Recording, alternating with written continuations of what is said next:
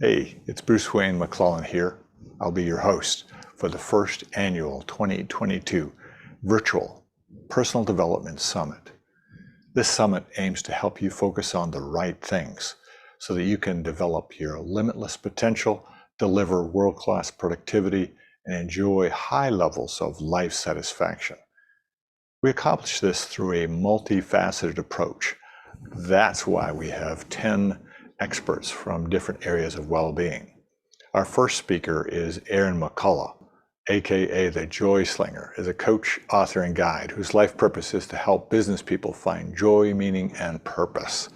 Her signature, Impenetrable Joy, helps business leaders create the life they've always wanted. Please welcome our first speaker, Erin Mac. At the end, I'll tell you about a strategy for reducing any low-level emotional experiences, starting your day off on a positive note, and ultimately rewiring your brain for change. My intention is to help you see where you give your power away and how you can harness it instead. So let me start with my story. There are 3 defining moments that changed the course of my life. The first was an anxiety disorder that had me holed up for nearly a year. The second was an accident that I caused where I nearly killed someone. And the third was a divorce that leveled me. I won't go into much detail about these, just enough so that you can see the impact. And if you want to read the full story, then you can go on my website or it'll be in my upcoming book. So my anxiety disorder came out of talk therapy. I know that flies in the face of what we think we know about the psyche, but it is true. And the reason it happened was because of how the subconscious mind functions. See, the subconscious mind cannot distinguish whether an event is happening or if you're recalling or retelling the event. In traditional talk therapy, you'll go back through your childhood and explain all the things that didn't feel good, if you can remember them. And then in retelling the story, you've activated your subconscious mind to create a reenactment of the events, most of which are unpleasant, as though they're happening in real time. As I continue to tell the story of all the things that happened, my anxiety got worse and worse until a few months in, I began to hold myself up in my home and I was afraid to go out. It wasn't overnight that this happened. It started with a panic attack here and there. And then I started to have panic attacks daily and then several times a day. And in an attempt to control the panic attacks, I stayed home so as not to be triggered. But what I know now is that trying to control the outside is not possible, and the real work is internal. The second thing that woke me up was an accident in which I nearly killed someone. About 10 years into owning my old business, I received a phone call from a client one morning complaining. And when clients called to complain, I would take it personally and do everything I could to appease them because I thought that if I didn't, then I wouldn't have a business. So you can imagine that's a lot of pressure. When this client called to complain, I flew into a panic. I raced over to a friend's house to drop my daughter off, and I raced into her driveway and backed in and sideswiped my truck on her husband's truck. I was so flustered. I dropped my child off, looked at the truck, saw there was no damage, and raced back out of the driveway to see my client. When I arrived a few hours later to pick my daughter up, my friend informed me that when I'd hit her husband's truck, he'd had it up on jacks and thought that it was going to land on him and kill him. My heart sunk. My being so obsessed with my business and panicking over my clients nearly caused somebody serious harm, if not more. I couldn't justify my behavior, so it prompted me to start working on myself. And so I delved into seminars and books on self-development. And I did start to see that there was a better way. The third defining moment was when I was going through a divorce. Now, part of it was the divorce itself. If you've ever been through one, it is difficult. But the other part was that I had spent all these years and money, tens of thousands of dollars on personal development. And in my time of need, I really didn't feel like I had strategies that I needed to get out of my dark place. So I picked up another book that had been recommended to me for years called A Course in Miracles. And the miracle hit me month 2, when all of a sudden, every time I opened up the book, all I saw in big, bold letters was the word joy. It said things like the path is joy, the answer is joy, joy, joy, joy. And I thought, great, I have the answer, but how do I experience that? Well, as it happens, when you're desperate and asking, things begin to line up. I went to another seminar. I learned a strategy. I went and trained under that person and to teach his seminar. And in putting on my first seminar, I realized my purpose was to teach people how to let go of stress, anxiety, worry, overwhelm, so that they could create joy for themselves. And so I'm going to teach you that strategy today at the end. So all of that to say that we're constantly evolving if we're paying attention, and to let you know, I've been through some stuff, likely like you have, and I found a way that works for me that I now teach others to use so that they can find their joy. So now, what is impenetrable joy and why does it matter? I define impenetrable joy as the ability to no longer allow events, circumstances, or people dictate whether you feel good or bad. That's taking your power back. Now, I want to start with a few examples because I say this definition often to others and clients, and what they say back tells me they may not have grasped the concept. Your first clue that you are not experiencing impenetrable joy is when you are complaining. So here are a few examples of what I mean. I don't understand why my brother won't make time for me and my children. He says he wants to spend time with us, but when we invite him, he turns us down. This is really upsetting to me. Family's everything to me. I asked him if there was something I did, and he says everything's fine. Or, we have 3 children, and I don't like to take them out to eat because they don't listen. They won't sit in their seats or stop making so much noise or get off their devices. They're embarrassing me. For that matter, they don't listen at home either. I warn them over and over again until they make me so angry I end up raising my voice out of frustration, and then I feel like a bad parent and upset with myself. Or this last one. My business partners refuse to communicate with me at crucial moments when I need a quick response. I don't think they understand how critical it is for me to get back to funding partners quickly. Their lack of communication stresses me out, and they don't seem to care or understand the urgency. Also, every time I tell them that we need to hire someone, they give me a hard time about it, and I think it's because they think every dollar spent is one less dollar for them. They make me so angry and stress me out. I want you to think about what the scenario is for you that has recently happened that is difficult to let go of, in which you had a negative emotional reaction like disappointment, anger, anxiety, stress, overwhelm, or worry. Is it traffic, coworkers, employees, bosses, spouses, children, family? All of these scenarios are likely similar to something that has happened in your life. Maybe it's not your brother who doesn't want to spend time with you. Maybe it's a friend or your spouse. Maybe you don't have 3 children, but you have at least one and they don't listen or do what you want, and that you find that frustrating.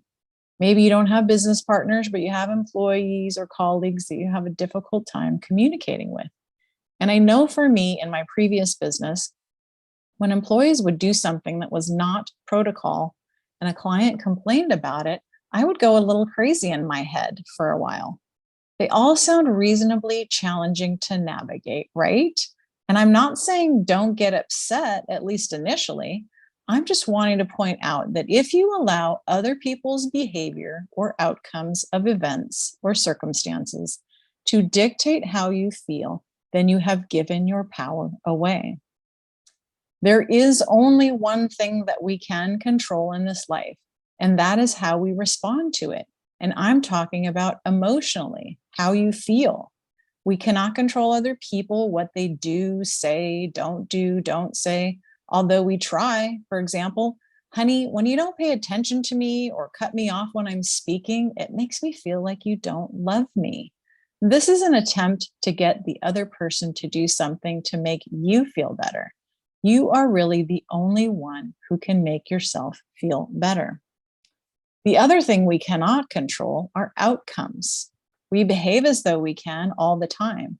An example from my life, in 2003, my husband and I began to buy single family homes and fix them up and rent them out long term because we were told that real estate never loses its value. It's a safe bet. And then 2008 happened, and all the money we put into those homes, as well as some of the homes themselves, were lost. We try to control everything, pre-plan it out so that we do not have a negative outcome. But just because we make believe and have all bought into it does not mean that it is real. I believe underlying all of this is a need to be safe and secure. Now, this next statement is where I may lose you as friends, but here goes. There is no security. It is not possible to be secure, at least not in the ways that you think. There's not a level of income, a stash of cash, a retirement fund, etc., that will make you feel secure. For that matter, there is not a situation in this world in which will make you feel safe and secure. If you are seeking for these things externally through other people, money, or things. This is a personal development seminar. And the biggest part of personal development is to understand who you are and learn how to change the parts that don't feel good. If we continue to seek outside of us to make us feel good, we have become beholden to others and circumstances. I want to teach you how to seek inside yourself for all the juicy things so that you can dictate the experience that you are having versus allowing others and circumstances to do that for you. Isn't this great news? You get to take the wheel. So let me start with a foundation to what I believe creates freedom. Two things. One, your dominant thoughts create your reality. And two, taking personal responsibility for said reality. Let's start with the first thing. Your dominant thoughts create your reality. I'm talking about the dominant thoughts that you have around right, wrong, good, or bad. These thoughts create your personal reality, your emotional experiences. I read the other day that something around 80% of our thoughts are habitual, meaning we have the same ones all the time. It is our thoughts that set up our emotions. So if you are thinking the same thoughts and the outcome is stress, for example, if you change your thoughts, you can change your reality. Now, the second part, taking personal responsibility, can be challenging. You mean I'm responsible for that accident, divorce, not getting that job? Well, maybe. In the least, you are a component because you're there. More importantly, you're responsible for your reaction to those experiences. This is not from a blame, shame, or fault place. It is from an empowering place. If you can begin to understand this one crucial thing, emotions are generated from the inside, not the outside. It is not that person or circumstance that is making you feel a certain way. It is you that feels that way in reaction to that person or circumstance. This is not semantics. Your emotional experiences live inside of you and are latent until someone or something wakes them up, or in today's terms, triggers them. Once you can truly grasp that you are responsible for your emotions, then you can actually heal them. Up until then, you are counting on external people or things to change in order for you to feel better. And some people may change at least for a bit to please you, but the goal is to be unfazed by the external world and focused on your internal world, because that is where you can make change. Otherwise, you're beholden to everyone and everything to show up how you need in order for you to feel good. And if they don't, then you don't feel good. Wouldn't you rather have the reins on whether you feel good or not? Wouldn't you at least like the choice? Now you know you can. So, what to do about this? Well, the thing to notice is when you are in reaction or having a negative emotional experience like stress, anxiety, worry, overwhelm, anything that doesn't feel good.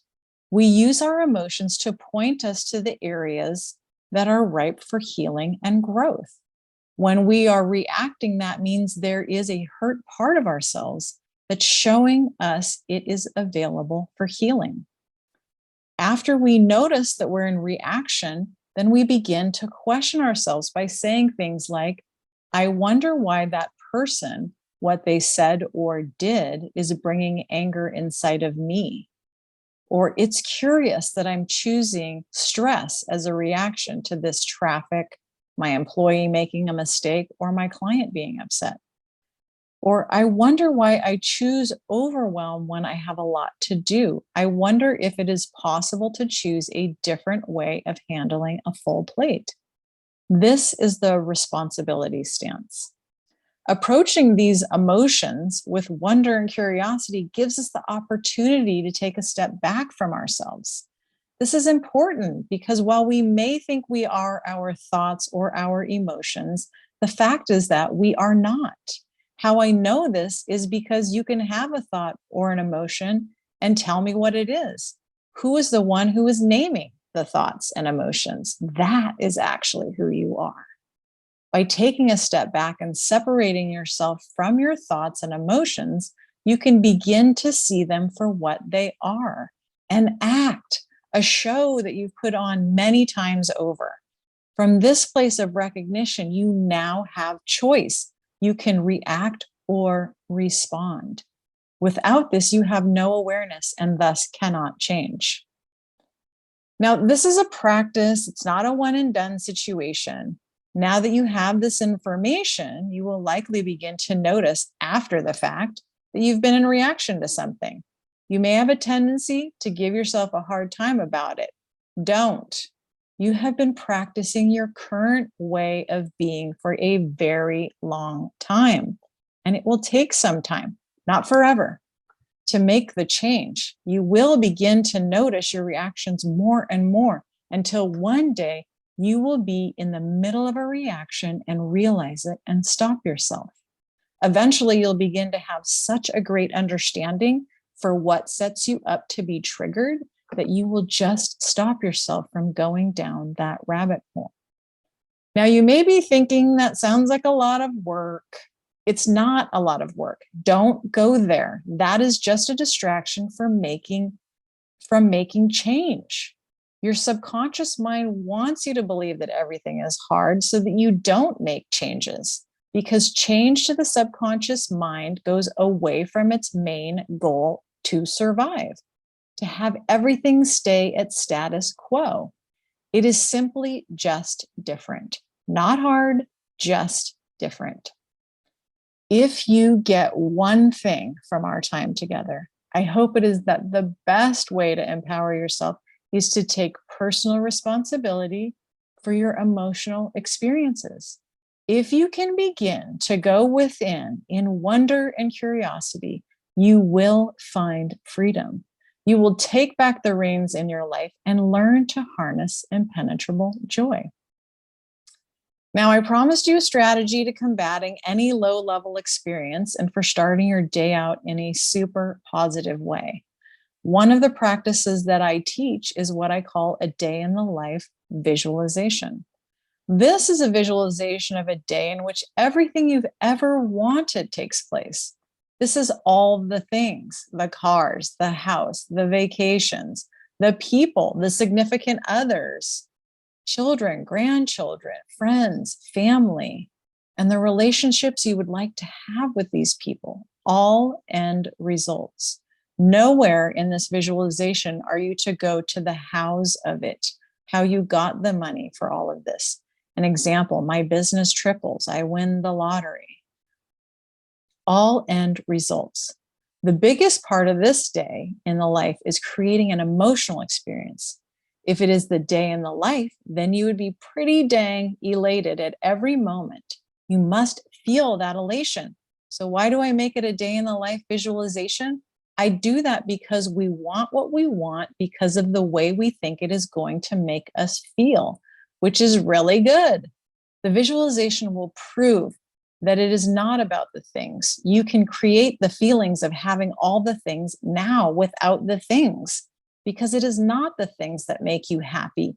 It is the thoughts of the things. So why not create the thoughts that elevate the emotional experience now? And you can get the things too later if you want. Do this visualization every morning before you do anything else. And most importantly, before your mind gets started on trying to start from what happened yesterday. Forge a new path every morning, one that feels amazing. Get into it, raise your hands in the air, say woohoo, get goosebumps, and have tears of joy streaming down your face. Now that's how you start a day. What I've said today is just the first step to the healing process that I teach. I would love to connect with you and help you get a solid narrative for your day in the life visualization so you can begin immediately. There will be a link available to my website. Click on the link and book a discovery call now, and we can discuss this further. You deserve to live a life predominantly in joy, and if that is not your experience, let's go on that journey together. Thank you for your time and attention. It has been my honor to be here and co-create this moment together. Erin, that was just lovely. Everybody can give her such warm welcome. Thank you so much. I particularly liked the personal responsibility piece and connecting to wonder and curiosity. It just makes so much sense. It's a very practical thing because, as we know, we don't have control over everything in our life. We certainly don't have control over life or other people. So having control over ourselves is the big kahuna of personal development. So thank you so much for what you do. And I look forward to our future conversations. Yes. All right. I'm going to bring on Christianne now. Christianne, go ahead and turn on your video. Thanks, Erin.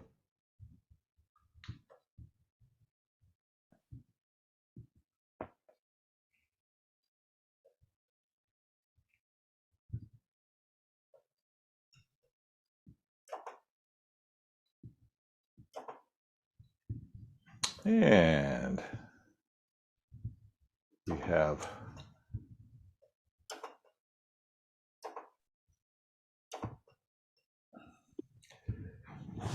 oh, there you are. Hello, my dear. Can you see me? I can. I can't. Okay. I can see you. Yes, let me just. Bruce. Hi, everybody. Hi, how are you? Oh, so fun to be here. Oh, it's so wonderful to have you. So let me tell folks a little bit about you. Christianne Asper WellBEING is the director of Assisi Yoga, a program she established at the Assisi Institute in Rochester, New York, her spiritual home.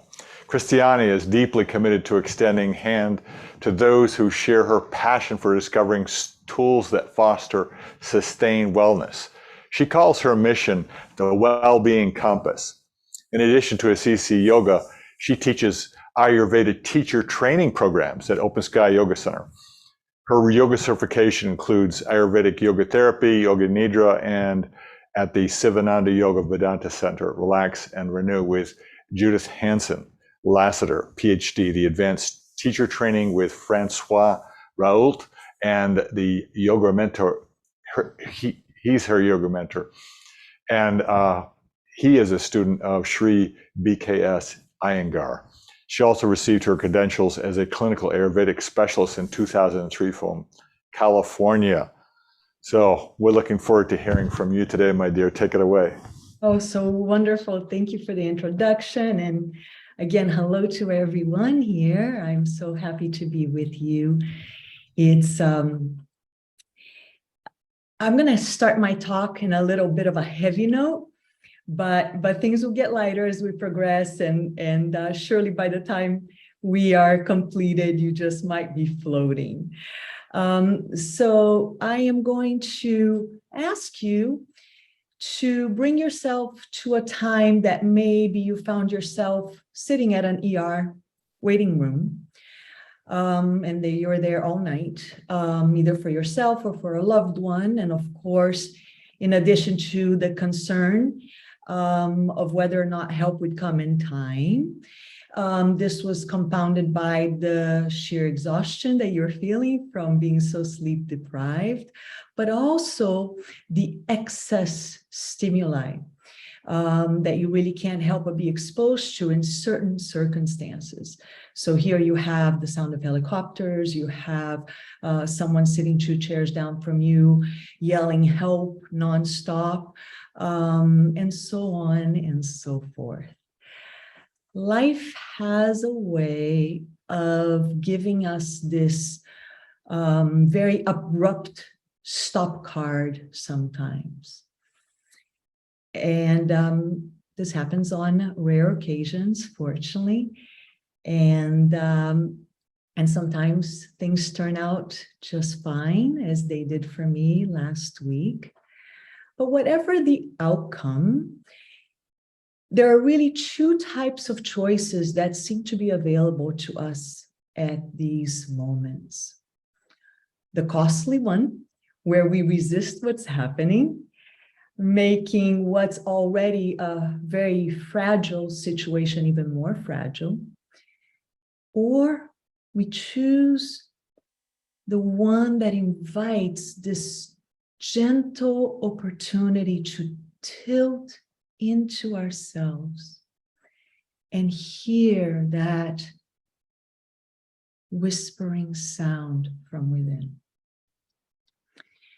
And in this way, we get to transform that abrupt stop that sometimes is unavoidable into an inner pause that is capable of deepening our roots into the soil of our compass, is how I say it, but our true nature would be another wonderful way that Ayurveda uses, or call it what you will, but that aspect of ourselves that is our essence.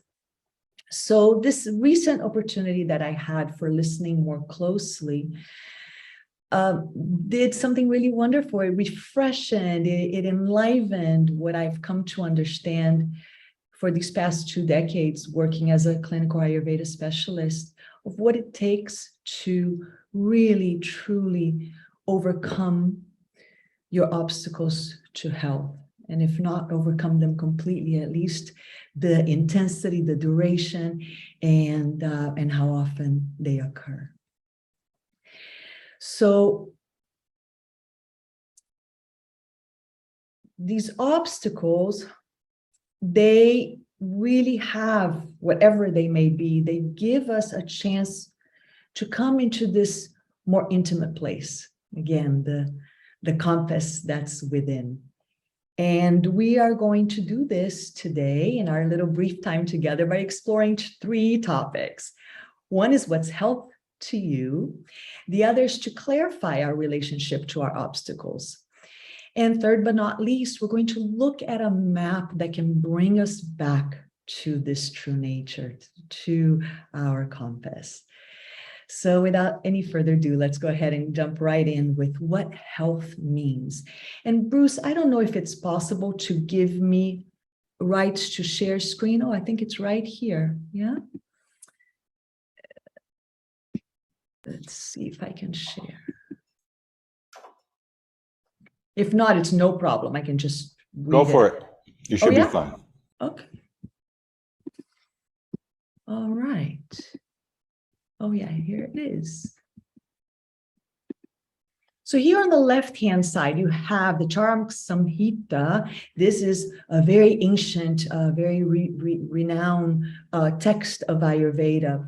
And it says that Samadosha, balanced constitution, Sama Agni, balanced digestion, Sama Dhatu, balanced tissues, Sama Mala, balanced waste products, Sama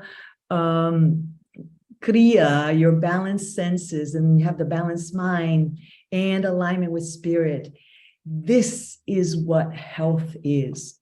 So this 1,000-year-old science that has gone through the test of significant amount of time tells us that that health is not merely the absence of disease or injury, right? So today, more than ever before, we need to integrate Ayurveda's wisdom into our lives. Ayurveda, Ayu is longevity, Veda is knowledge. So this knowledge of life, of longevity, it provides us with life management skills. And these skills, as I mentioned, they're deeply rooted in a long, long time. This is yoga sister science.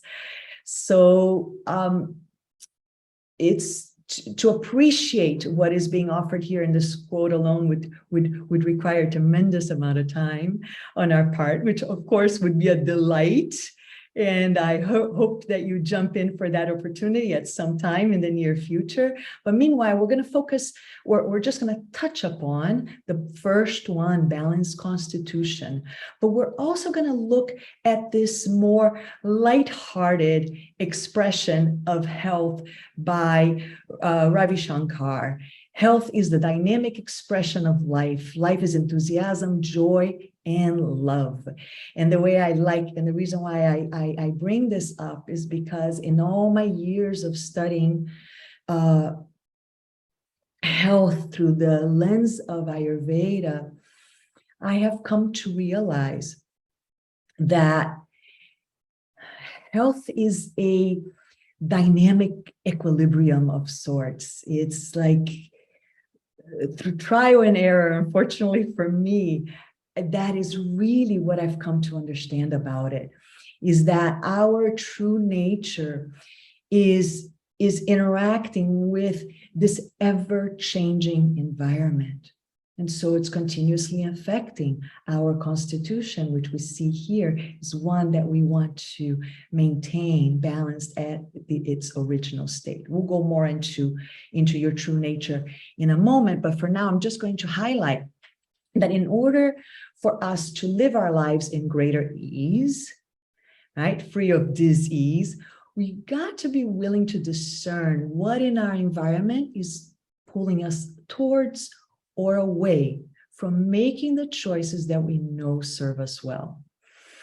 And so to exercise this level of equilibrium, both in the ordinary and the extraordinary days of our lives, this is the dynamic endeavor, right? It's one that ultimately allows us to position ourselves in such a way that we naturally gravitate towards what supports, centers, and uplifts us.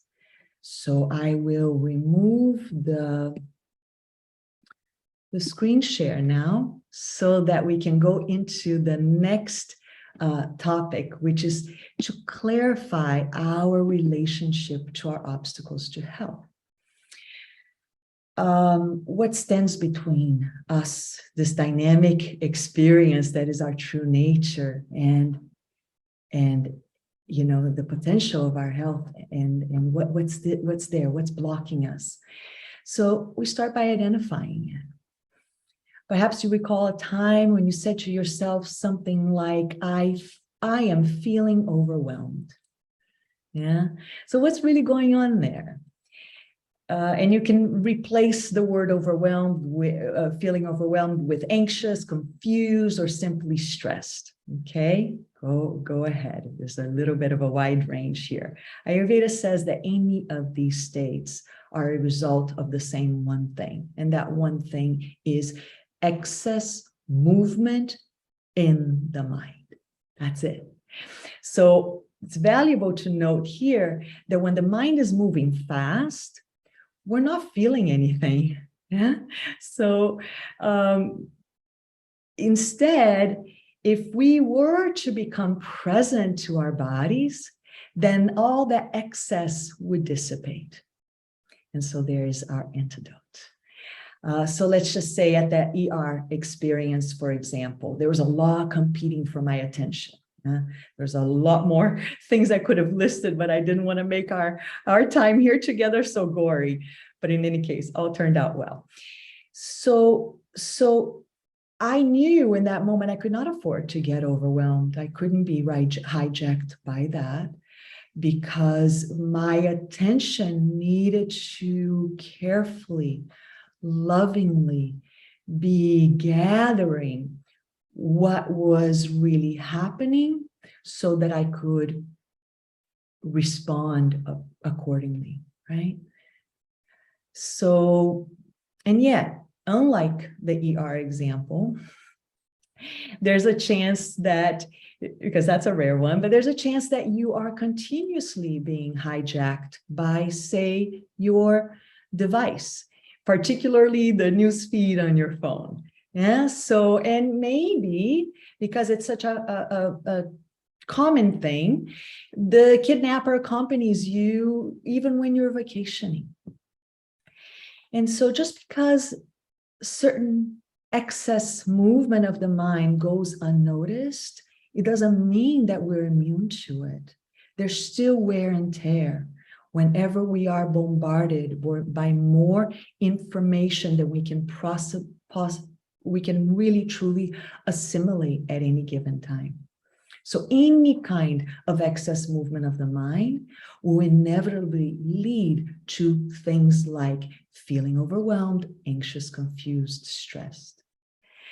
So the antidote, as I briefly mentioned earlier, of this excess stimulus of the mind is to get inside our bodies. Yeah. So the next time that you catch yourself saying, I feel overwhelmed, do this. Slow down enough to notice your feet. What is it touching? Notice the inside of your nostrils and the breath that's moving through it. To go inside may feel inaccessible at times. It does require a tremendous amount of practice sometimes. It certainly did for me. But I encourage you to keep on, because there are also many other tools that you can infuse along the way, like dancing and singing and walking in nature and enjoying that delicious warm meal prepared by loving hands. So you have a lot of ways that you can get into your body, and by choosing tools that consistently, continuously allow you to slow down enough to feel your body, to welcome some space. This will let you establish a newfound intimacy with this aspect of yourself that is your compass, that knows just how to infuse kindness and create a little space, a gentle pause. So last but not least, let's look at this map that brings us back to nature. Through this one really comes through the lens of Ayurveda. It sounds so lovely, right? But what does it really mean? And how can you begin to experiment with it? I see that we have about 5 minutes left here. So I'll do my best to just give a taste of it to you. According to Ayurveda, everything in the world is made out of 5 elements. Akash, which is ether space. Then you have Vayu, which is air. Then you have Agni, which is fire. And this essence of life itself, which is water. And Priti, which is earth. Now, these basic building blocks of all of nature, again, our constitution, remembering that little printout on what health is, our genetic makeup, we want to maintain the original percentage of those elements that we have that have come with to us, like our thumbprint. And just look at Earth, for example. On the outside, Earth feels outside or inside dense, heavy, it's weighty. Yeah, but outside of us, it provides us with structure, with stability, with food. Inside of us, it's our skeleton. Huh? So we do want to do our best to get to know each of the elements. And the way to do this is via the organs of perception. This is your ears, your skin, your eye, your tongue, your nose. Ayurveda teaches that in these 5 instruments, we can both experience ourselves, our true nature, our compass, and the universe. We can go about acquiring knowledge of every aspect of the world. So I'm going to invite you for just a minute, if you happen to have a flower near you, to bring that close to you, to enjoy. And I'm going to show it here in case you don't have a flower near, at least you can see this, to just enjoy this flower through all of your senses. So you may say, well, I can't really smell the fragrance of a sunflower, but you can appreciate how through the nose, your physiology can change, right? If you stumble upon stewage, you contract. If you stumble upon some fragrance, that delicious smell of a meal, you relax, you open. So in this way, Ayurveda uses aromatherapy as a modality for treatment. And then you have tongue and you have the 6 tastes. You have beautiful edible flowers. Some of them have all the 6 tastes in them. If you have a difficult time finding a little touch of the astringent, the bitter, and the pungent in your meals. And we do want all of the 6 tastes in order for a meal to feel complete. And you have the eyes, so much to the eyes, so much to the skin. The skin, we have Abhyanga therapy, which I mention here because it's a direct pathway to helping us slow down that excess movement of the mind. Because each of these senses, they are attached to one of the element in particular. In this case, air attached to in this case, skin attached to air. And then you have the sound of the flower, right? This metaphor for creation itself, the primordial sound, Om, and the beauty that a flower gives you an opportunity to, not a flower, but the ability to listen gives you an opportunity to reestablish your equilibrium. So by caring for these 5 organs of perception and knowledge, like we use in Ayurveda, dinacharya, their daily routines for the 5 senses, you begin to step into this place that is closer to your inner nature. So in that way, you can navigate life well. So it looks like my time is up, but I just wanted to close by saying that as we turn inwardly, as we make that into a practice, really a practice, then we can tilt more into that aspect of ourselves that can hear that whispering sound that guides us. And for more on Ayurveda and all the beautiful teachings that I have going on at this time, there's a course that starts on November 12th, and your commitment is nothing more than 90 minutes per week. And as a bonus, you get a buddy to tag along to support you along the way. And I just want to thank you, Bruce, for the vision for this beautiful work. And to all of you who are here supporting this great, I can just see this retreat meditation center coming to fruition, and all the hard work that you put into making this happen. May we be of service to you, and may we all bring that light into the world that will make this a better place for our great-grandchildren, as you like to say. Absolutely. Thank you so much, Christianne. I did have a couple of questions for you here before we flip over to the next person. Nice. One of the things that I just love hearing about is this balance and the practical aspects, and it kind of relates a little bit to Erin's talk about what we have control over. We have this whole idea of that everything is changing all the time. And I'm Yeah. starting to glimpse, I've known about Ayurveda for quite a few years, but it still seems very mysterious to me. And the fact that you brought it into the 5 elements, I think we're all familiar with those 5 elements. So getting to know those 5 elements, I loved the sunflower.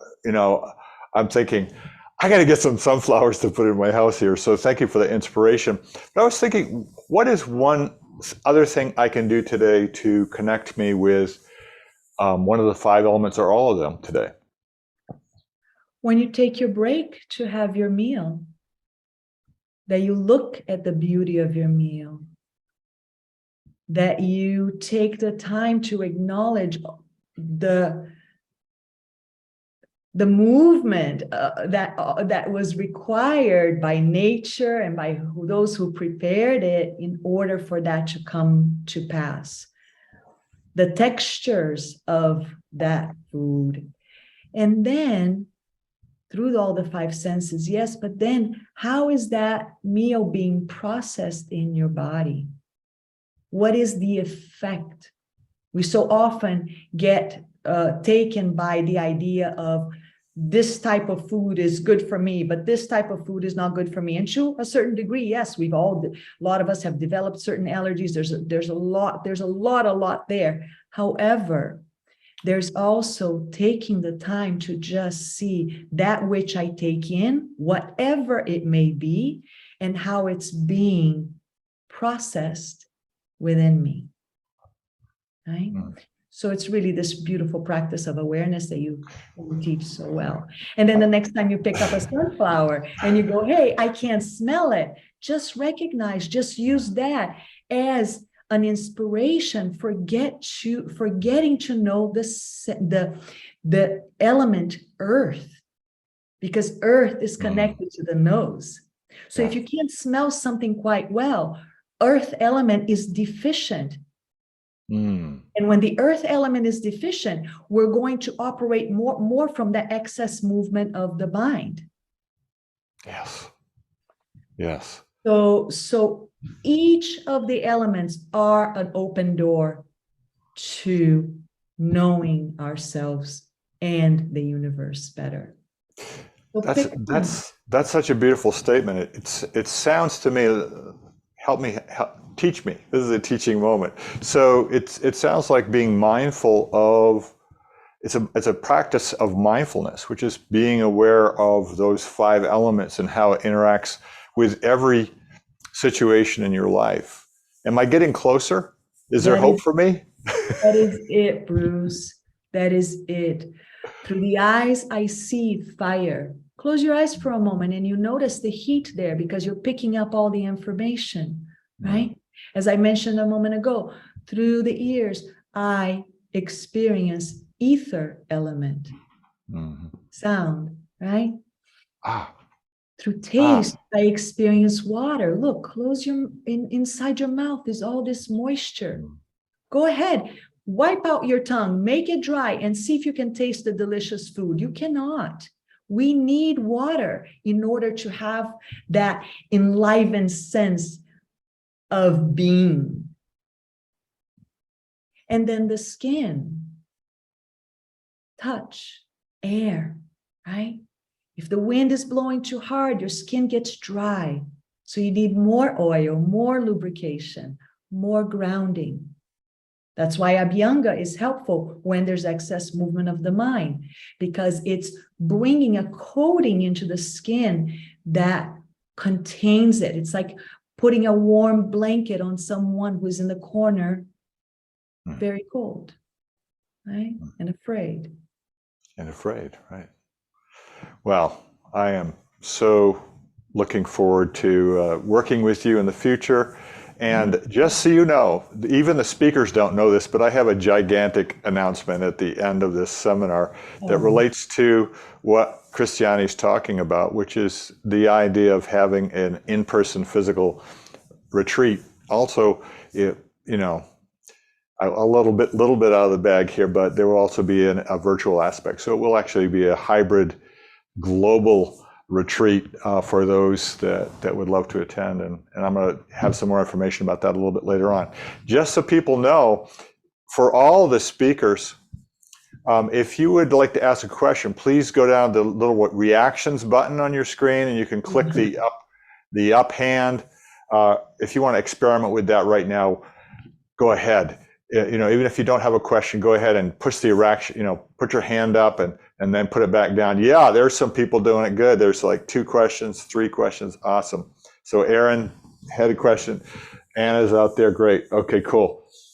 Wonderful. So go ahead and take off your questions now, unless you have a real question. With that, I'm going to actually transition to our next speaker. Thank you so much. Namaste. Oh, Thank you so much. Thank you. Thank you so much, Christianne. Look forward to future adventures, and have a wonderful rest of the day. You too, Bruce. I'm going to invite in one of our next speakers, which is Anna Grabow. Anna, would you go ahead and unmute yourself and turn your video on, please? There you are. Yes, let me bring you into the spotlight here and add the spotlight. And now you're there. Hi, Anna. Hi, how are you? Oh, wonderful. Just so that people know, Anna looks very, very young, but she's actually a very old soul. She's a very wise young woman, and I invited her to be part of this because her wisdom is way, way beyond her years. And you're actually sitting in Los Angeles today, aren't you? That's correct. Yes. That's correct. And I have asked Anna to help by introducing me, because I am the next speaker.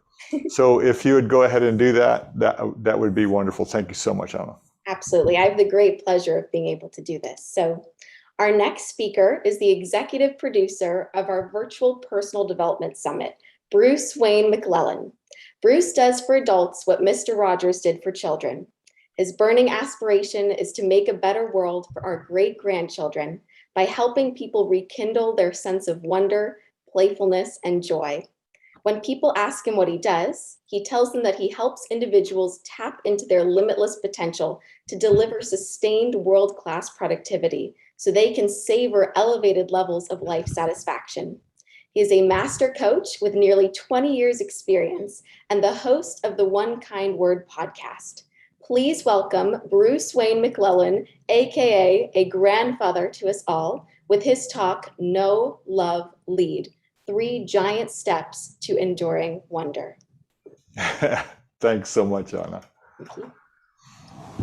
Thanks for everybody for being here, for all the speakers and everyone who is joining us today. I'm going to be telling you a story today that ties into this little sign above me, which was actually made by my darling sister, Judy Cronin, who lives up in Maine.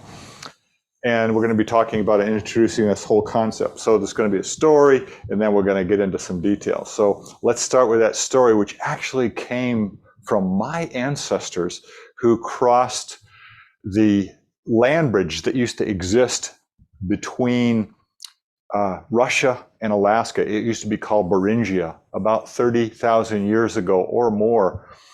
My original ancestors came from Asia to populate North America. At that time, there were no hominids living in that part of the world. They were not living in North America. And they brought with them their children on their back and their tools in their hands and their stories in their hearts. And this is one of the stories that was brought across Beringia tens of thousands of years ago.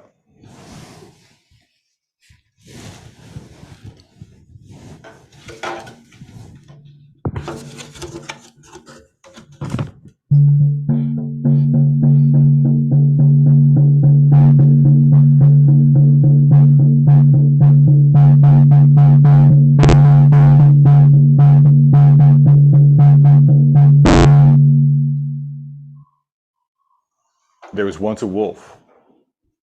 This was no ordinary wolf. This wolf was the keeper of all the secrets of all the tribes.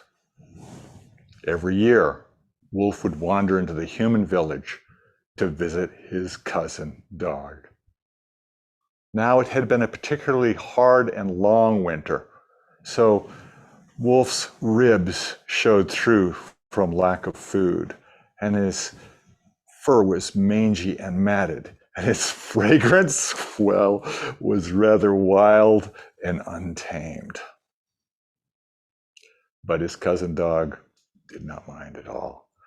They greeted each other as family members of the dog family do, by wagging their tails and snipping and snarling the way that puppies do when they're preparing for the hunt.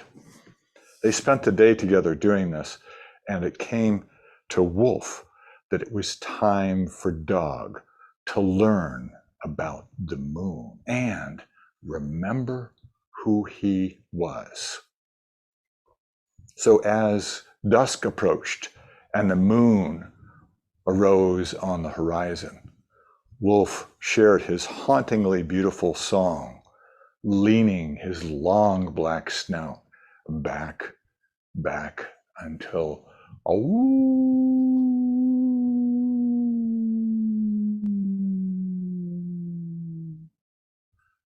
the beautiful sound filled the night air. But Dog was startled. Please stop, my human parents. They will be so upset with me. Please, howling is not permitted.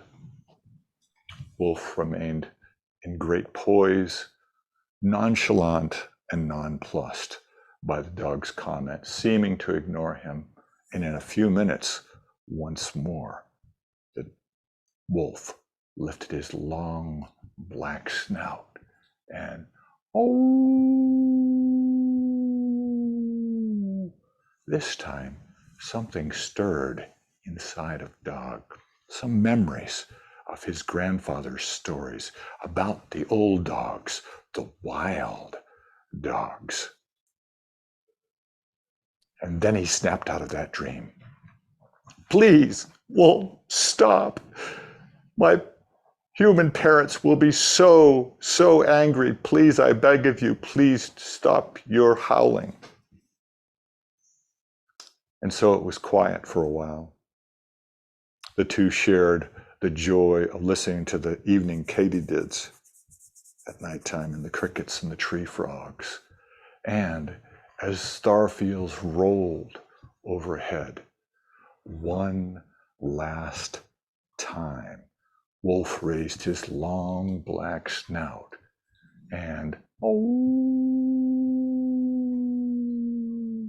this time, Dog felt an irresistible urge to join in, and they howled all night long until morning songbirds herald a new day for dogs everywhere. It went on like this for days and weeks, playing, snipping, and snarling during the daytime, and howling at the moon at nighttime, until the arrival of the new moon. And it was time for Wolf to return to his forest home. Dog accompanied Wolf, hoping to convince Wolf to stay, bouncing beside him as they continued.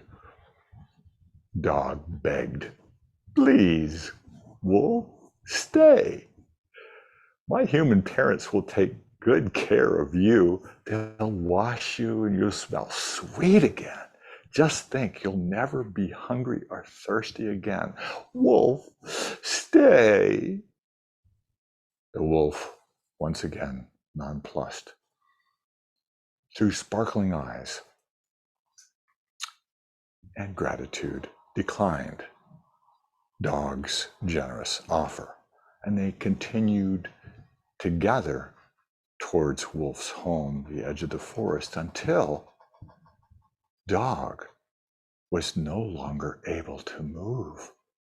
Confused at first and a bit upset, the dog looked around and did not know what was holding him back. That was until he looked down to see his long, shiny chain.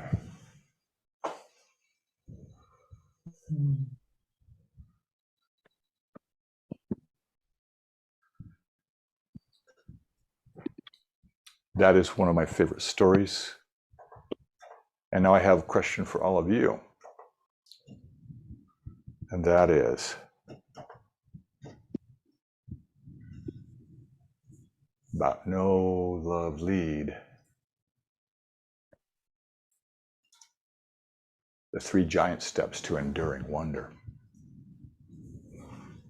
Are you ready to remember who you are?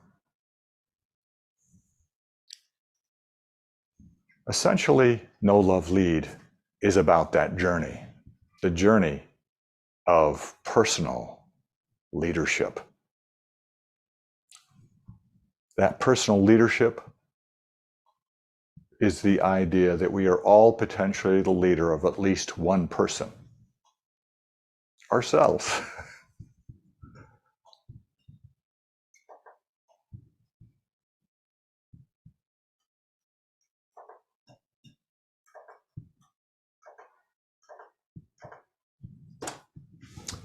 So, for Know, Love, Lead, let's peel back the layers of the onion. That is, we're going to talk a little bit about love, lead, and know, and then we're going to go deeper and deeper till we get to the core. Know, Love, Lead, just talking about the know piece. This is about remembering who we are, what is important, and why we are here. Until we know who we are, know what is important, and remember why we are here, it's difficult to make decisions. It's difficult to know what to focus on. And knowing how to focus on the right things is an essential task here. Love. We have forgotten what is most precious. And we have forgotten, even more importantly, that we need each other. And we have forgotten how to love unconditionally. What is most precious is confusing in our culture. A recent survey revealed that the majority of people in the world believe that money and power is the most precious thing that leads to happiness. Turns out that that's a lie. We have forgotten that we need each other in our affluence. The problem is that, especially in the West, we have our own car, we have our own house, we have our own food. It appears we don't need each other. But if we use Christiane's example, how did that food get to us? How did that arrive here? Was it just something that I grew myself? For most of us, a lot of people made it possible for me to have breakfast this morning. The truck drivers that delivered the food to the grocery store, the young lady at the counter, at the register for my food. So many people, and especially the farmers and their families. There is an illusion that we don't need each other that's holding us back. And how to love unconditionally, it is embodied in all major religions, including indigenous religions. The idea of the golden rule, which is to love thy neighbor, is translated into all major religions and spiritualities. So there is a way to get there. Lead. Lead is about understanding how powerful we really are. We don't know. When I tell people that they are unlimited, they have unlimited power, limitless potential, it sounds like a fable, but it's not a fable. It's real. So we want to know how to access that power and how to use that power. So you can see those 3 together, know, love, and leave, work together to help us to understand who we, what is ours to do in the world, how to accept others, how to accept ourselves, and connecting to both Erin and Christiane's stories, how to accept our life as it is, how to accept uncertainty. Let's go another layer deep. So when we talk about no, the first understanding we have is that we are something I call the inner hero. That is our best self. I think I heard Erin say something like that, our authentic self. That's the best version of us. But where does that come from? How do we find that? So I have created some language to help us talk about that. And there's two parts to that language: the luminary aspect and the shadow aspect. A luminary aspect are our best qualities, and our shadow aspect are our least desirable qualities. As it turns out, our luminary and shadows are intrinsically connected together. I'll give you an example. One of my luminary aspects is creativity. I've written almost 1,000 pieces of music. I'm writing books. I love to create. The shadow of that is that the shiny object, that is the new project that I started today, is much more interesting and attractive than the one yesterday. And that leaves me with a shadow tendency to not complete projects. If I'm not aware of that, I'm in big trouble. So the first thing I have to understand is that I want to focus on my luminary aspect and glance at my shadow, but don't stare. The idea is to become more aware of your luminary aspect. So right now, I want you to write down your 3 best qualities that have served you for your success and your happiness, and put those in the chat. Type those right in the chat. So those 3 highest qualities, and I know this is a very short time to think about this and reflect on it. With your best knowledge right now, what are your 3 top qualities? And we have a name for those. We call those your superpowers. And as you're thinking and writing about those, let me go just a little bit further, is we want to become aware of our shadow, but it's more important at this point in most people's development to focus on their luminary aspects. So Bruce, why do we say that? We say that because what you focus on, you become. If I focus on my shadow, guess what? I become my shadow. So if I focus on my shadow and say, oh, I never finish projects, guess what? I'm never going to finish a project. But if I understand that and glance at it and say, okay, that's my tendency, what do I want? And why? I thank Christianity for introducing my higher purpose, which is to make a better world for our great-grandchildren. That's my why. So I finish projects that help me get closer to that why. That's part of my no. So the shadow aspects are important, but the luminary aspects are essential. I can see a couple of people put some in the chat. I'll take a look at those in just a moment.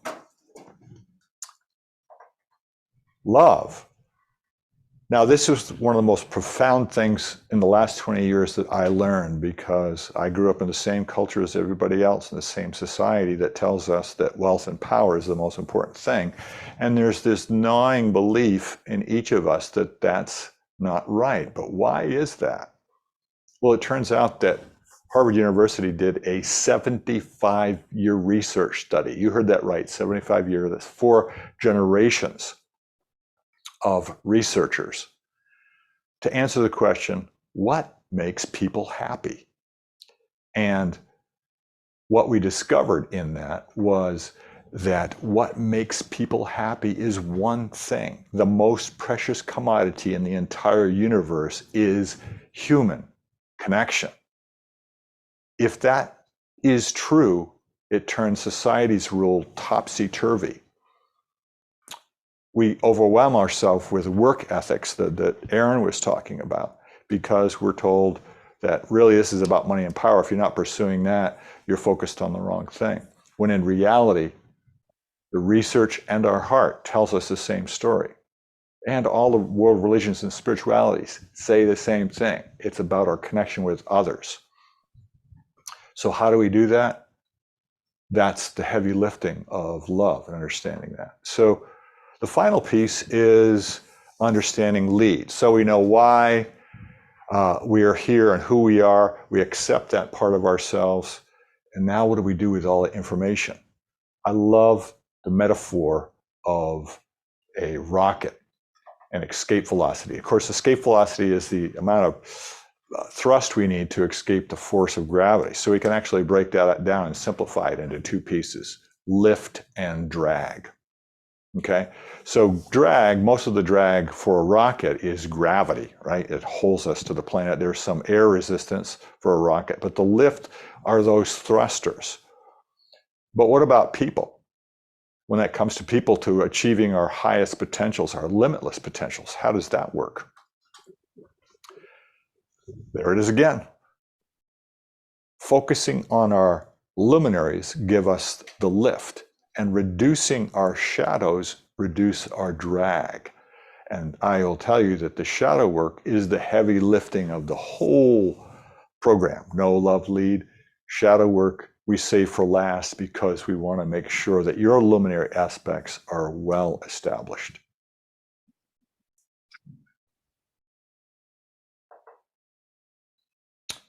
So, what are your superpowers? I'm going to stop sharing this screen right now, and we're going to take a look at other people. If you want to share your superpowers, please do. I would love to read them.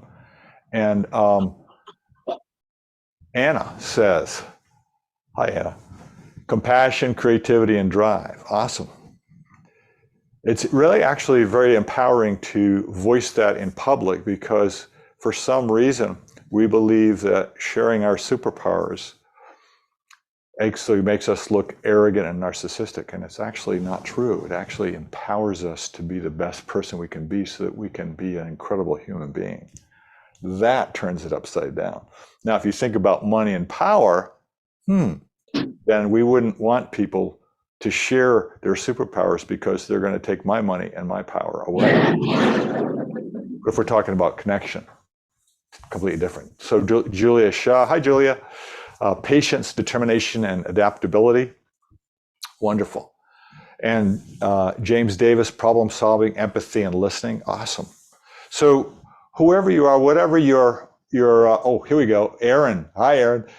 Intuition, compassion, and drive. I'm glad that intuition is your number one. That makes a lot of sense to me. And so one of the practices that we do with our superpowers, okay? And your superpowers, understanding your superpowers and making sure that you have the top three is an essential life practice. But that's not the end of it. What I'm going to ask you to do today is to do some coach work, some homework for me. And what that looks like is I want you to write those down, like the no love lead here, okay? Somewhere prominent where you're going to see them every single day. And I want you to pick one. So for example, for Erin, and we're going to pick intuition just as a random, I know that Erin will allow me to do that. Thank you, Erin. And I'm going to wake up in the morning, I'm going to pick one of those superpowers and say, what can I do to change that today? Who is the most intuitive person that ever lived? What can I learn from them? Are there any courses on intuition for deepening my intuition? What is it that helps me develop that? What can I do today? What little baby step can I take?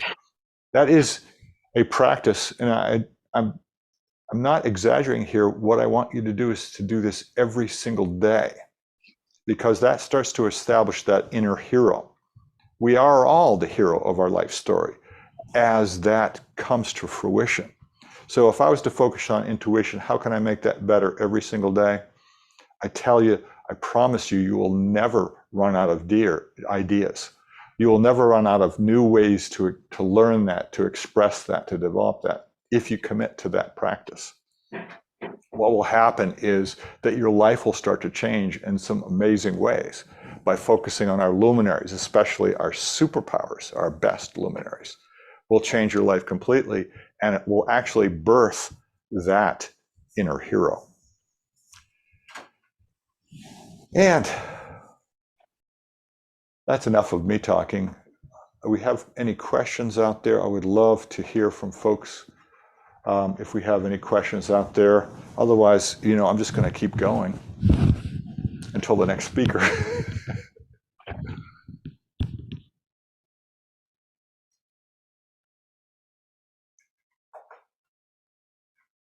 Okay. So I'll give you an example of this. For me, one of my biggest superpowers is creativity. And many of you know that I'm also a musician. There's this amazing composer, musician by the name of, Arnold Schoenberg. You might have heard that name before. That's because he's extremely famous. And there are actually quite a few books. I have all of his books on music theory and music composition and all that sort of thing, because he emulates that creativity in the music sphere more than most people. His book on writing composition, I didn't get very far in it because the first page blew my mind, and I'm still working on it. It basically says that a motif, this is the idea of improvisation, variation, and composition, all those tied together. That when I create a motif, which is a short musical phrase, so let's say do, mi, so, right? That is something that we want to understand how to vary it. If we vary it too much, it's going to become unrecognizable to the listener. If we keep it too much the same, do, mi, so, do, mi, so, it's going to become boring. Do, mi, so. So we want to vary it in whatever ways we can. So these are ways that we can learn from those who have gone before. Now, to be honest with you, this is how most people learn. Most people learn by burning, learn and burn, okay? Which is, I'm going to figure it out myself. I'm just going to do it, okay? And it doesn't work out very well. I can tell you from firsthand experience that what we need to do is ask for help, look for experts, and become passionate about developing that inner hero in whatever manner that takes. Now, there's some great people presenting today that are going to be helping you with that. And you can go the burn and learn method. Many of us have already been there. You make mistakes that you didn't need to make because somebody else has already figured out that path. Having a world of mentors, a world of people that are going to make it easier for you for your personal growth, whatever that might look like, whether it's your physical development, your spiritual development, your emotional development, your mental development, all of those are all combined if that's important to you. There are people here that can help with that today. And that's why we're here today. That's why we're here. I'm going to share my website in the chat. And also, I've just started a Patreon page. And we're going to have some services coming up, different kinds of services coming up on the Patreon page. Right now, I have the One Kind Word podcast, which is really devoted to the whole idea of the importance of connection, because kindness should be a number one human principle. And guess what? It's not today. It's important, but it's not number one. It needs to be number one from my point of view. That's why the One Kind Word podcast is out there. We'll be offering down the road here in the next couple of months, there will be a membership-based service that will provide videos and journaling for somebody that wants to work at their own pace and at their own time. And of course, one-on-one coaching with me is possible as well. Look at my website. You can hook up for all that and reach out to me. And there's still time for questions. I don't see any hands coming up, and that's okay, because everybody knows how much I love to talk. So I'm going to give you one more hint, okay? This is how the universe works. Oh, thank you. This is how, thanks, Erin. This is how the universe works, okay? I put out this intention. Actually, I think I started this conversation with Anna, and we were saying, we just met, and we were just like, oh my God. We're like, she's like my little sister, right? We're talking, and she says, I've always wanted to do a retreat. And I said, so did I. And so it actually began with this right here, this virtual retreat today. And what we said is, but I really want to do it in person, have a retreat center where we have a yoga person like Christianne come in, do yoga with us and do some meditation, have Caleb come in and help us work out, all these beautiful people helping us to do different kinds of things. Well, a local organization in the Naples area just asked me to put together an event in 2024 called the Winter Wellness. More later. That's all I'm going to give you right now. Sorry for the tease, but that's it. And I'm going to go ahead and transition to our next speaker. So Anna Grabow, come on in. Let's have you back in here, sister, little sister. And I'm going to introduce you now, and it's time for your talk. So thanks everybody for listening. I'm so grateful for everybody out there. Next up is Anna Grabow. She's a speaker and thought leader focused on transforming how others view the world. I love that. It's all about perspective, right? There was a time she believed that the world was a malicious intent, was out to get her. That belief vanished through divine life experiences gained in a moment of deep inspiration. I'm telling you, this is an inspirational woman here. And she now understands that life is not what we thought. It is actually created out of love. Thank you. Grabow hosts the Premise of Purpose podcast, a show where she interviews entrepreneurs and other leaders on how they found their purpose and continue to live it daily. She also leads one-on-one and group coaching for aspiring entrepreneurs who want to discover their genuine power and make a difference in the world. Anna knows that everyone has their own unique and exceptional magic that originates inside them, and she is on a mission to help them discover that magic within. Please give a warm welcome to Anna Grabow. Thank you so much, Bruce. Thank you. Well, today I'm going to be talking about healing and how breathwork specifically was an amazing healing modality for me. And this all relates to the pain that we experience as humans, but also the beauty that we get to experience. So it's going to start with a personal journey so that you will all understand how breathwork came into it and how it really changed my life. So the thing I want to start with is the first time that I did not want to live was right before my 5th birthday. I'd cut my hair because I wanted to be Peter Pan for Halloween, and everyone in my class thought I was a boy. And so I was so hurt and distraught that no one accepted me just as I was because I had short hair. And this sort of pain was the thing that pulled me down when I could have been just my usual happy childlike self, because I was a very happy child. I remember at the same time swinging. That was my favorite thing, was to be on the swings.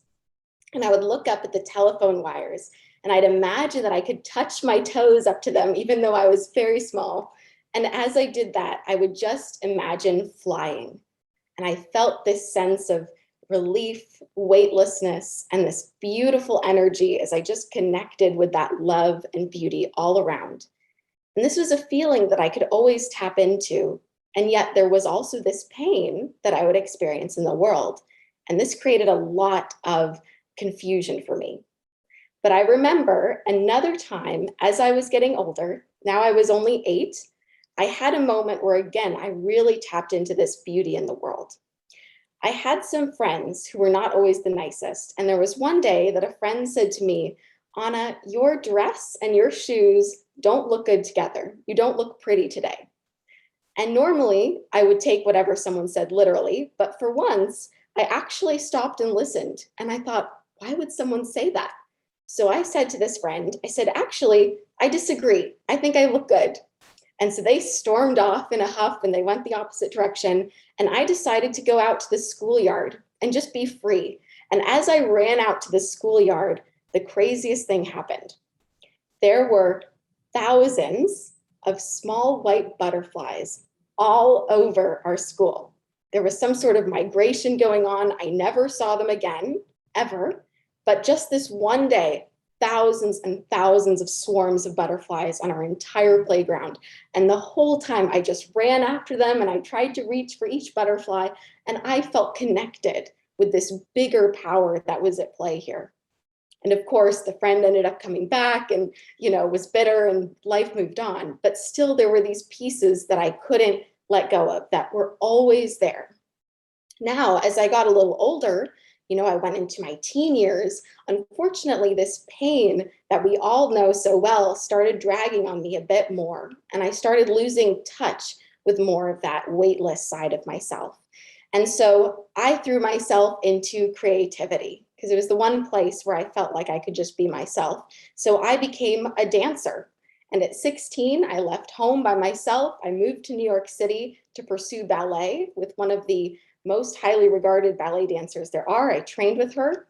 And when I was there, more of this pain dragged at me. And so I found myself eventually at 18 years old, standing on a scale in a nutritionist's office and seeing a number, 90 pounds, which is 40 pounds less than I weigh today.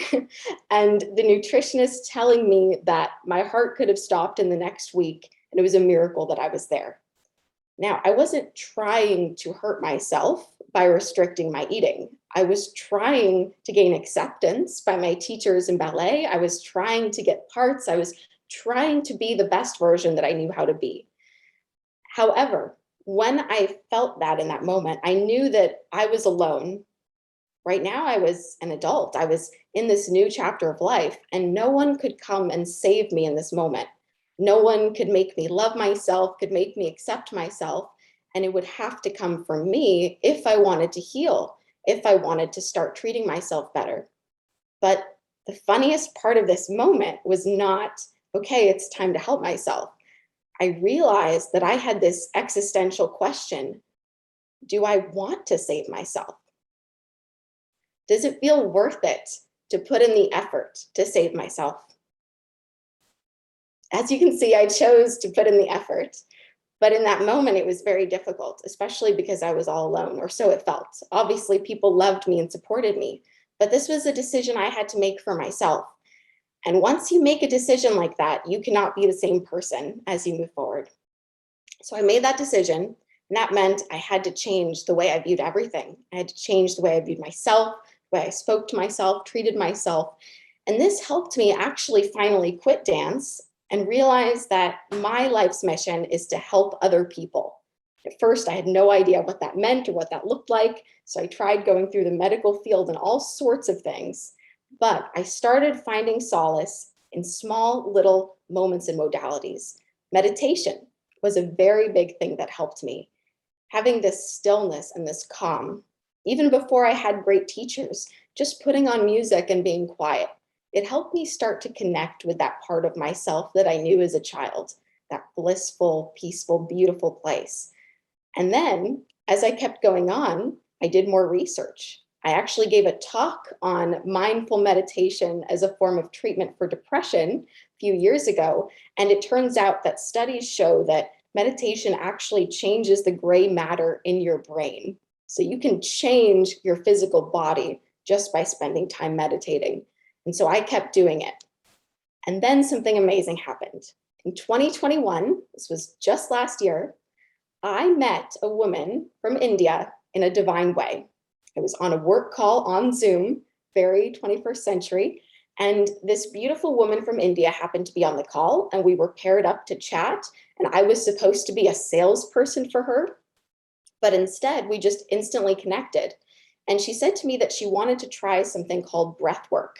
And at first, just as a friend, I said, of course, we can do it. We can do breathwork, sure. But I didn't know what to expect. And I had no idea that she had lived for 3 years in the Himalayas and trained with a yogi with high masters and spent her entire life dedicated to peace and love and spirituality. I had no idea. All I knew was that I really liked her as a person. So she had me lay down and close my eyes.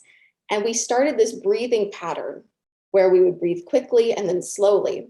And what happens, the science behind breathwork, is that you start getting so much oxygen in your body that you can no longer use your prefrontal cortex, your thinking brain, the ego part, and all of the oxygen can only go to the part of your brain that is subconscious. It's just that reactionary part beneath everything.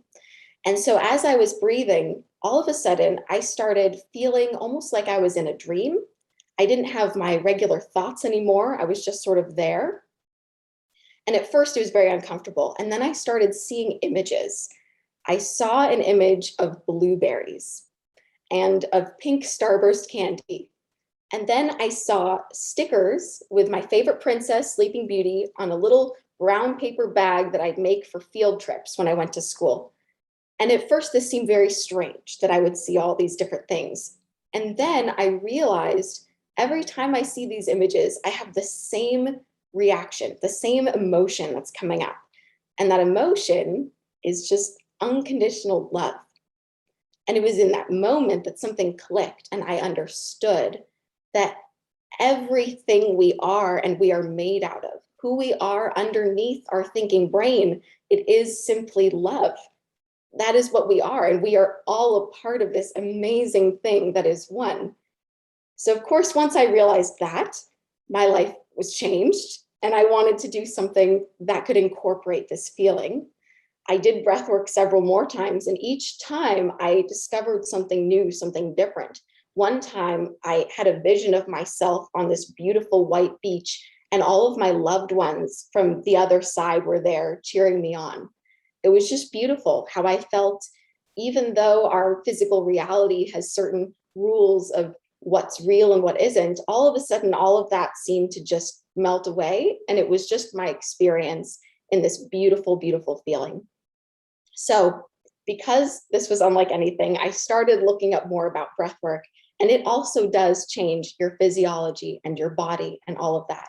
And so that really inspired me to start creating this podcast that I had Bruce on, which is the premise of purpose, where I get to talk to every single person about what their purpose is and how they're living it in the world. And I know that my purpose continues to unfold as I go along. But what I'm so passionate about is really helping everyone to remember where we came from, who we really are, and the fact that we are all one. So what I ask of all of you is the next time that you are having a hard time or even a good time, just to take a moment to truly breathe, to be in that moment, to take that full deep breath and just escape back to who you really are for a moment. Leave your thinking brain, leave that place where everything has its rule and its place, and just come back to who you are for a moment. And as we do that, we are set free from anything that we could ever be afraid of. So this is what I truly want to share with you all today, and I will happily go into more detail, but I wanted to start with this introduction to give you all an idea of the sort of transformation that someone can experience when they venture off the beaten path, when they try certain modalities. And now I'm very grateful. This woman in India, Ananta, she has become my mentor of sorts, and we get to go way beyond just breathwork now. Oh, I love this. Thank you, Erin. You want to know how to do that breathing? Well, I can actually show you guys a little bit of it today because we are here and we have this space. So the way that you get to do this breathing, it's all through the nose. So you do 4 quick breaths in and out through the nose, and then 1 long one. So it's like this.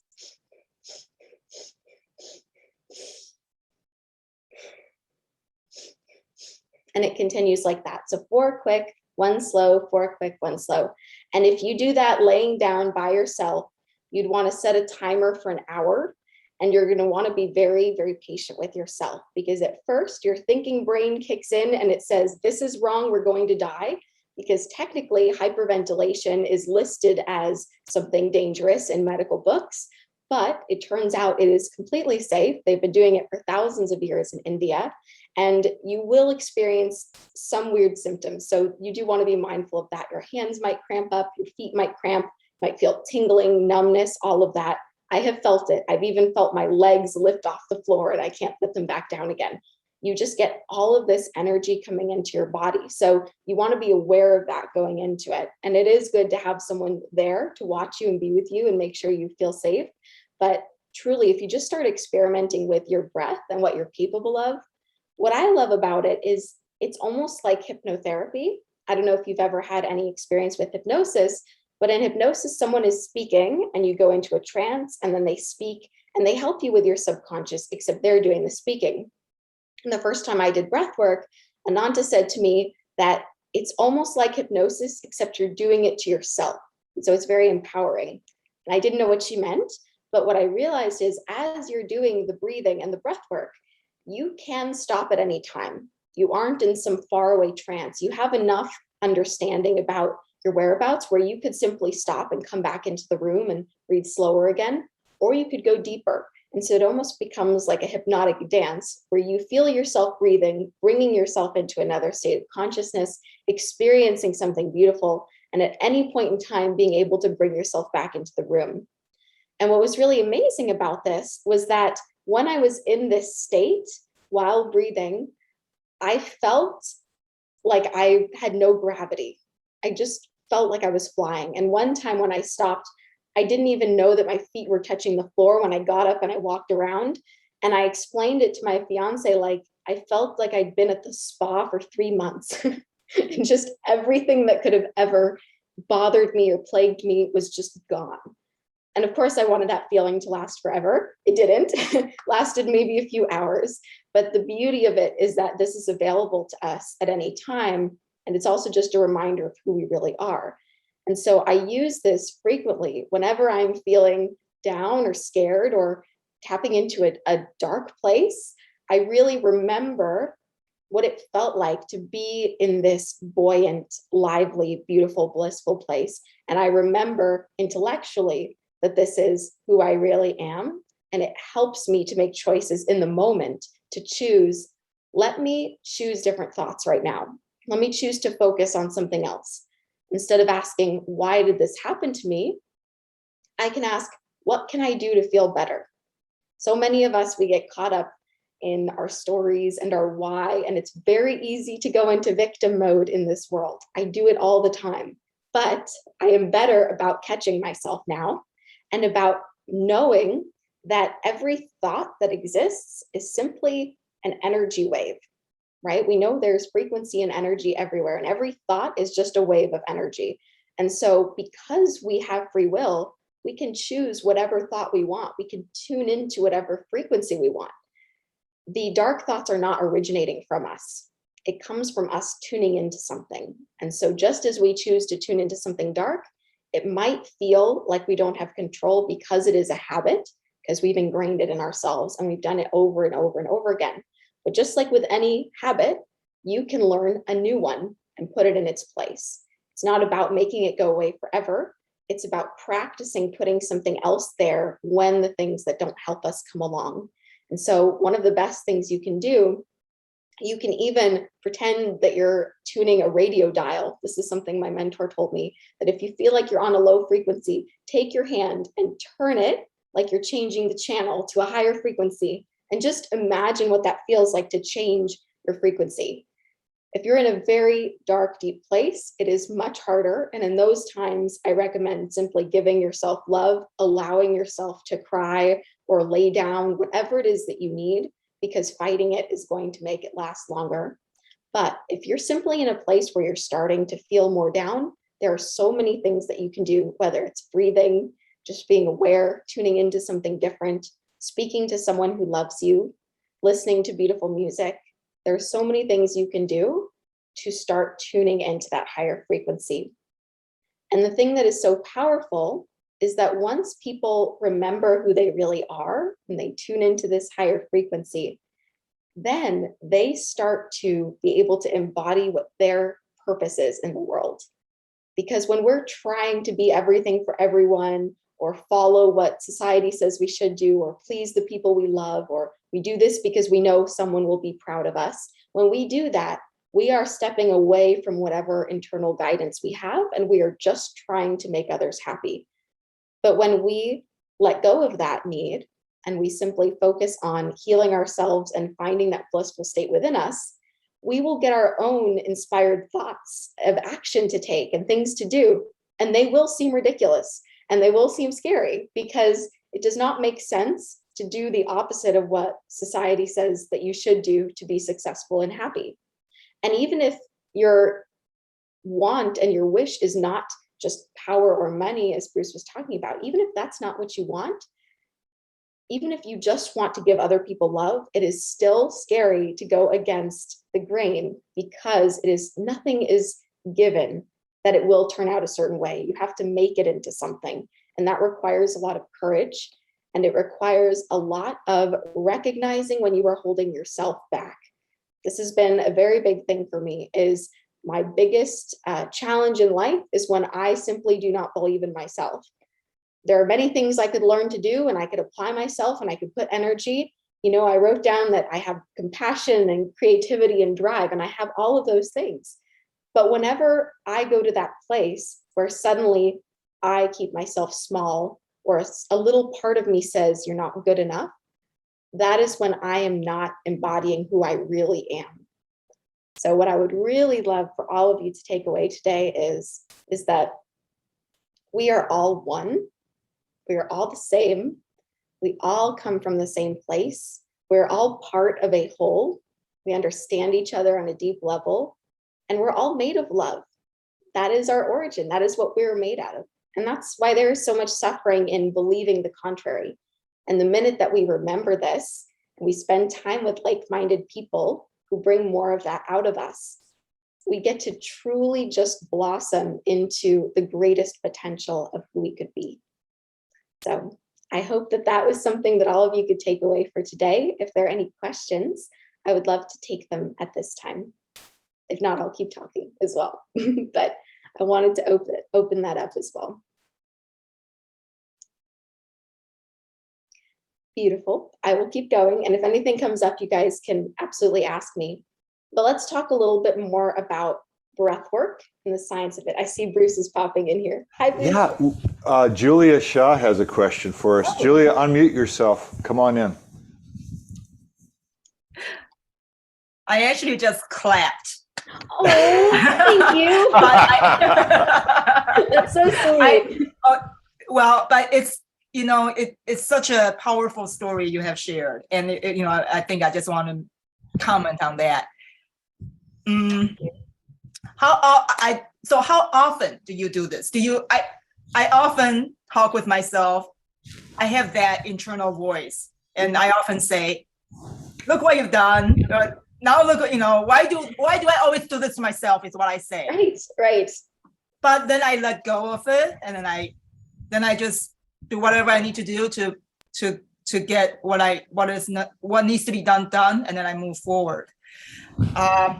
So when do you suggest you apply this breath work? Do you apply breath work at that moment when you catch yourself doing these negative talk? And actually, I did it for a little bit, and I felt very still. I did it for maybe just not even a minute, and I felt the stillness, which is amazing. I'm so glad you said that, and thank you for your question. Yes. There are a couple answers here. So first, when you're starting out, I wouldn't worry about doing it in a particular moment. I would schedule out a time for yourself, almost like self-care. And you want to start with once a month for the first 3 times. Because when you first do breath work for an hour, you're going to have a lot of experiences and you're bringing out a lot of toxins and stored emotions from your body. And so your body sort of has to integrate that over a couple weeks. So in the beginning, maybe choose a day for yourself. Okay, next week on Wednesday, I'm going to take an hour and I'm going to do this fully, which means also when it feels like you want to stop, you just keep going. You've made that decision. And then you set another day a few weeks from that and you do it again. And this is going to start making a new baseline for yourself. So those thoughts aren't going to come as easily because you've raised your vibration. You've taken out a lot of the stuff that's sitting in there. And then if you just do it, you know, equally spaced, you're going to start to have that healing over time. But definitely when you are in those moments, even just regular breathing is so powerful. If you feel good enough to do the actual pattern of breathing, that is great. But there are also times when you just feel awful, and that is okay too. Those are the times where just regular breathing is good, because any bit of attention that you put on yourself, automatically you are going against the negative thought, because the negative thought is saying, I'm not worthy, I don't deserve the help. And the minute that you choose to breathe, you are going against that and saying, I do deserve it. I'm here for myself. I'm not alone.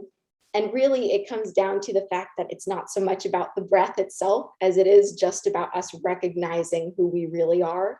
And when you hear that voice too, I hear it all the time. Now I try and hear it not so much as coming from myself, but as almost like just a habitual voice that's been around, right? It's not my voice, but it's just something that's been there. And so when you hear it, you can laugh at it a little bit, like, oh, wow, I'm saying that, or I'm thinking this. Okay, great. Well, I know what to do now. I know that I'm thinking this because I'm feeling down, or I'm feeling stressed out, or I'm feeling not good enough, or things don't seem to be working out. So what, again, the question, what can I do for myself in this moment, rather than why am I doing this? What can I do in this moment? I hope that answered your question. Was there any other part of that that you wanted me to answer? Oh, I think you froze.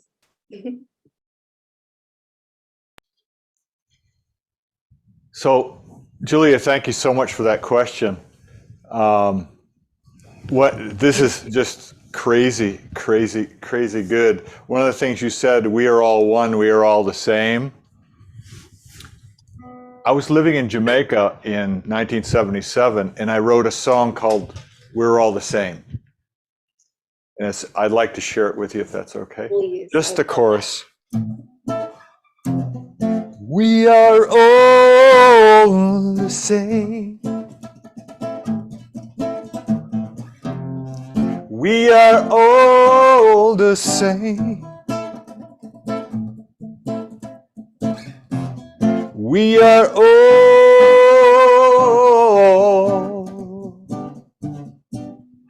Anyway, that's the chorus. I love it.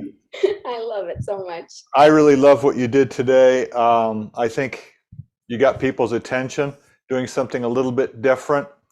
I'm going to be practicing that. So let me make sure I got this right. 1 hour, lying down, 4 rapid breaths, 1 long one. Okay. And start with once a month. Is that right? Yes, exactly. And you're going to want to have your eyes closed, a distraction-free environment, of course, something quiet where you know no one will come in. Set the timer for yourself, because once you're in that state, you will lose track of time, and it might feel like you were in there for 5 minutes, but it's been an hour. So set the timer and then just focus on the pattern. And anytime it feels uncomfortable, because it might, kind of like going to the gym for the first time, or it might feel wrong, just as I know that you are very practiced with, just come back to the breath, come back to the rhythm, and find the rhythm in it. Well, it's interesting because some of the wisdom that I've gathered along the way about the West is that the mind follows the breath. And I think that your practice embodies that. And you're right, there is so much from the East that teaches us about the importance of breath, and it's such a simple thing. And the really neat thing is it's free. Right? It's universal. Anyone can do it. And I can do it anywhere. I can be on a bus. Hopefully we're not doing it when we're driving. That's probably not a good idea. Definitely not. So. Oh, well, thank you so much for everything you did today and being part of this wonderful virtual community. Thank you so much. And I wanted to acknowledge the photos that you had in the back. I see Paramahansa Yogananda and Sri Viswar. They are the people who taught this method to some of the people who I learned it from. So there is so much at play here with everyone being interconnected, and it's just wonderful to see. So yeah, it is. Yes. All right. Beautiful. Thank you. Blessings. Thank you so much. Bye-bye. All right, we'll let you go now. And I'm going to jump back on here. And spotlight. And I'm going to introduce our next speaker, who is Mari Reisburg. And It's Reisburg, Bruce. oh, I've been practicing it wrong all morning. No worries. Well, first thing before I actually do the official introduction, you look great. Red hair and blue. Woo! Blue is a good color, right? Now, Yeah. one thing you should know about Mari is she's kind of like my twin, and not in the hair way, but in the way that she's very spontaneous. Last time we did a podcast, we neither of us had an idea what we're going to talk about, and we had to cut ourselves off because we went way beyond the time limit, you know. Mari is extremely creative, but that is not all. Just listen to this, folks. You're not going to believe this. Mari is LPC, is a therapist, performer, creativity coach, and host of Sustaining Creativity podcast. She holds a BFA in acting from the Heart School and an MA in somatic counseling psychology, dance and movement therapy from a Naropa University, excuse me. She currently splits time between the traditional 9 to 5 as the director of a utilization review and internship program for a substance abuse treatment center. Great work. And her Sustaining Creativity business, where she works with performers and non-performers to spark, grow, sustain, and share transforming creativity in their lives. Mari Reisburg believes life is a way more fun when you tap into your creativity. Please give a warm welcome to Mari. Thank you so much, Bruce. Hello, everyone. I'm super excited that you are all here today for my chat about creative resilience in an uncertain world. I will be inviting you to participate in some things on the chat, so make sure you've got that available. But let's just dive right in. So I want to ask you a question. How many of you welcome change, uncertainty, and the unknown in your life? You give me a thumbs up. You could put it a yes, a no in the chat. If you welcome change, uncertainty, and the unknown. Okay, so okay, a few people I'm seeing. How many of you are curious about change, uncertainty, and the unknown in your life? So again, thumbs up. Put it in the chat. I'm curious. I love it. Wonderful. Awesome. I see lots more people are curious about change, uncertainty, and the unknown in your life. So the difference between these two questions really is creativity. When we're able to be curious about something that might scare us or intimidates us, we are flexing creativity. And curiosity is inherently creative, and it also helps us build resilience. Now, I have another question for you, or statement more. Did you know that the average 5-year-old asks about 120 questions a day? 120 questions. It's a lot of questions. If you've ever spent time with kids, you know they ask a lot of questions. Now, I want you to think about the average, 40-year-old adult. How many questions do you think the average 40-year-old asks in a day? You can type your response into the chat. 5, 1. Any other thoughts? Maybe 1 or 2. Y'all are super close. None, Bruce. Yeah. The average 40-year-old adult asks only 4 questions a day. 4. So in the span of 35 years, we went from asking 120 to 4. How does that happen?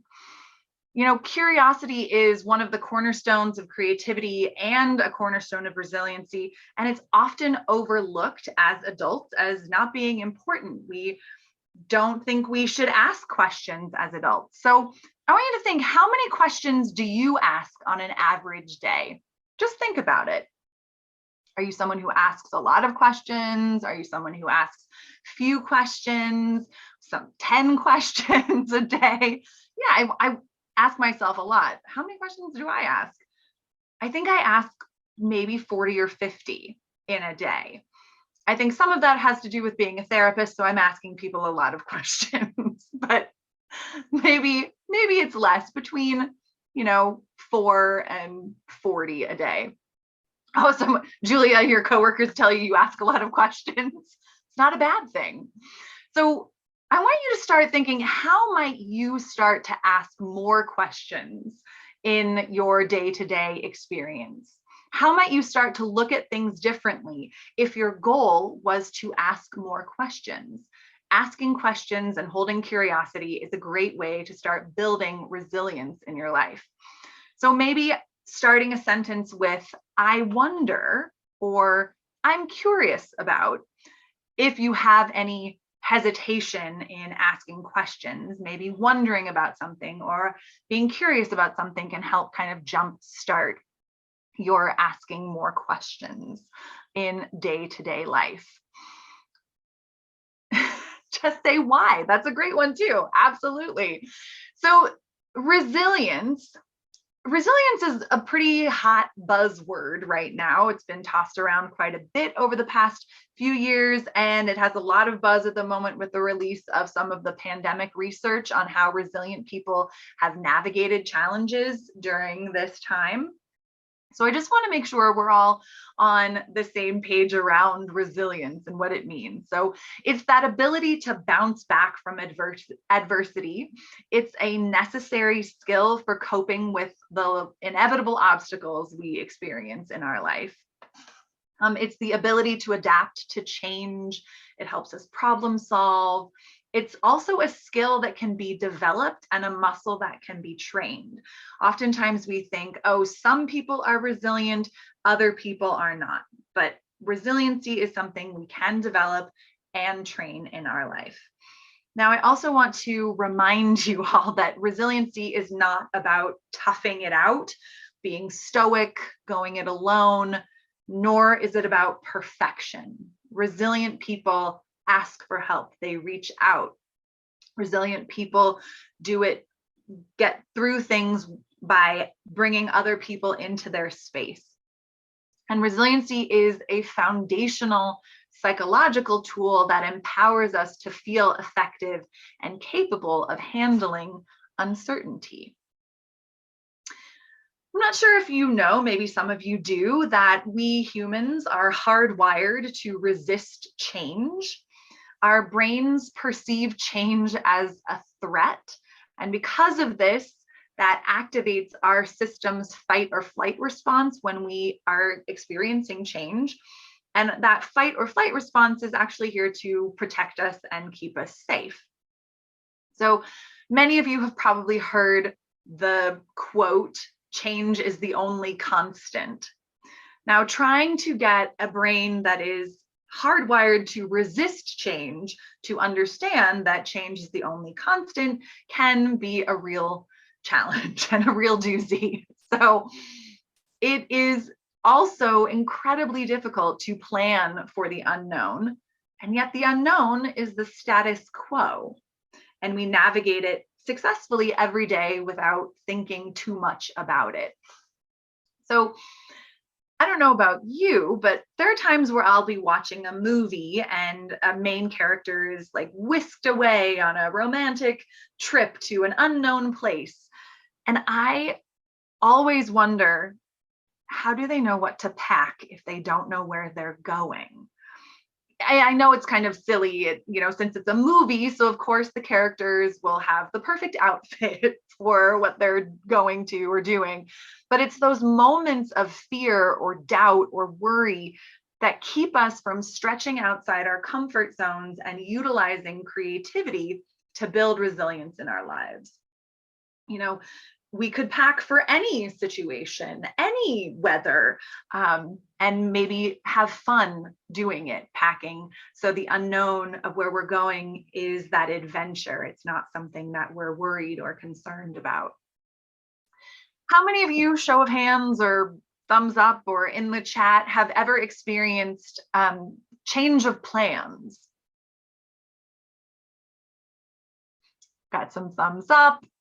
All the time. Plans change. This could be like big plans, small plans, And how well do you think you navigate plans changing? Take a minute and just kind of check in with yourself. Were you able to roll with those plans changing?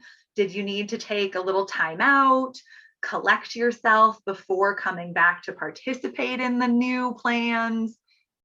Did you completely shut down and freeze or get really anxious? Did you have increased emotions? Did you hide how you were actually feeling? So some people are saying it's a really hard one. It's usually anxiety. Now it's easier, but it used to be a bit of a challenge. Yeah, absolutely. So all of these are very valid responses. However, they might not have all been effective for the situation we were in. And so when we bring creativity into plans changing, we start to allow new responses to emerge. So you've heard me say the word creativity quite a few times, but I want to talk about what is creativity. You know, there are some agreed upon definitions of what creativity is, but everyone seems to have their own definition of creativity. And I personally love that about creativity, that we all get to define what it means to be creative. So I want you to take a minute and think about, what does it mean to you to be creative? Just think about that for a minute. If you want to share what it means to you to be creative, feel free to put that in the chat. As the host of the Sustaining Creativity podcast, this is one of the questions I ask all of my guests. And I speak with hundreds of people from around the world, and each one of them has a very different answer. And I really love that about creativity, how creativity allows us to have new ideas, explore new things, make changes in our life, help us to create who we want to be. So what does it mean to be creative to you? This could be a very personal experience. It could be one that you've talked about a lot or shared with people. Bruce says, creativity is the ultimate responsibility and freedom. Scarcity is dissolved. I love these. Yeah, we all have a different experience of creativity. And problem solving with a twist. Awesome. That's amazing. It's fantastic. You know, creativity brings with it, as I've mentioned, curiosity, but it also brings imagination and play and problem solving. Creativity supports confidence. It helps us decrease our stress. It supports a decrease in anxiety and depression and so many other things. And by bringing creativity into challenging situations, we're inviting new experiences and new solutions to show up. So while we live in a world that's constantly changing, and while transitions and the unknown can be quite painful, and for many of us are, they are also a source of creativity, growth, and transformation. So just think about that.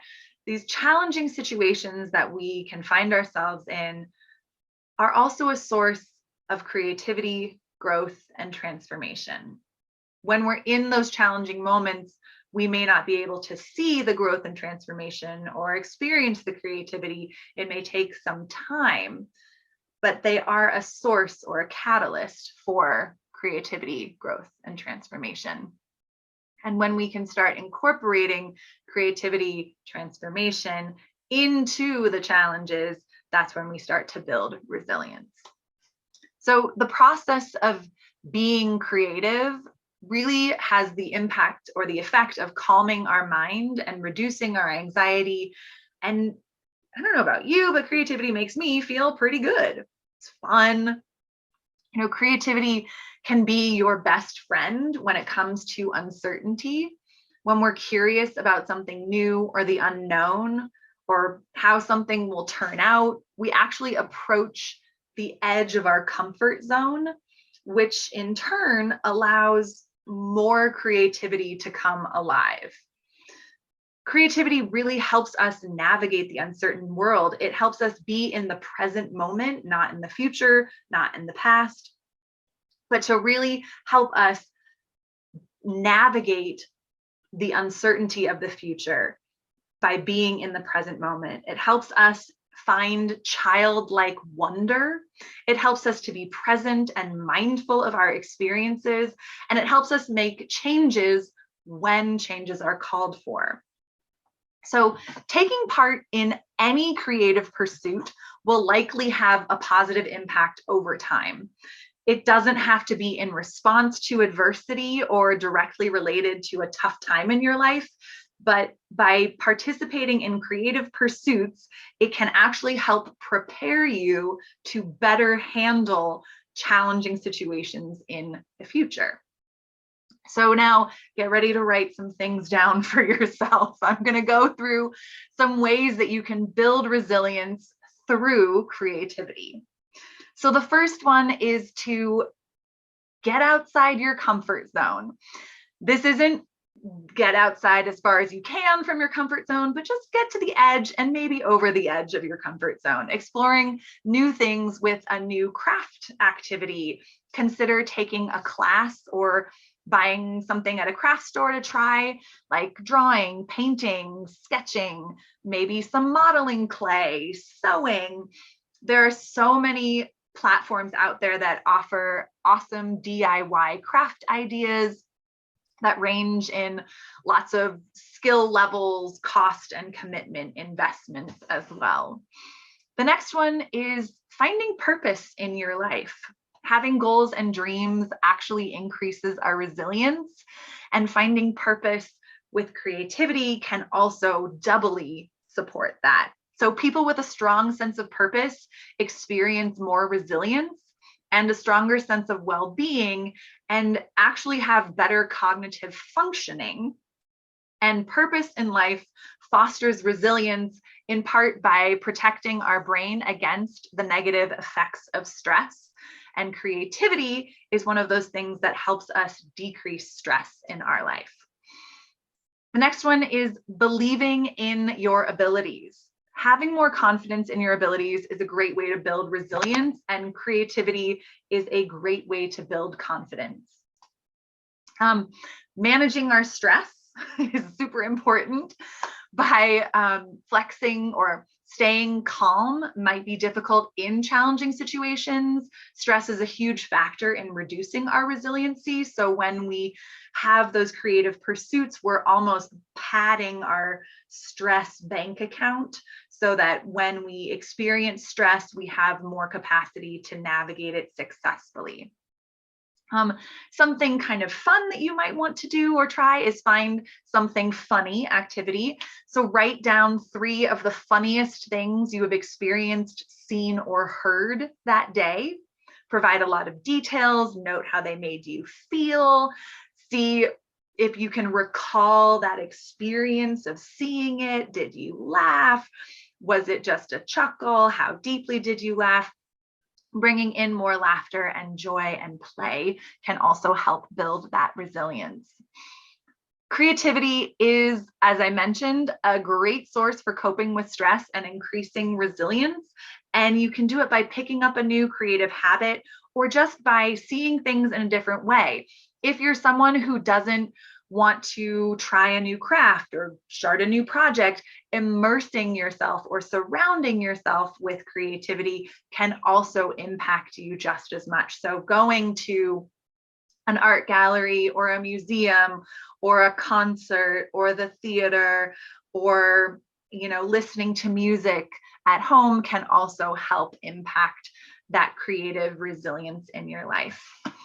Another idea is creating a collage by collecting scraps of things from around your home or outside. It could be magazine pictures, words, symbols, images, nature items like leaves or flower petals. You're not looking for that immediate connection, but when you start to put it all together, you're having this creative experience or creative expression, and you're layering things into this collage. You could have an intention of making the collage around a challenging situation and see what it's like to build resilience into this collage as you're looking at how you have responded to the challenging situation. So those are just a few ways to bring some creative resilience into uncertainty and helping you navigate it more effectively. And I want to remind you that creativity is not just the performing arts or the fine arts. Creativity is how you get dressed in the morning, or how you decide what you're going to cook for a meal, or how you walk your dog in the afternoon or drive to work. Taking a new way to work can actually flex your creativity, or trying something new is another fantastic way to increase all of your creative energy in your life. So as we kind of wrap up, I want to do one little exercise with you. It's a gratitude exercise. So the practice of gratitude is one of the most time-tested and proven methods for enhancing resilience. So consider ending your day, starting your day, taking a pause in the middle of your day by reflecting on and writing down 3 things that you are grateful for today. You can continue to add to this list as you move throughout your day and into your weekend, but I just want to take a minute and invite each and every one of you to write 3 things down right now that you are grateful for today. And know that you can add more things. If you want to share those 3 things in the chat, I invite you to do so. I'd love to see some of them. And just take a minute to acknowledge, what am I grateful for today? How do you want to reflect on this? And know that gratitude is really one of those time-tested, proven methods for enhancing resilience. So the more gratitude we can practice, the more resilience we're flexing. And we can be as creative as we want with our gratitude. Erin, you've written stillness, the sun, and nature. I love it. Absolutely. If you are struggling to come up with things you're grateful for, you know, thinking of things outside of yourself, big things, small things. The sun came up, you made your bed, you had a really delicious cup of coffee this morning, or you are looking forward to a meal you're about to make. So I want to leave you with an invitation.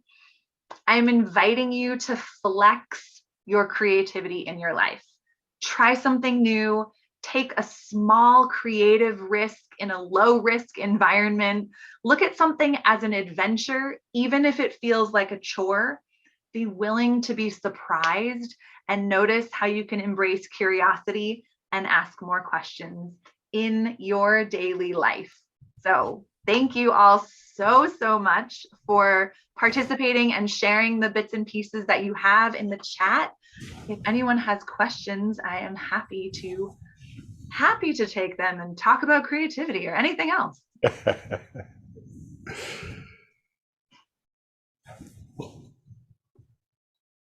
Was a lot of information. I'll let you kind of settle with it for a minute. While people are pondering, oh, here we got one from Christianne. She says, I'm in. Thank you for the creative guidance. It's such an inspiring topic. You are so welcome. It is. I love creativity. It's a huge passion of mine, and creativity can 100% change your life. No doubt about that. No doubt about that. In fact, I think creativity for me takes a lot of courage. I think that's an important element. You know, it kind of ties into the confidence piece. There's this wonderful story. You know, one of the many things you and I have in common is our passion for creativity and resilience. And there's this wonderful book by Eric Greitens, who's a former Navy SEAL, about resilience. And one of his stories is about another amazing person named Alex Honnold, who is you might not know that name, but he is the most well-known rock climber in the world because he does free climbs on really, really amazing spaces. And he uses this whole idea of creativity and imagination and expanding your boundaries in some interesting ways. He, for example, he imagines every step of his route So he does it with ropes first, right? But he's able to actually visualize that, creatively visualize the entire route in his head before he does it freestyle, okay? So there's the creativity piece there. But he also tries to expand his tolerance of fear, which for him is an extreme expression of being outside of your comfort zone. So that really ties into what you're talking about today.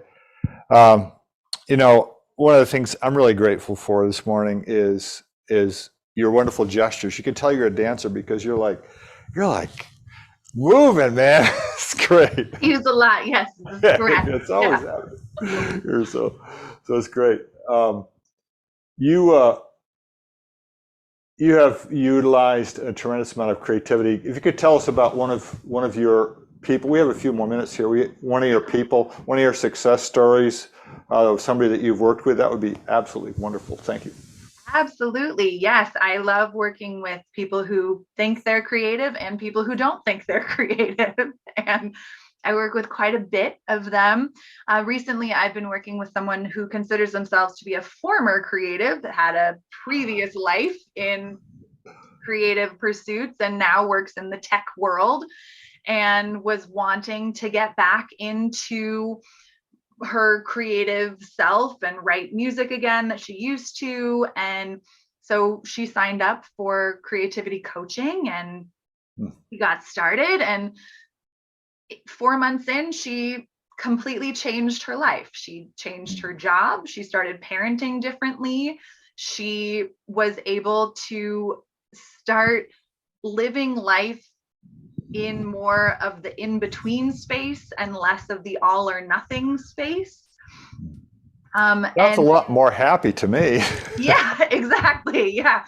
She's spending more time with her kids. She was able to start building back in her creative habits that she had let go of, feeling like, oh, I don't have the time for it. Right. I want to do it, but I can't. So yeah, I love working with people around transformation, but also just working through creative blocks. I work with other individuals who have manuscripts that they've had for 5-10 years and aren't finished. And so we work through step by step what is getting in their way. And the one thing I like to, I guess it was a surprise the first time I realized it and heard someone else say it, but the foundation of creativity isn't what we think it is. The foundation of creativity is safety. Ah. And when you think about that makes a lot of sense. Yeah. How I like that. You start to like piece things together in your own life of, oh, how does safety inform me taking creative risk or keeping me from taking creative risk? I want to put something out into the world, but I don't feel safe enough to put it out there. And where are these areas that we get to work within? Is it around safe time, mind, environment, space? Have I created a safe space for myself to create in? You can kind of see, I don't know if you can see behind me, I've got some Beatrix Potter art that I love. I've got plants in here. When I can't get outside to feel the earth, I put my fingers in my plants to kind of ground me if I'm feeling a little out of sorts. So finding ways to create that safe space that you can create and flex more creativity in is a great place to start. That's actually very interesting. It ties into what Christianne was talking about before. She was talking about Ayurvedic medicine and connecting with earth and the senses and that sort of thing. So there's a lot of interrelationship between all these talks today. So final question for you, Mari. How do people get in touch with you? What's the best way to do that? I'm on all social media platforms at Sustaining Creativity. Please ask me questions. If you come up with questions later and you want more opportunities to chat, happily on Instagram and Facebook and TikTok and all of those avenues, and find the podcast wherever you listen to podcasts. You go listen to Bruce's and my interview that came out a couple of weeks ago. That's right. That's right.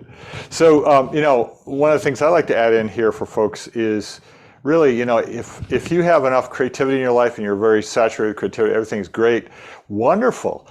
However, there's got to be someone in your life that could use someone like Mari to help them explore creativity. We all know someone that is dying to grow up and become a painter or a sculptor or a musician or a poet or an author, whatever in the world. And Mari would help them tremendously. So wonderful. Thank you. Oh, here so we much. go.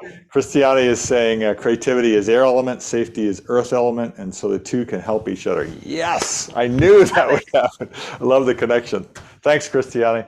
Thank you so much, everybody. Please give a warm thank you so much to Mari for your wisdom today. And Thank you so much. looking forward to future events. Yes, me too. All right. Bye-bye.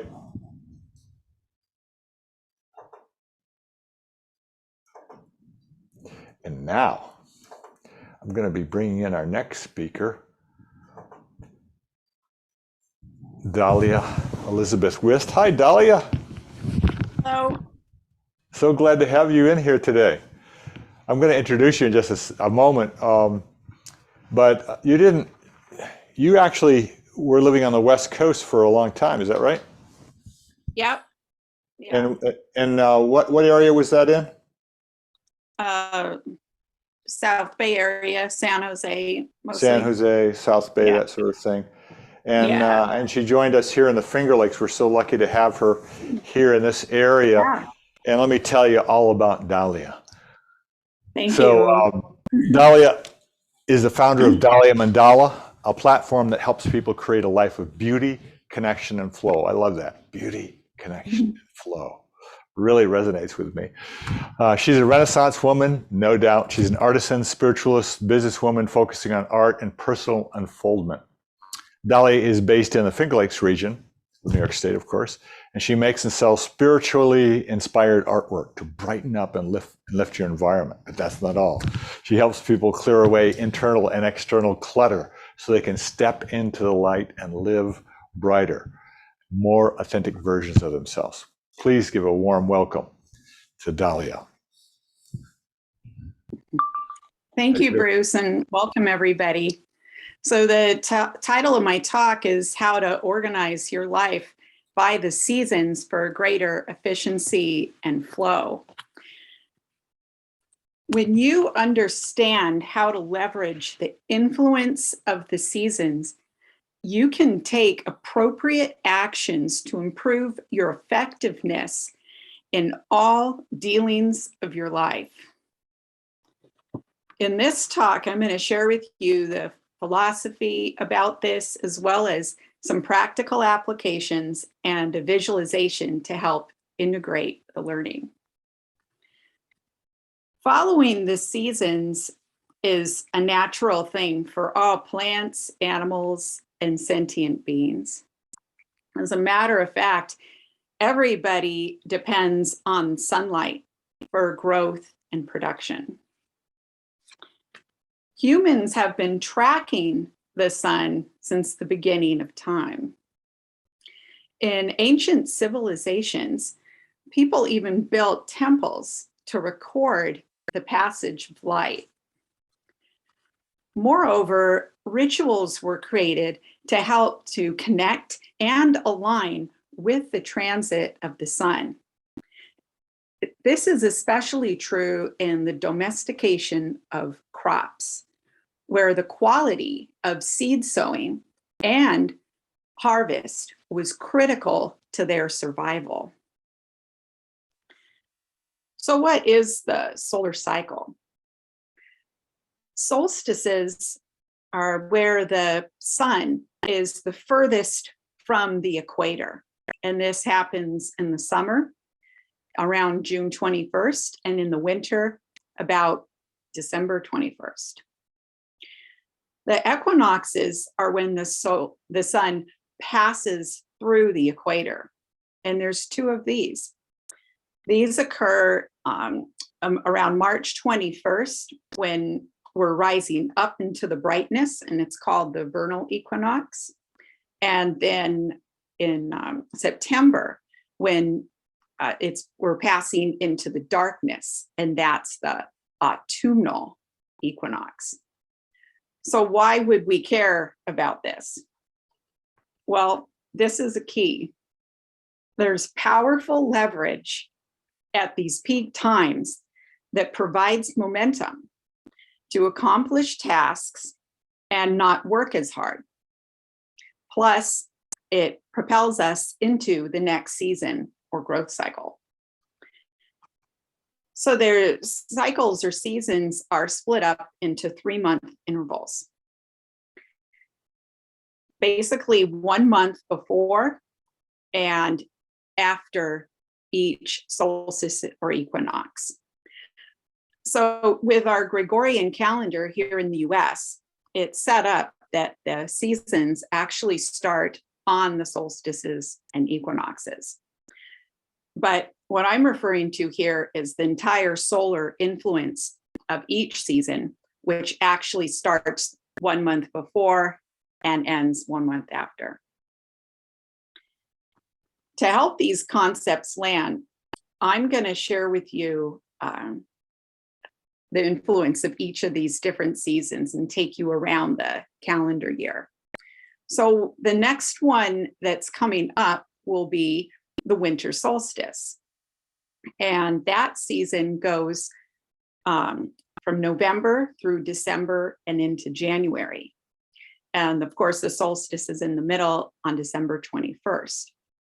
So the time that we would want to leverage and take the most action is going to be in November. The reason why is because this is the end of the growth cycle.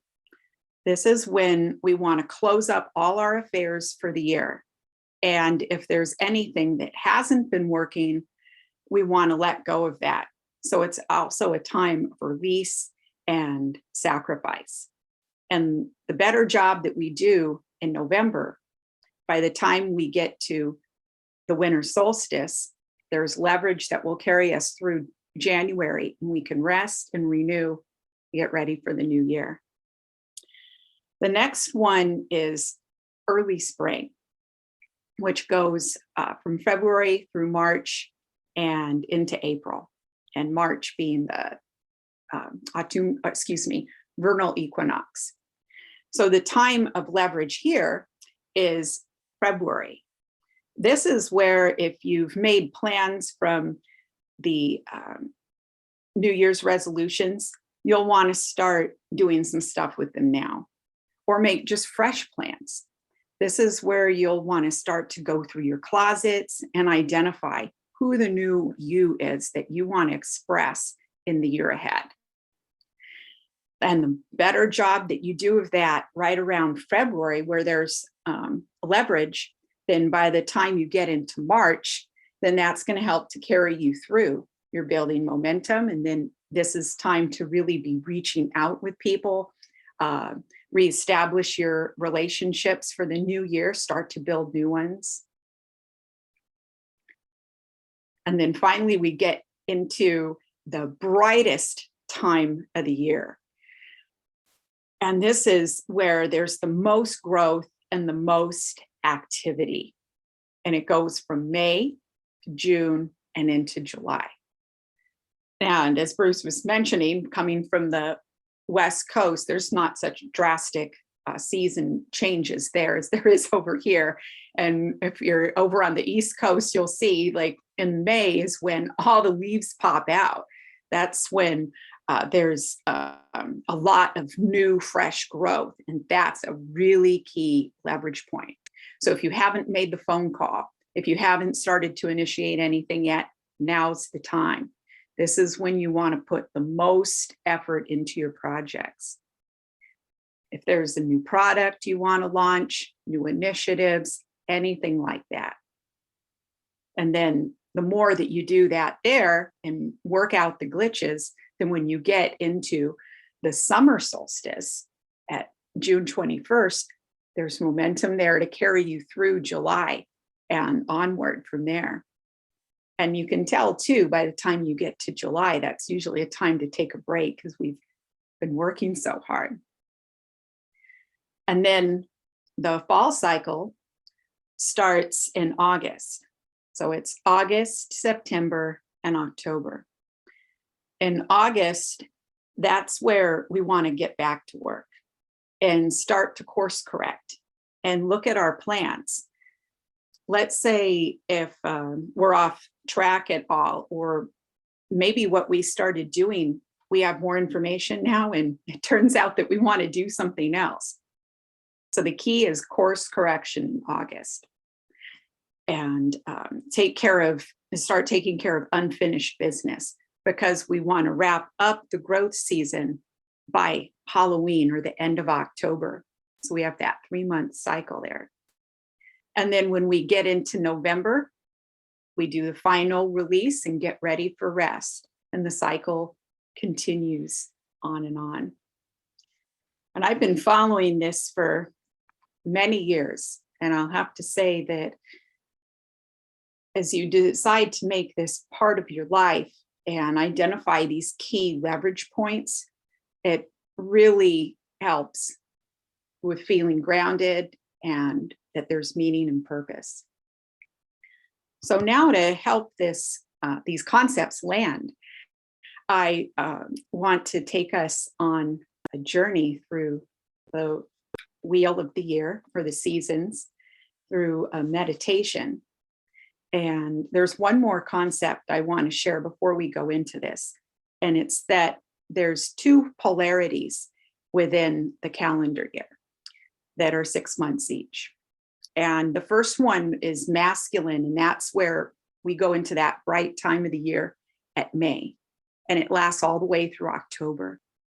This is where we want to apply the most action and sustained effort and all our worldly dealings. And then the other polarity is the feminine, which is November through April. And that's a time of release, rest, and building a new foundation. So the release happens in November. There's the rest through the rest of the winter. And then building a new foundation starts in February. So if it's comfortable for all of you, I'd like you to close your eyes and just relax in your chair, and we'll take some smooth breaths in and out.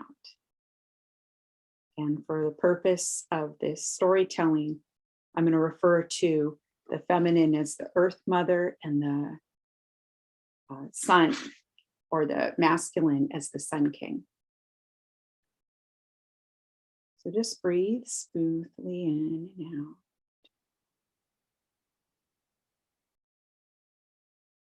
And let's imagine now we're moving into November in a few days. And the Earth Mother is here waiting for you. And she's got a beautiful fire ready and a comfortable bed for you to rest in. So you go ahead and wrap up the last of your activities for this growth season and let go of anything that you don't want to carry with you into the new year. You finish all your business, and then you get into bed and rest, and you can hear the crackling of the fire. You feel getting nice and renewed. And then one day it's really cold out and there's some fresh light coming in through the window. So you wake up and it's early spring in February, and you blink your eyes open and see that the fire is burned down. So you get up and you start making new plans for the year. You go through your closets, you're assessing what you want to accomplish and getting excited and reaching out to your contacts and friends and coworkers, and you're gaining so much momentum. And everybody's glad to see the new you. And then now it's summertime, it's May, and we're shifting into the masculine time of the year, and the Sun King is here to receive you. And it's a metaphor for this powerful growth energy. And you show him your plans and all that you want to accomplish for the year. And he gives you the power and energy to move forward and accomplish all that you want to do. And one day there's a little chill in the air, and you sense that fall is coming and the Earth Mother will be here for you again. And the fields are turning brown of grain. And so you get back to work and you course correct and take care of all unfinished business and make adjustments, and you continue to get things done, and you're celebrating your harvest. You ask yourself, is this what I want to wrap up for the year? You make all the adjustments. And then finally, the dark time of the year is here, and the Earth Mother is here for you to bring you in to the darkness. And as she guides you in, you finish up your last tasks. You let go of everything that you don't want to carry for the new year. And you're so tired, and she has that beautiful, cozy bed ready for you and a crackling fire to keep you warm. And you lay down and you sleep. And then one day, there's fresh light that comes in, and you blink your eyes open, and the songbirds are back, and there's fresh life and fresh light. So you make plans and move forward. And then finally, the Sun King comes, and he's ready to receive your plans and helps to energize you so you get everything done. And you accomplish all that you want, and then you sense that fall's coming and you course correct. And the Earth Mother comes back for you again. And this cycle goes on and on. And every time you go through the cycle, you become stronger, brighter, more beautiful and accomplished than ever before.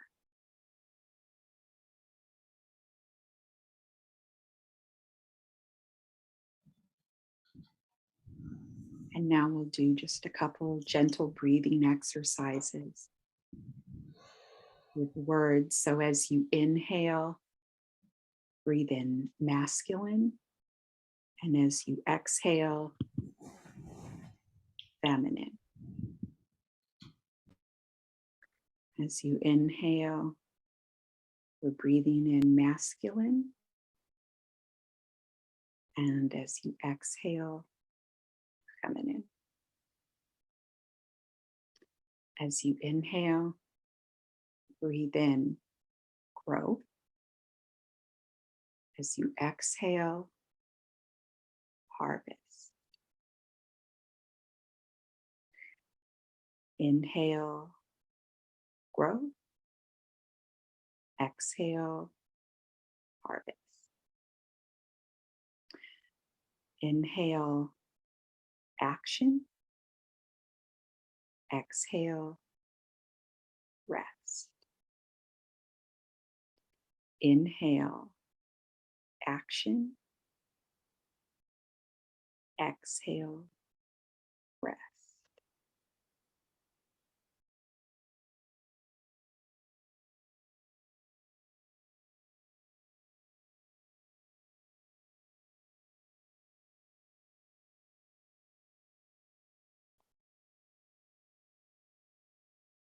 And now let's start to take some deeper breaths in and out.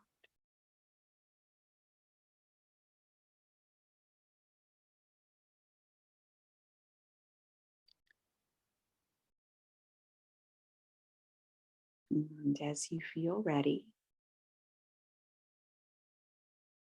you can start to blink your eyes open.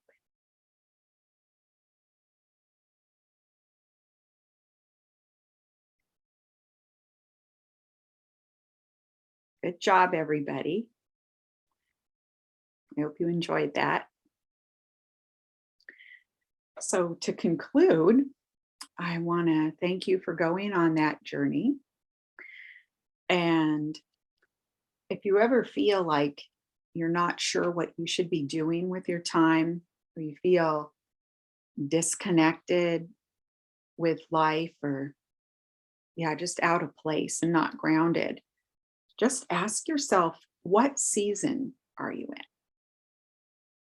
And what are the associated energies of that time?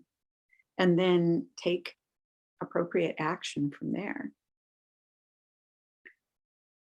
If anyone is ever listening to this and they're in the Southern Hemisphere, you'd want to just take the information I shared about each of the months and flip it to meet the cycles down there.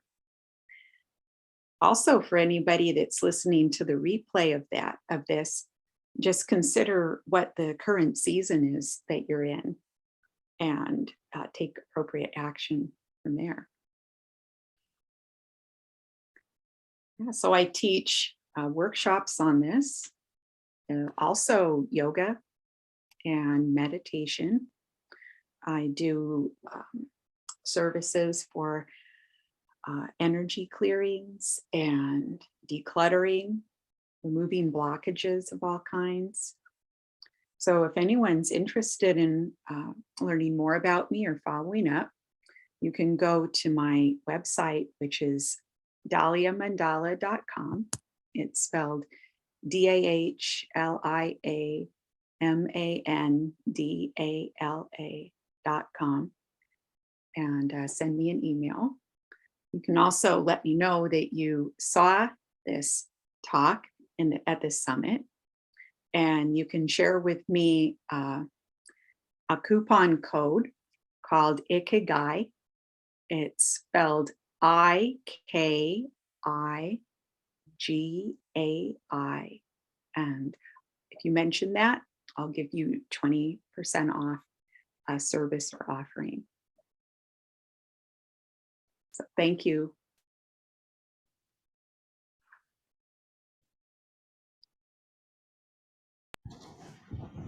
So, Dahlia, I love that. I think that's the second time I've gone through part of that, and I find that just so connecting. Erin is saying I have to leave. Understand, no problem. The recording is going to be out there. Actually, I'm glad that Dahlia mentioned that, because we're going to not only have the recording out there for the public, but I'm going to actually have the individual recording. So if somebody's looking for Dahlia, they can just watch the Dahlia video. Or somebody's just looking for Erin or for Mari or whoever else is out there. So you can watch it from beginning to ending, or you can watch whatever person is you're interested in at that time.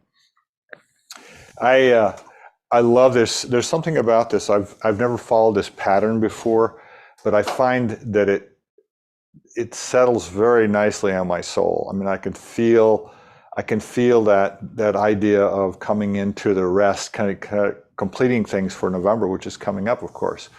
And I don't think there's any coincidence that this summit is happening just before that, and I'm actually getting ready to go into a bit of a personal retreat, not 100%, but more of a retreat, so that I'm more focused within through the winter months. And what I do for that practice is I take long weekends for a meditation retreat and that sort of thing. What kind of suggestions would you give people as they're coming into this season of renewal, in terms of finishing up in November and getting ready for the winter? What could people be doing right now that would help them have a more smooth transition through November and getting ready for that rest and recovery? What would you recommend, Dahlia?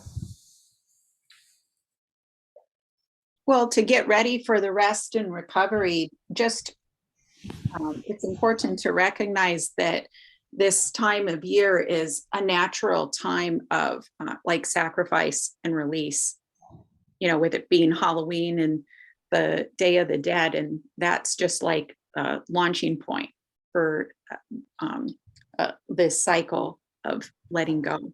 And so specific things that you would want to do is just exactly that, wrap up projects. So it doesn't mean that you have to go into inertia.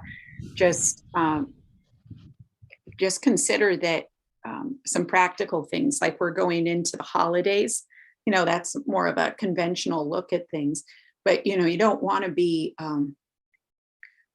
halfway through projects and whatnot as you're going into that.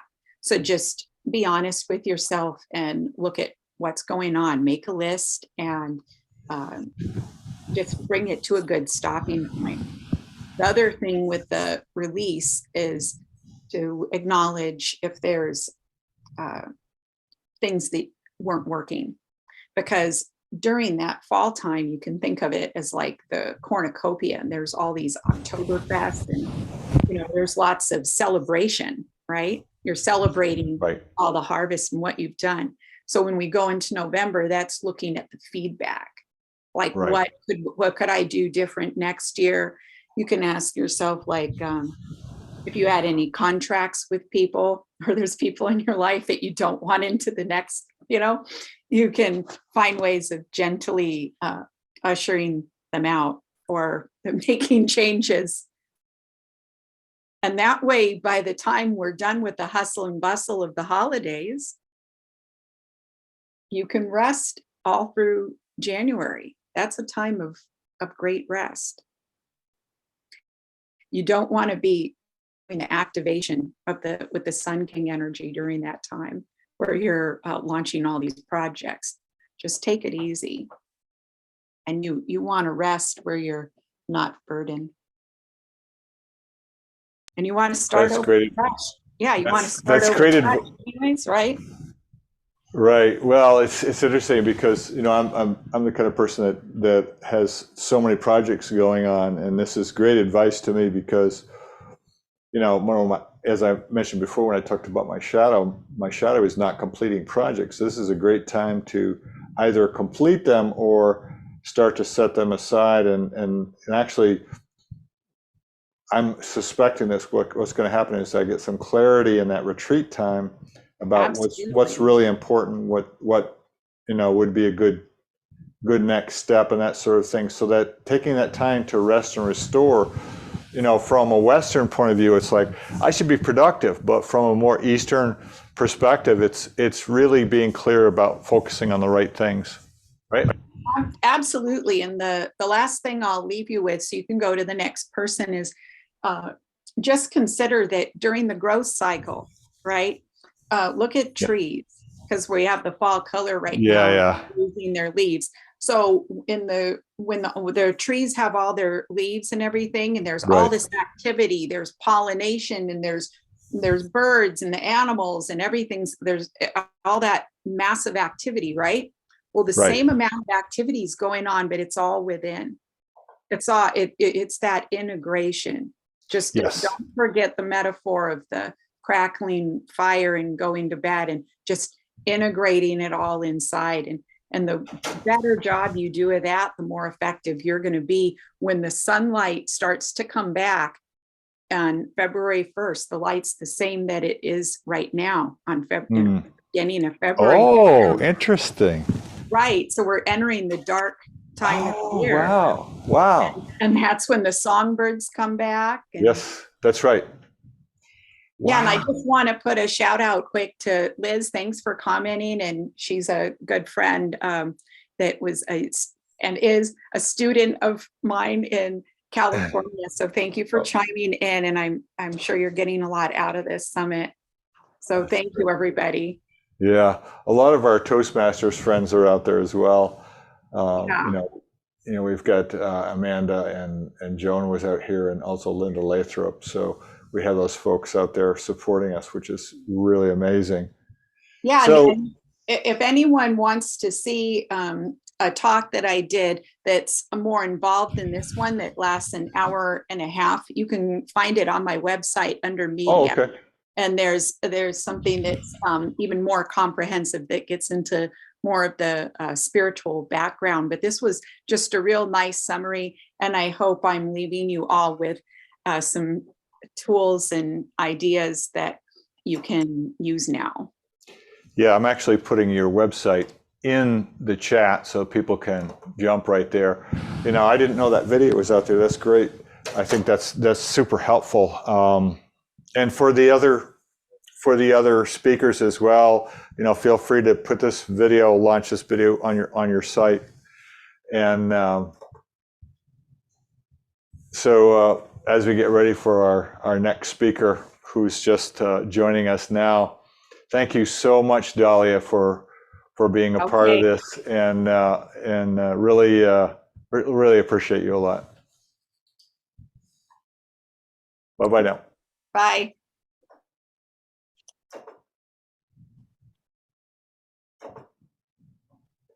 Brenden. Hey, Bruce. How are you, brother? Oh, good. Good to see you. Thank you for being here today. We've had a wonderful day of different speakers so far, and we're going to do something a little bit off the beaten path here, because people have to understand that making a living, no matter what it is, one of the things that we need to do is to communicate better. And that's really what my brother Brenden here is to talk about. So let me just take a moment to formally introduce you. Now, actually, before I do that, I did want to mention, you're originally from Sri Lanka, is that right? Or your family is originally from Sri Lanka? My family is correct, yeah. So we have a truly global presence here, and you're currently living in Montreal, is that correct? Absolutely. Wow. Memory is on fire today. Okay. That's great. All right, so sorry about that. Brenden Kumarasamy is the founder of MasterTalk.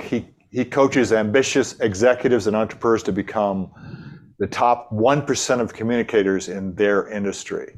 He also has a popular YouTube channel, MasterTalk, to provide free access, yes, I did say free, to communication tools for everyone in the world. Please give a warm welcome to Brenden Kumarasamy. Thank you so much, Brenden. Take it away. Of course, Bruce. Thanks so much. Am I good to share my screen? Oh, okay, yeah, just perfect. Give me 1 second. Go ahead. Yeah, we're good. Amazing, everyone.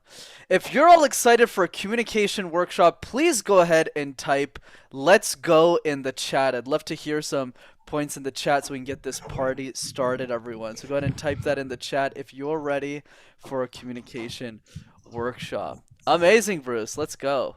The art of communication, team, is the language of leaders. So when we think about leaders, do you mind muting yourself, Bruce? Just really quick. Yeah, there you go. So when we think about leadership and communication, if you want to be a leader, you want to be a change maker, you want to be someone who's purpose-driven, you need to be able to use the art of communication to be successful. But the problem is, my whole life, I wasn't that great at communication. And the reason is because I grew up in a city called Montreal. So in Montreal, it's a city where I didn't really know how to speak French, and you need to know how to speak the language. So my whole life, not only did I struggle with communication, I had to present in a language I didn't even know. So because of that, I had a ton of anxiety, ton of scares, heebie-jeebies growing up. And you would think that a communication expert like me studied in communication. Yeah, I have a bachelor's degree in accounting. So even if I did well in academia and in different grades, communication was always a big challenge for me. And that's why my mission is to really help every human being on earth become a great speaker. Whether that's through my YouTube channel, MasterTalk, whether it's through coaching or really just any tools, how do we help empower the next generation of leaders to be great speakers? In today's workshop, what we'll be covering is 3 speaking tips that you can implement on a day-to-day basis. So let's start with the first one, which is called the random word exercise. The random word exercise is really simple. You pick any word like goat, like moose, like practice, like master, and you create random presentations out of thin air. Why is that important? 2 pieces. The first one, because it helps you think on your feet. So if you think on your feet really, really quickly, this really helps you alleviate a lot of the anxiety that your day-to-day life will bring through presentations. The other reason that I teach my clients on is if you can make sense out of nonsense, you can make sense out of anything. And that's really the power of this type of drill, is it allows you to be very versatile in the way that you communicate your thoughts and your message. And a lot of people tell me, oh, you know, Brenden, I don't have time for this exercise. I don't want to pick words. I don't want to create presentations. And my advice is always, you'd go to the shower. You probably shower every single day, at least I hope. And you have 5, 10, 15 minutes in that shower every day to do the random word exercise. Another way that you can do it as well is if you have kids, you have children, you can do this with them as you're picking them up to and from school. You can also give them words during dinner. There's ways for us to integrate the random word exercise in our curriculum, and I would encourage you to do the same. And these are the 3 benefits of the random word exercise. 1, it removes all the anxiety when presenting at work. For example, like avocados. If you can talk about avocados, you can talk about anything. Unless you're an avocado farmer, then in that case, avocados might work better for you. The second piece is it's super easy to practice. If you do this 5 times a day for a month, you'll have done it 150 times. And if you do it for a year, you'll have done it almost or over 1,800 times, which is insane if you think about it. And that's really the magic that this exercise will bring you. And finally, number 3, work-related presentation will just become a lot easier because you're already an expert in what you're doing, and you're doing the same things over and over again. And that's number 1. Let's go to number 2. Number 2 is the question drill. We get asked questions all the time in our life. I remember a few years ago when I started guesting on podcasts, I sucked. I remember some guy asked me once, hey, Brenden, where does the fear of communication come from? And I looked at him and I said, Los Angeles, Boston, London. So I wasn't really sure. I got the wrong answer because I was being reactive. And that's what a lot of us do. When we get asked questions, we're reactive to those questions. We wait for the question to come up rather than being proactive. So what's the strategy, team? The strategy is really simple. Every single day for 5 minutes, that's all I ask. 5 minutes a day. Answer one question that you think the world will ask you about your products, your services, and your expertise. And if you do that, you'll be exceptional. That's really the key. Is if you keep answering these questions, especially if you do once a day for a year, you'll have answered 365 different questions throughout the year. And that's really the magic of doing the random word exercise, but also doing the question drill. One other piece that I want to emphasize as well today is the importance of every interaction that you have in your life being an investment in your personal brand. How you show up matters, team. Like for me, when I show up on a presentation, I give a workshop, I'm pretending like every single person in this call paid me $100,000 each to be here today. And we need to have that mindset whenever we present because it's a reflection of who we are. And I encourage all of you to have that mindset as well. Here's the 3-step process on how you can do question drills and implement this in your daily life. Once again, it's a 5-minute exercise once a day, 5 minutes a day. The first piece is you can make a list of all of the questions that you get asked in your life normally around your expertise, questions clients could ask you, or on a podcast, questions that you get a lot from podcast hosts. That's number 1. Number 2 is to brainstorm the answers together as a team. So you can do the question drill alone, but what I recommend is do it with a friend. Do it with people around you so you can bounce ideas on top of each other, and it's not a stressful process. It's a process that helps you get better. So that's number 2.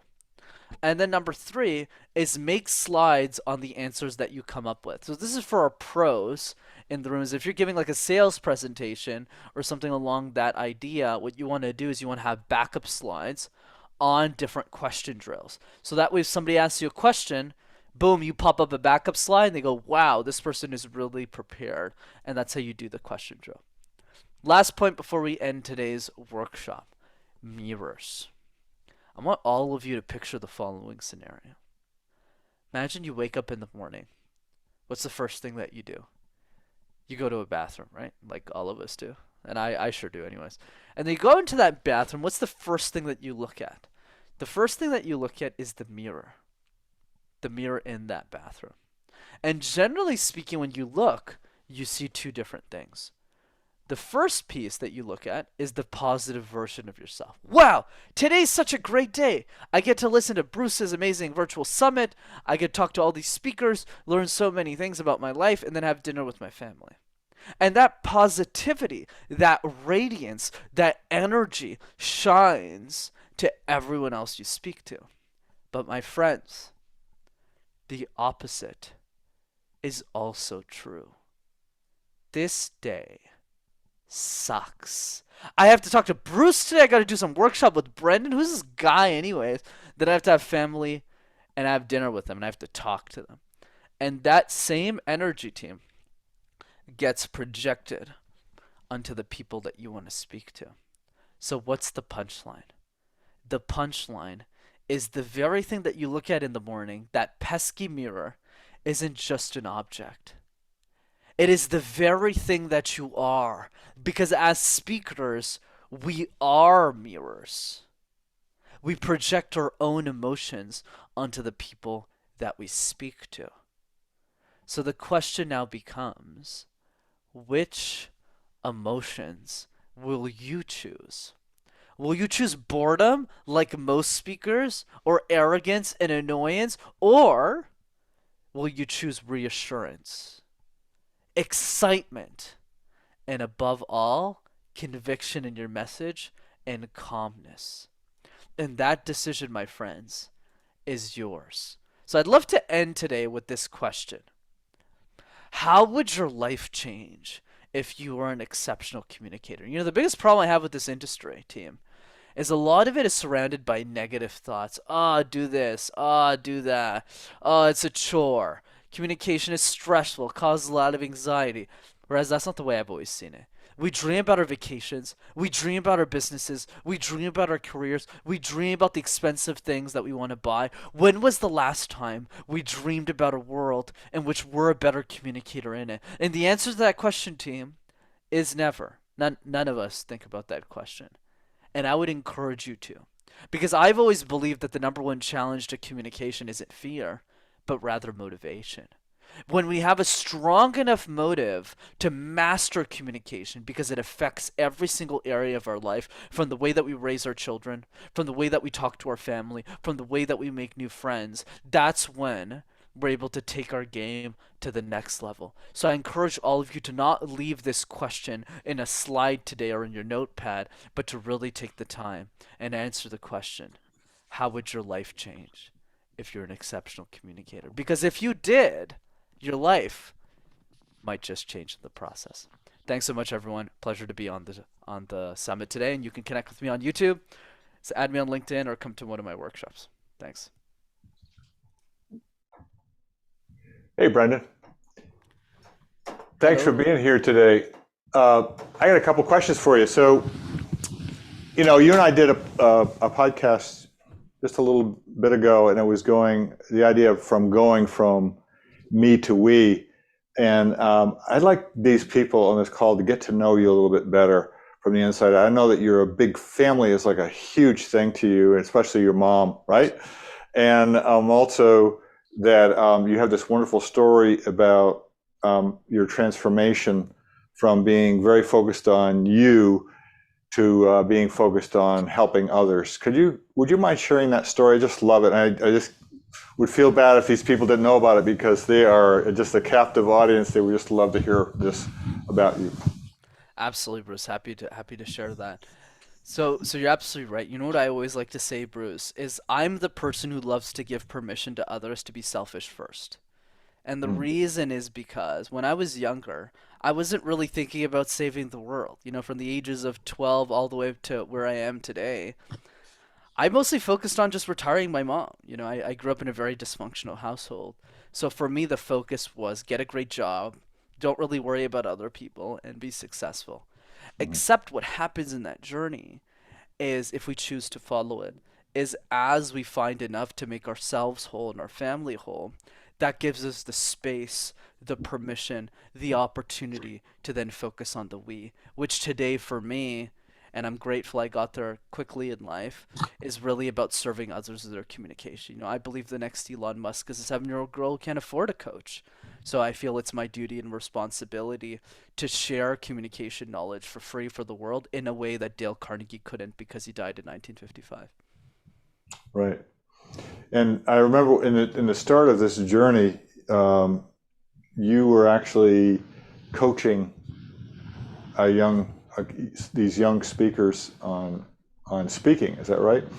And you were focused on that success, and something happened on that journey. Would you share that with us? Absolutely, Bruce. So when I went to business school, I only had one goal, to be an accountant. So that's what I studied. It's kind of it's funny for a communication expert to have started his career in accounting. So I go to this business school, and it completely changed my life because I realized that for me to get this job in accounting, I needed to do these things called case competitions. And then I got really confused. What's a case competition?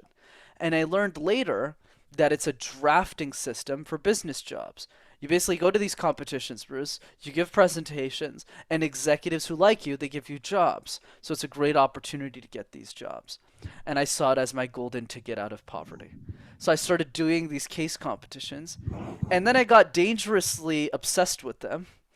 And then I started coaching a lot of the younger people in these programs to help them speak, not because I wanted to be a coach, because I just wanted to help them. And that accidentally made me really, really good at communication coaching. And then I ended up changing career paths along the way. Yeah, as I remember the story, you were on your way to this competition with this group, and for some reason the competition got canceled. That's correct. Yeah, that was midway through my competition career, where we had practiced, we had prepped all of these teams, and I was the leader of the team. I was 20 years old at the time, and I learned the hardest leadership lesson of my life, which is it's not about you, it's about other people. So all I wanted to do was win that competition, but with the teams. But then when it got canceled, I realized it wasn't about me. It was about giving them a chance to speak and give them an opportunity to do well at the competition. They were pretty upset, weren't they? They were. It was tough. It was tough for a kid like me back then, anyways, to manage. But we pulled through and we won the year after, so it's fine. But it was definitely challenging at the time, and I learned a lot about leadership there. That's fantastic. Well, I'm wondering if anyone out there has any questions for you besides me. I'm gonna pull up folks. Anybody have any questions for Brenden? Go ahead and put them in the chat, or if you want to come off speaker here. So while people are thinking about that, it occurred to me because of COVID that, talking has taken on a completely different form, and we're actually living it today, aren't we? Right now, which is that being able to have a presence and speak online and make your points really clear and be able to convey that is a way of commerce in the world, whether you're talking to your family or you're closing a business deal. Has that been your experience as well? Absolutely. Definitely, I would say the biggest differences between the online world, the one that we're in right now, and in person is there's been a lot of big differences for sure, Bruce. I would say the biggest one is really in terms of energy. It's a lot easier to show up with energy when you're in person because they're all in the same room as you. But it's a lot harder in this situation, and good to see you, Miriam. It's much harder in this situation because a lot of times you can't see people, or you can't really talk to them. You can't really have conversations with them. So it's much harder for you to show up with that energy, and you have less accountability too. Because you could show up without pants and it doesn't matter, whereas you could never get away with that in an in-person scenario. So that accountability forces you to be better in person. Yes, it does. It really does.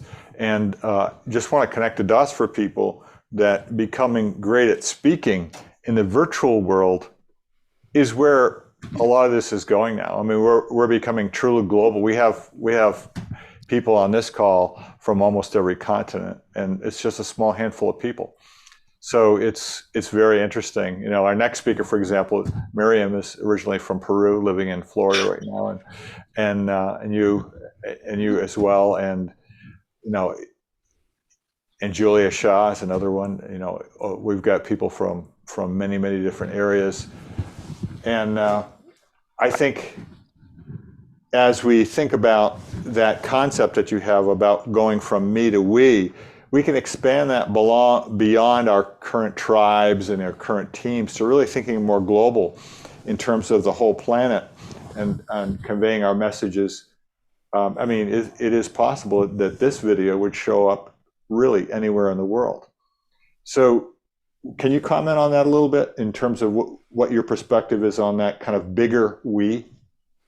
Absolutely, Bruce. A great point. You know, what I would say is what's interesting about the era that we live in now is media has become a leverage tool that we could use to impact a much wider range of people than we would otherwise have access to for the cost of capital that we would spend. So, for example, let's say 50 years ago, you couldn't really do this.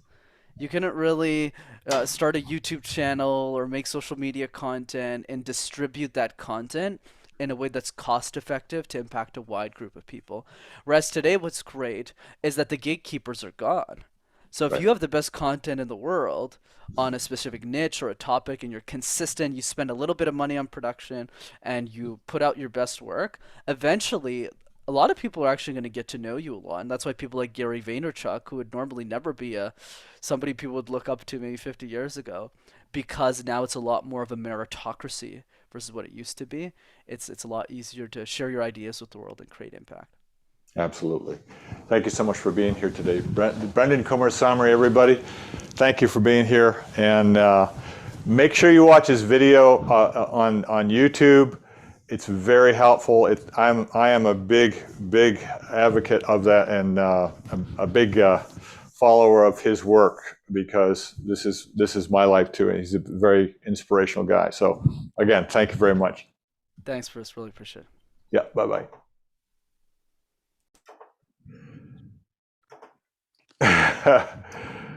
Oh man, so it's amazing there are so many people in the world.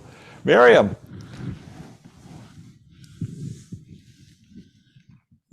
thanks for being here. Yeah, that's okay. I'm going to talk about you until you're ready to join me here. So it's an amazing life. I ran into Miriam through a friend of a friend of a friend. It's kind of the way that it works in the online world on LinkedIn or Facebook or wherever you are. And you're going to just love this woman.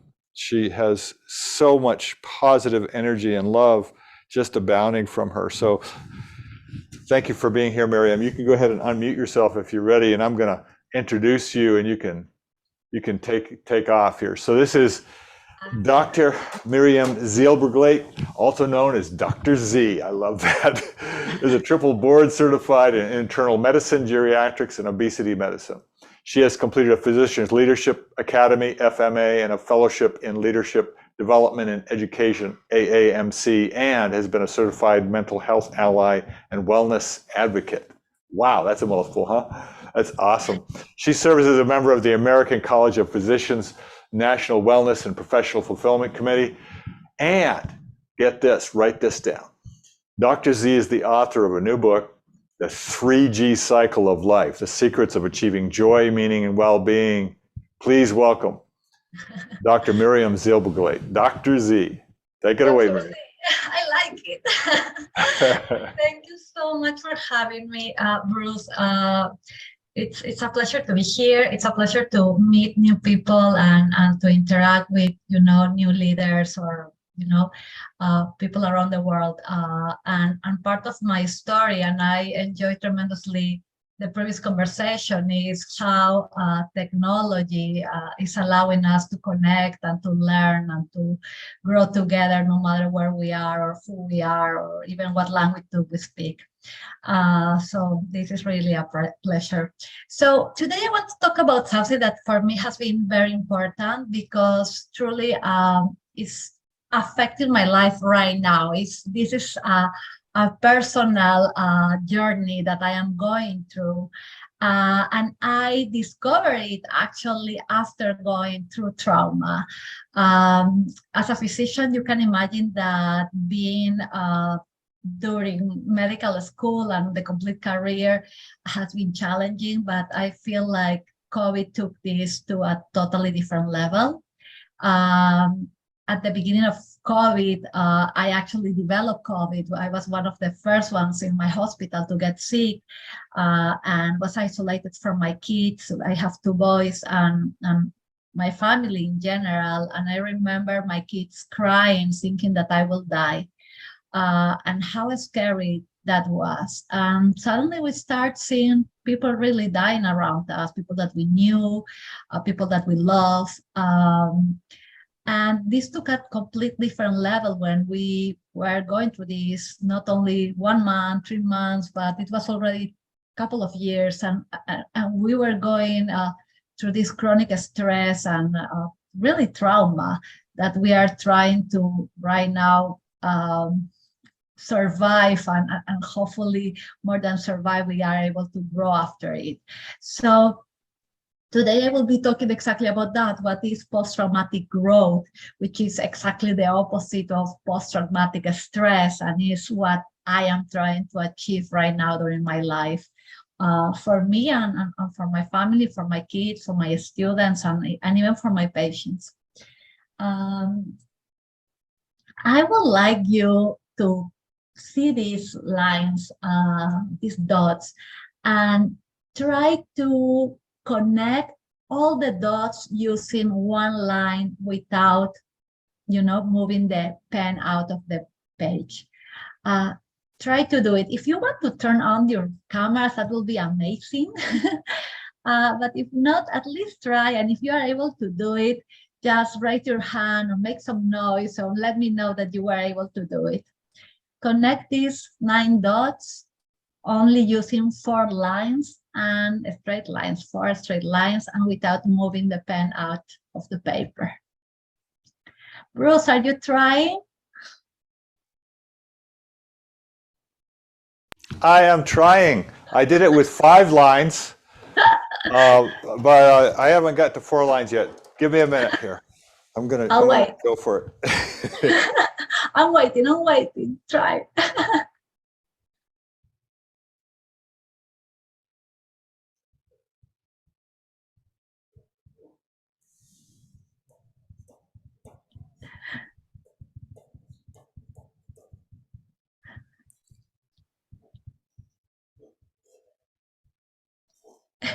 Any updates? 1, 2, 3, 4, 5, 6. I did it with 6. Is that better or worse? I don't. That's better now. So let me help you. Okay, go ahead. Where do I start here? Let's see if I can do that. Yeah. Oh gosh. Okay. Yeah. Okay. Why we always fail on this one? Why majority of us fail on doing this one? Oh gosh. The truth is that we fail because we are expecting to do this inside of the box, right? And our ideas, right? We are already biased. We grow up. We came to the world, I guess, and someone messed up with our minds, and suddenly we are biased. And we don't need to stay inside of the box to try to do that. It was not part of the instructions, but we still did it. So what I will ask all of you is today to go out of the box with me and try to understand this topic in a different way, from a different perspective, because I believe that the topic of trauma and stress has been so analyze and discuss under negative connotations that maybe changing a little the perspective will give us a different result. As Einstein will say, you cannot repeat the same procedure expecting a different result. So the first question will be if stress is always bad.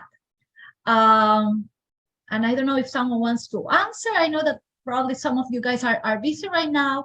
But in majority of the cases, when I ask this question, I have some answering like no, some answering like maybe, and another ones, not many, saying yes, of course, stress is very bad. And the truth is that stress is not necessarily very bad, at least not very bad, not all the time. And we can see here that stress is divided in two types of stress.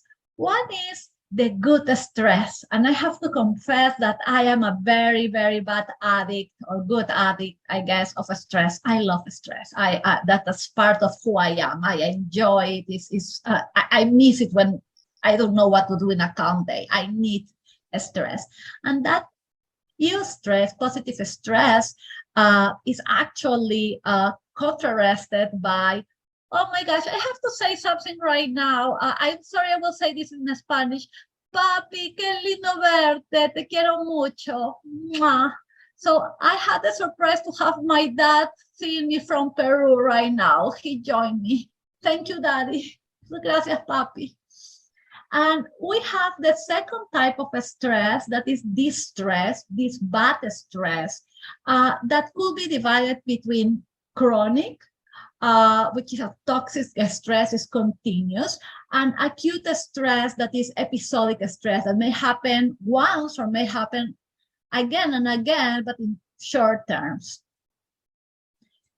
So why is so important to understand that the stress is not always bad, and that actually could be helpful? Because if we compare our stress level with our levels of performance, what we will find is that actually we perform good with the stress, with this normal level of stress that is healthy. Imagine that you have a very important test. For a physician, maybe it's the boards, and I know that the lawyers have to take also big exams and you know, maybe applying to the university or college, you have a very important test or a very important project, and you, instead of studying in the library, you're actually taking a margarita on a spa or in the beach.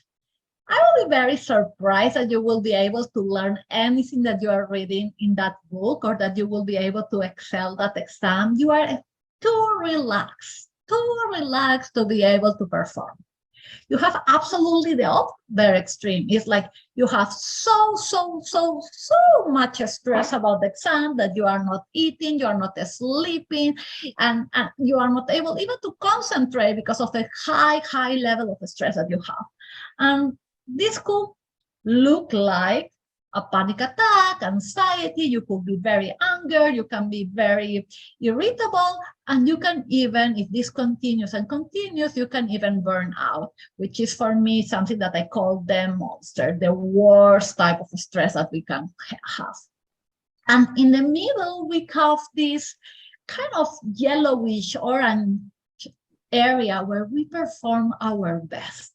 That's exactly the level that we need to be alert and oriented, to be creative, to be on top of things, and to really function.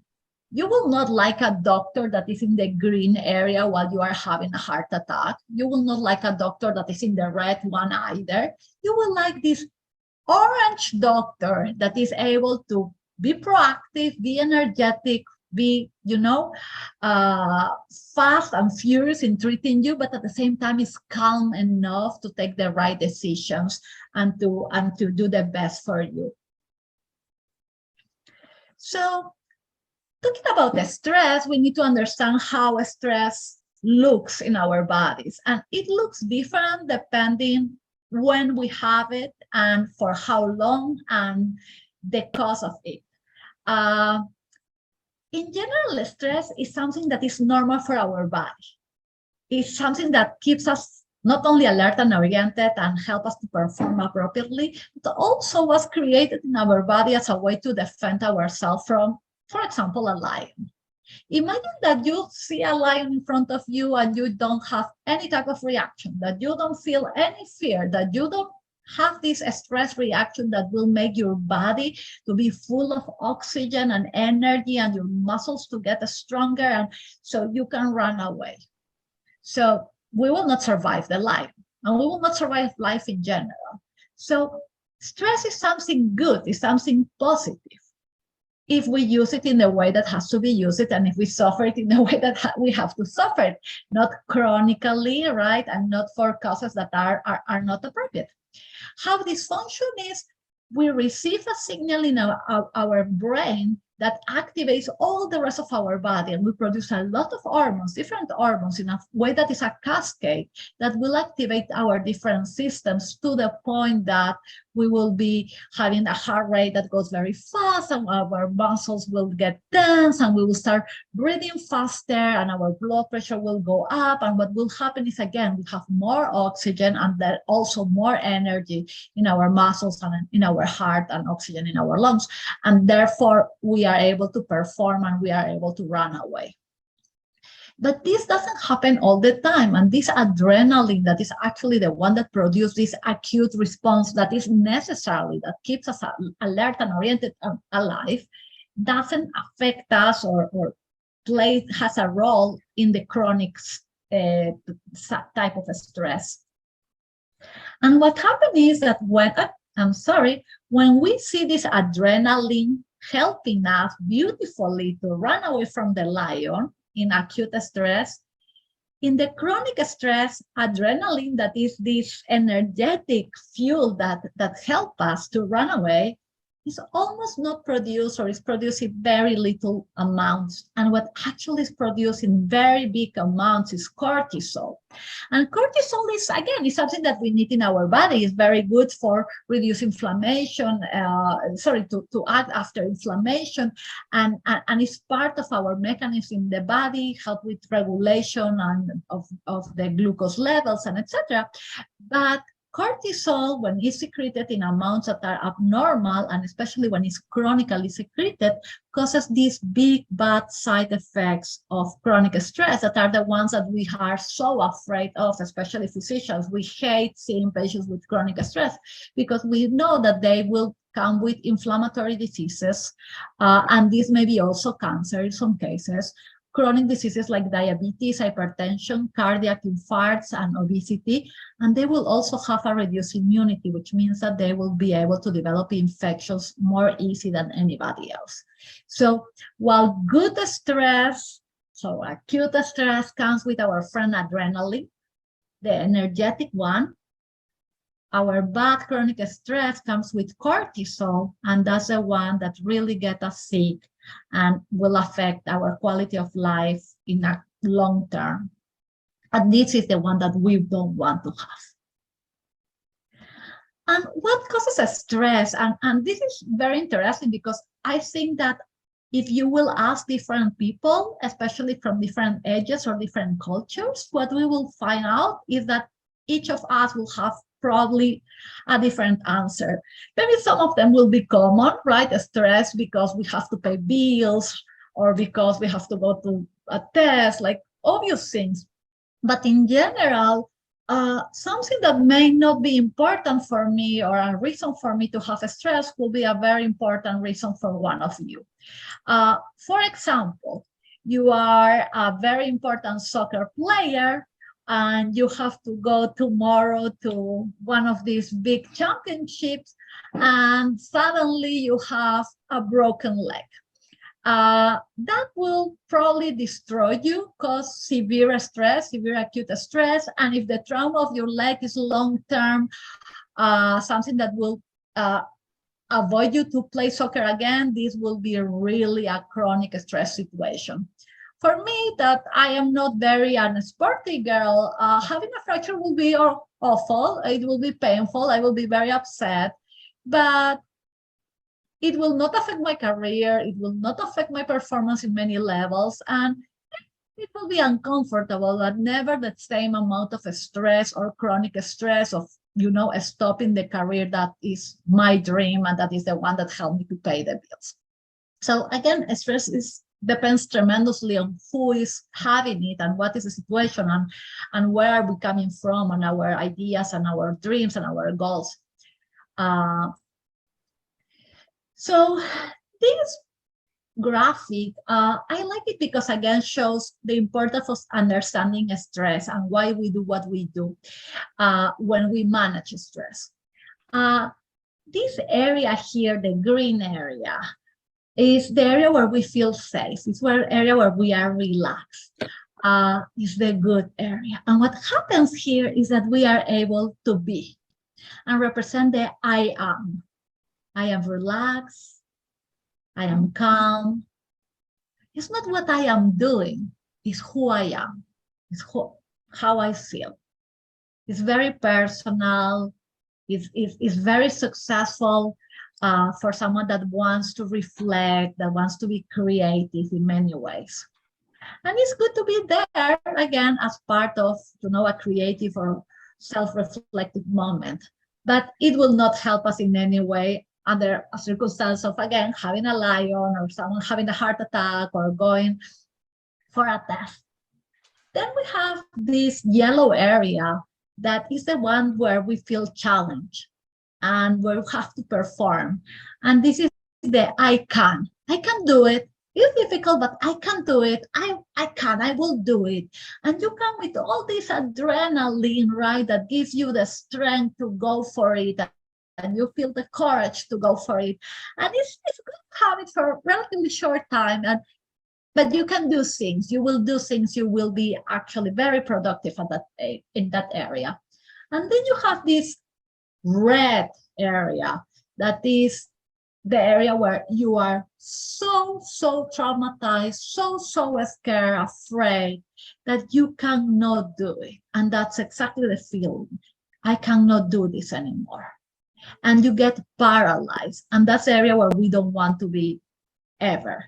And that's sometimes exactly the place where we go when we are going through chronic stress and when we are feeling hopeless and when we have this severe burnout and when we see a lot of these complications as depression and anxiety and also, of course, as a result, ideas of suicide or suicide per se. So what we need to do is to understand when we are close to a red flag and ask for help or have a backup plan to support ourselves if we get to that area. We have to enjoy this yellow part, knowing that that's not the place to stay forever. It's just a sporadic moment where we will perform.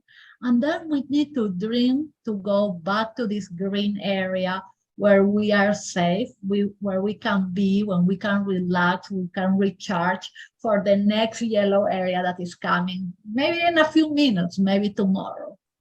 And this is how we navigate life every day. And it's normal while we don't get to this red area that really is dangerous for our well-being. And while I have been talking about stress and trauma and moving these words back and forth, the truth is that both of them represent something very similar.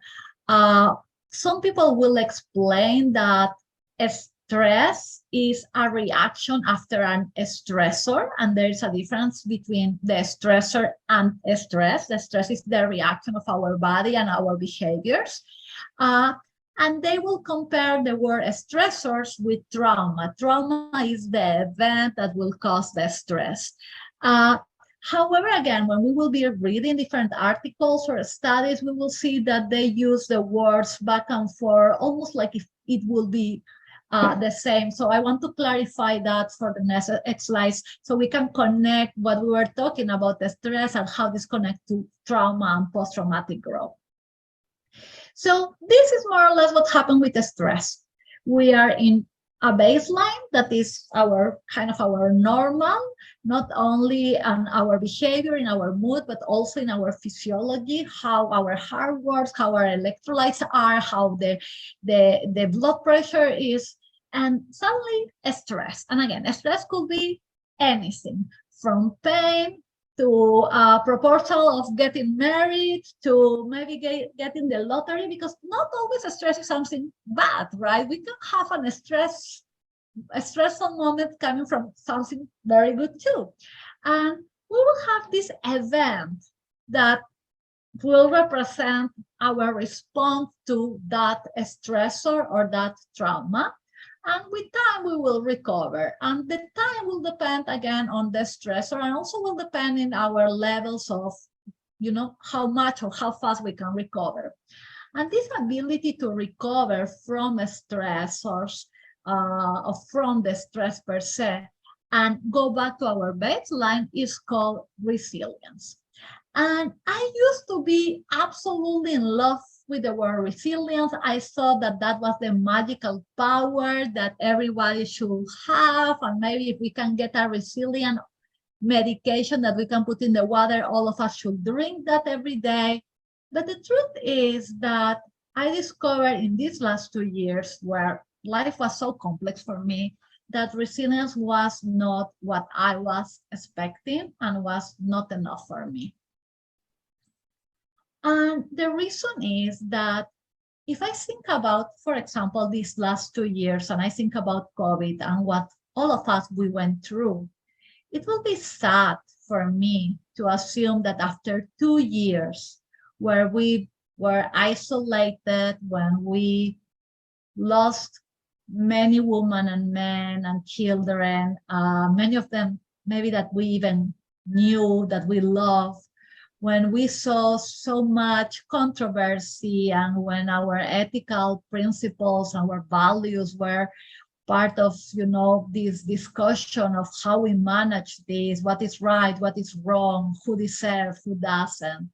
And thinking that 2 years after that stressor or that traumatic event, we are now exactly the same than before, for me, it's very disappointing. That means that all this happened and I didn't learn anything from that. I wasted 2 years of my time. I didn't use it on my favor in any way. I didn't develop any new skill. I am not better than before. I am exactly the same Miriam that before COVID. And I hope that's not the case. And I hope that us as community and as world, we are better than 2 years ago, because, oh my goodness, there were so many opportunities for us to grow and to learn. So when we think about trauma or life in general and a traumatic event, whichever it is, yes, we might go down and have a period of impairment, right? That could be functional, where we are depressed, anxious, maybe not even depressed, but sad, uncomfortable. And what happens is that we are not able to be ourselves, but in some point maybe we can go back. We can have also an area of severe dysfunction, right? PTSD could be one of them, or this severe depression that may take us even to die by suicide. We can be able to maybe recover, and that's this resilience, right, where we bounce back. But there is something even better than that, this post-traumatic growth, that is a reconfiguration of who we are. It's a reassessment of who we are, how we can get better. And this, for me, should be the goal that all of us have after some stressful moment in our life, after some challenges, or after trauma. So Tedeschi and Calhoun actually discovered or created this term in the 1995. So this is not new. This is something very old, and it's part of the theories that are involved with positive psychology. And it's considered like a self-improvement that someone will undergo during experiences that are challenges, and as I mentioned, trauma, stress. And what is interesting about this is that the idea is not to forget that something wrong happened to us, or to try to cover the sun with our hand. The idea is to actually dive in the situation and understand what happened, why it happened, how I can do this better the next time, how I can go out of this, what did I learn? And how do I avoid something similar in the future? And if you're able to do that, you will not bounce back, because now you were able to understand and to learn. And what the studies around patients or people in general that have developed this post-traumatic growth, PTG, have found is that there are 5 characteristics of those that are able to have PTG or to develop PTG. Some of them, they will have spiritual connections, and that doesn't mean that they will become very religious, but they may be now more conscious about their spirituality. They may be practicing maybe relaxation, mindfulness. They may be more religious. They may be for first time religious. So it's this connection with something that goes beyond themselves. It's something that is beyond what this one individual, me, and it's a connection with our better version and with this generalized version of how are we involved in our community, in our world, how we are beyond ourselves, and how we cooperate with others. Then is this idea of new possibilities. In some ways, for me, hope, the idea that, yeah, I went through this, but oh my goodness, since I had to leave that job, that means that I can find another one. And maybe that job was not my best option because I was not allowed to do this and that. But now that I am in another job or profession or country or with another husband, I have the possibility to. And this is idea of hope that keep those individuals trying to learn and to go beyond their baseline. Then is appreciation for life. It's not only, okay, this happened to me, but this happened to me, but I am still here and I'm still able to talk with you and I'm still able to do things. And see, 2 years later, millions of people died during COVID and millions of them lost their jobs and millions of them are having chronic diseases as, you know, a consequence. And I am here. My life is perfect. No, I went through trauma. Yes, but I am here. And I have this possibility and I am happy to be here. I am alive. And the other is related to others. And for me, that has been my magical one. Because if I have to say which of all of these helped me during these 2 years relating to others, and I have to say thank you to social media for allowing me to interact with amazing people and to allow me to feel that I belong and I have support and there's people around me that is there for me and also people around me that needs me. And that connection with others, in my case, has been the magical system for my growth. And last but not least, personal strength. That is your own development and not only development, but also a knowledge of who you are and the power that you have inside. How many times we forget that we have some abilities, that we have this imposter syndrome that makes us feel that we are not enough or that we are not good enough or that we cannot do this. And we discovered that no, we have this strength inside of us. We can do amazing things and we can believe in ourselves. And what we have been finding with the studies related to the topic is that this will improve your self-esteem. This will give you better life satisfaction and, of course, less depression.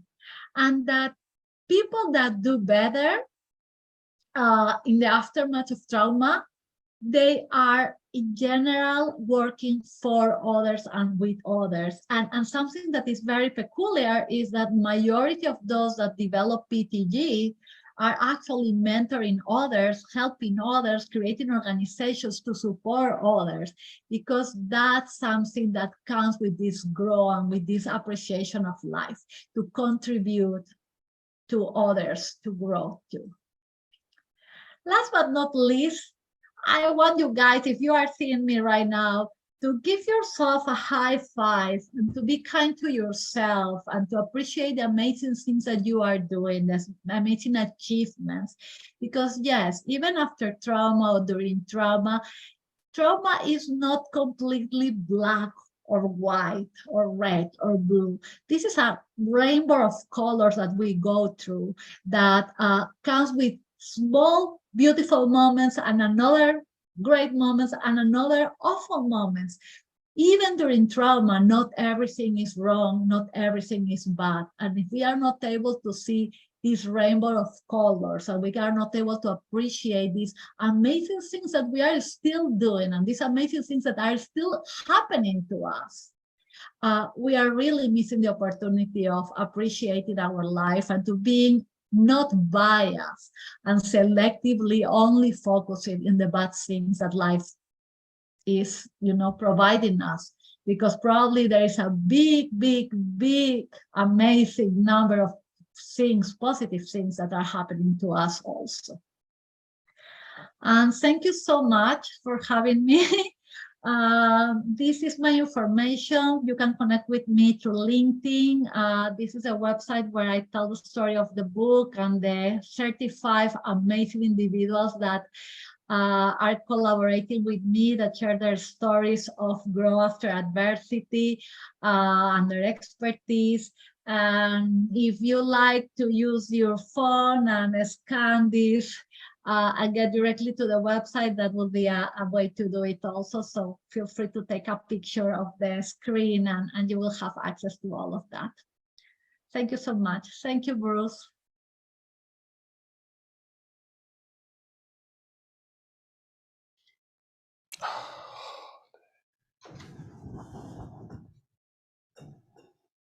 Okay, so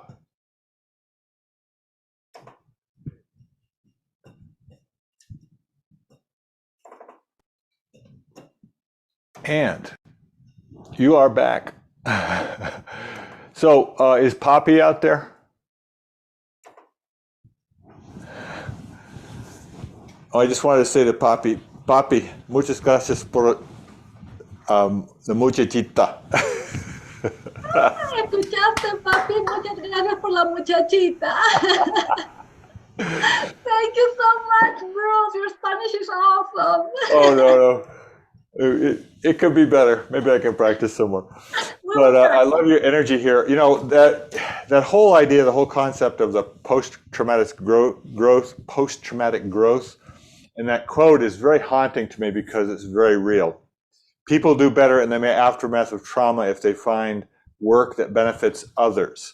To me, that's really personal. And a lot of people are saying, you know, why would I want to be of service to other people? Because I'm so busy taking care of myself, you know, and I'm so busy making money. I'm so busy, you know, going to the bar. I'm so busy watching football. I'm so busy playing video games or getting on social media. And the reality is that it's really truly ironic that when we help others, when we serve others, it actually gives so much back to us. It's unbelievable. And it's an important, I understand the disconnect there because people, you know, especially if you've been through trauma, you're trying to figure out, how do I recover from this?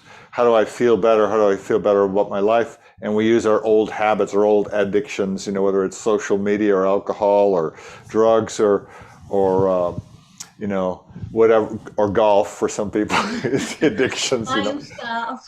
Yeah, but it really comes down to being of service to others and finding a way to do that. And there's just so many ways that you can do that. You know, whether you're doing coaching or the work that you're doing here, or therapy, but even in the community. I mean, there's always opportunities in communities, whether you're working in Rotary or you're in being an adult support in Boy Scouts or Girl Scouts, or that there's much work to be done. So I really love that, and I'm so glad that you joined us today, Miriam, and I look forward to future collaborations with you. Thank you so much for having me. You know that I have complete respect and admiration for what you do, and you talk about kindness, right, all the time. And I believe that for those that they don't know how important kindness is something that really keep us healthy, right? And that's the reason why this post-traumatic growth happens when you help others, because that activates your brain in magical ways, and you produce all these happy hormones, right, that make you feel good and well. So is something that is free medicine. We don't have to pay for it. We just need to give to others, and we will feel much better. Yes, and there are no side effects. What else you can ask for? That's right. So once again, thank you so much, Dr. Z. And I'm going to go out and get that book. Right? How does that go? Like that? That's it. The big one, yeah. I'm going to go out and get that book. I haven't got a chance to get to it yet, but we're gonna take a look at it. So thanks for being here. Bye-bye now. There's that puppy up there. All right, bye-bye. And I know my brother Todd is out there, and if you want to turn your video on while I'm talking here, that would be great. Todd, come on, step right in here and get yourself connected here. And Todd, yeah. Can you hear me, Bruce? I can hear you. I'm going to start your video. And oh, there you go. I was going to say, you need to start my video. Oh, there I am. There you are. All right. So actually, it's interesting. You know, I grew up in Maine. This is how I met Todd. I grew up in Maine, and of course, I've been traveling and doing all that sort of thing. And my biological brother, Mike McLellan, told me about this retreat that was up in Maine, and I thought it was for men. It was just it just sounded really appealing because I was dealing with the own trauma of my life of losing my oldest son, and I was really floundering in terms of how to recover from that. But I knew that getting together with men would help. And Todd was one of the attendees and facilitators for this group of men, and it had a profound influence on me. And he's also a fellow musician, so we are just everything short of blood brothers here. So let me formally introduce you, Todd, as Reverend Todd Glacy is a true Renaissance man. Yes, sir, he is. A speaker, a musician, a workshop facilitator, and an interfaith minister. He travels extensively to share his devotion for empowering people to relax and reconnect with their most authentic selves. Glacy encourages everyone to live lives of purpose, passion, and true happiness. This humble man may be creatively redefined as an enlightened advocate, spiritual explorer, and instigator of joy. That is true. Considering by many a prolific polymath, that is true as well. Todd is also a certified life coach, yoga instructor, drum circle facilitator, and the creator of the unique Gong journey work, wisdoming process, which I have experienced. It's amazing. He has produced numerous musical recordings, as was honored to serve as an audio engineer for none other than His Holiest the 14th Dalai Lama, one of my favorite people in the entire world. An enigmatic nature boy, Todd Glacy loves a myriad of outdoor activities and counts himself among the fortunate few who are struck by lightning and actually live to tell. Yes, that's it. Woohoo! Yeah, please give a warm welcome to my brother Todd Glacy. Take it away, Todd. Thanks, Bruce. Yeah, so I don't know what to say about all that, but yeah. So today, what I wanted to share with you, and I'll just give you just a real quick background. So, with all the stuff that I've done in my life, all these various types of creative and spiritual and counseling type careers and working with people, found that and we all really appreciated Miriam going just before me, this idea of talking about stress and anxiety and how that works and how it is such a huge part of how we live and experience life. And the awareness of that is the huge first step that we have to take. So for me, I spent a lot of time teaching meditation and things like that. But you realize quickly that if people are stressed and anxious, it's really hard to calm the mind and meditate. And so I got into trying to help facilitate relaxation. I worked as a school counselor for many years and trying to teach kids that. And one of the things that came up for me in that regard is that you can try and teach people to relax, and you can teach them even if they're stressed and whatnot. But if people are suffering from exhaustion, from lack of sleep, that kind of overrides everything. And so I started going down that path and spent a lot of time sort of researching and studying it, because, when you look at sleep, especially in society, there's so many people suffer with sleep issues and insomnia, whatever. And there's the fallbacks are usually drugs, or there's a whole lot of stuff out there, a lot of information, misinformation, products, people trying to get you to buy stuff. And I'm kind of a naturalist at heart. I believe that my body basically knows what to do. And so I spent some time creating what I call the Sleep Master training, Sleep Master consulting. And the idea with that is to really just help people understand sleep, because, you know, when we understand something on an intellectual level, it helps us make better decisions in that regard. So I'm going to try and share my screen here, Bruce. Let's see if that works. Boom. All right.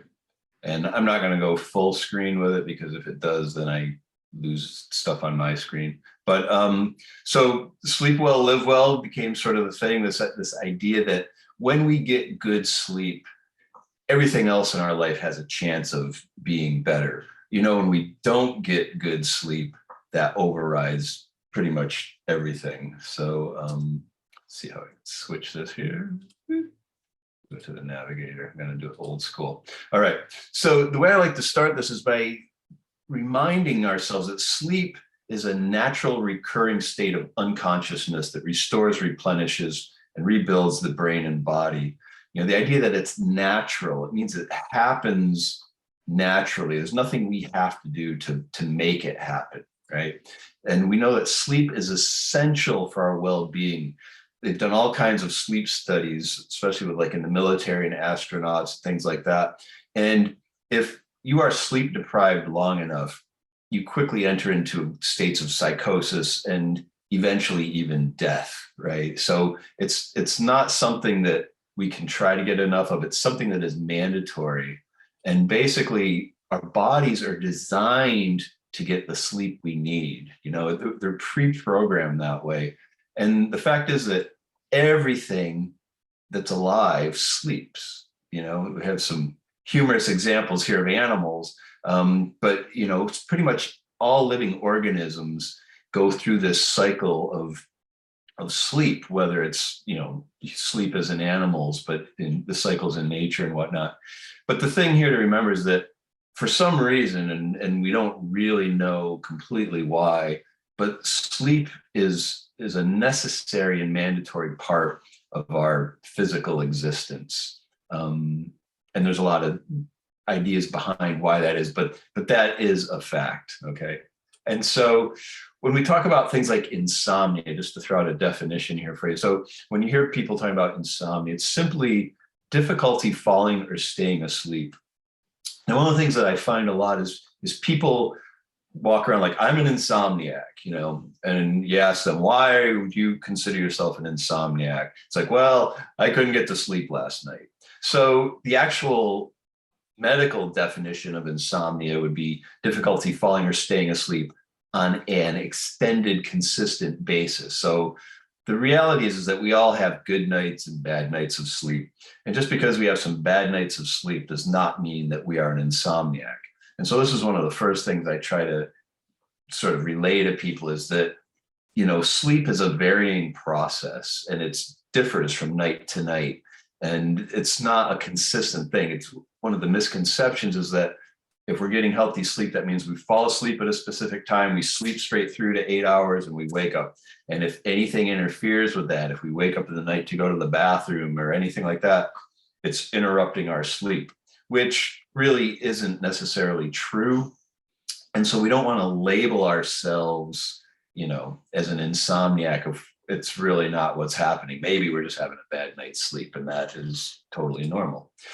So just to do a quick overview, one of the first things that we have to do when we're analyzing our sleep process and our personal sleep experiences is we want to figure out why it is that we're having an issue, okay? And it really comes down to two things. If we're having a hard time sleeping, if we're unable to sleep, it's either because A, we don't really need sleep, okay? Now this happens a lot, especially, you know, for people that have a very strict schedule. It's like, well, I need to be asleep at 10 o'clock. Well, if for some reason your body's not tired at 10 o'clock, you're probably not going to be able to fall asleep, okay? And so this is one of the traps we fall into is then we begin to force it. So we start messing with our brain and body chemistry by taking drugs, or we do, all these other things to try and squeeze ourselves into this compartment. A real quick tangent is throughout most of human history, we've not had this compartmentalized sleep. It wasn't until the Industrial Revolution that this idea of sleep, life being broken into, three sort of areas of, work, non-work, and sleep. And you get 8 hours of sleep, you work for 8 hours, then you have 8 hours to do the rest of your life. And life isn't really that way. And so this has caused a lot of sleep issues for a lot of people over the last 100 and some years, is this thought that, I have to be able to, this is my sleep time, I have to be able to sleep. Typically it was around the cycles of daylight and circadian rhythms and things like that. So again, this is another thing just to be aware of, is that if you're not tired, you're probably not going to be able to fall asleep. And that's natural, normal, and healthy and okay. Of course, then we start stressing out about, I have to wake up in, 4 hours or whatever.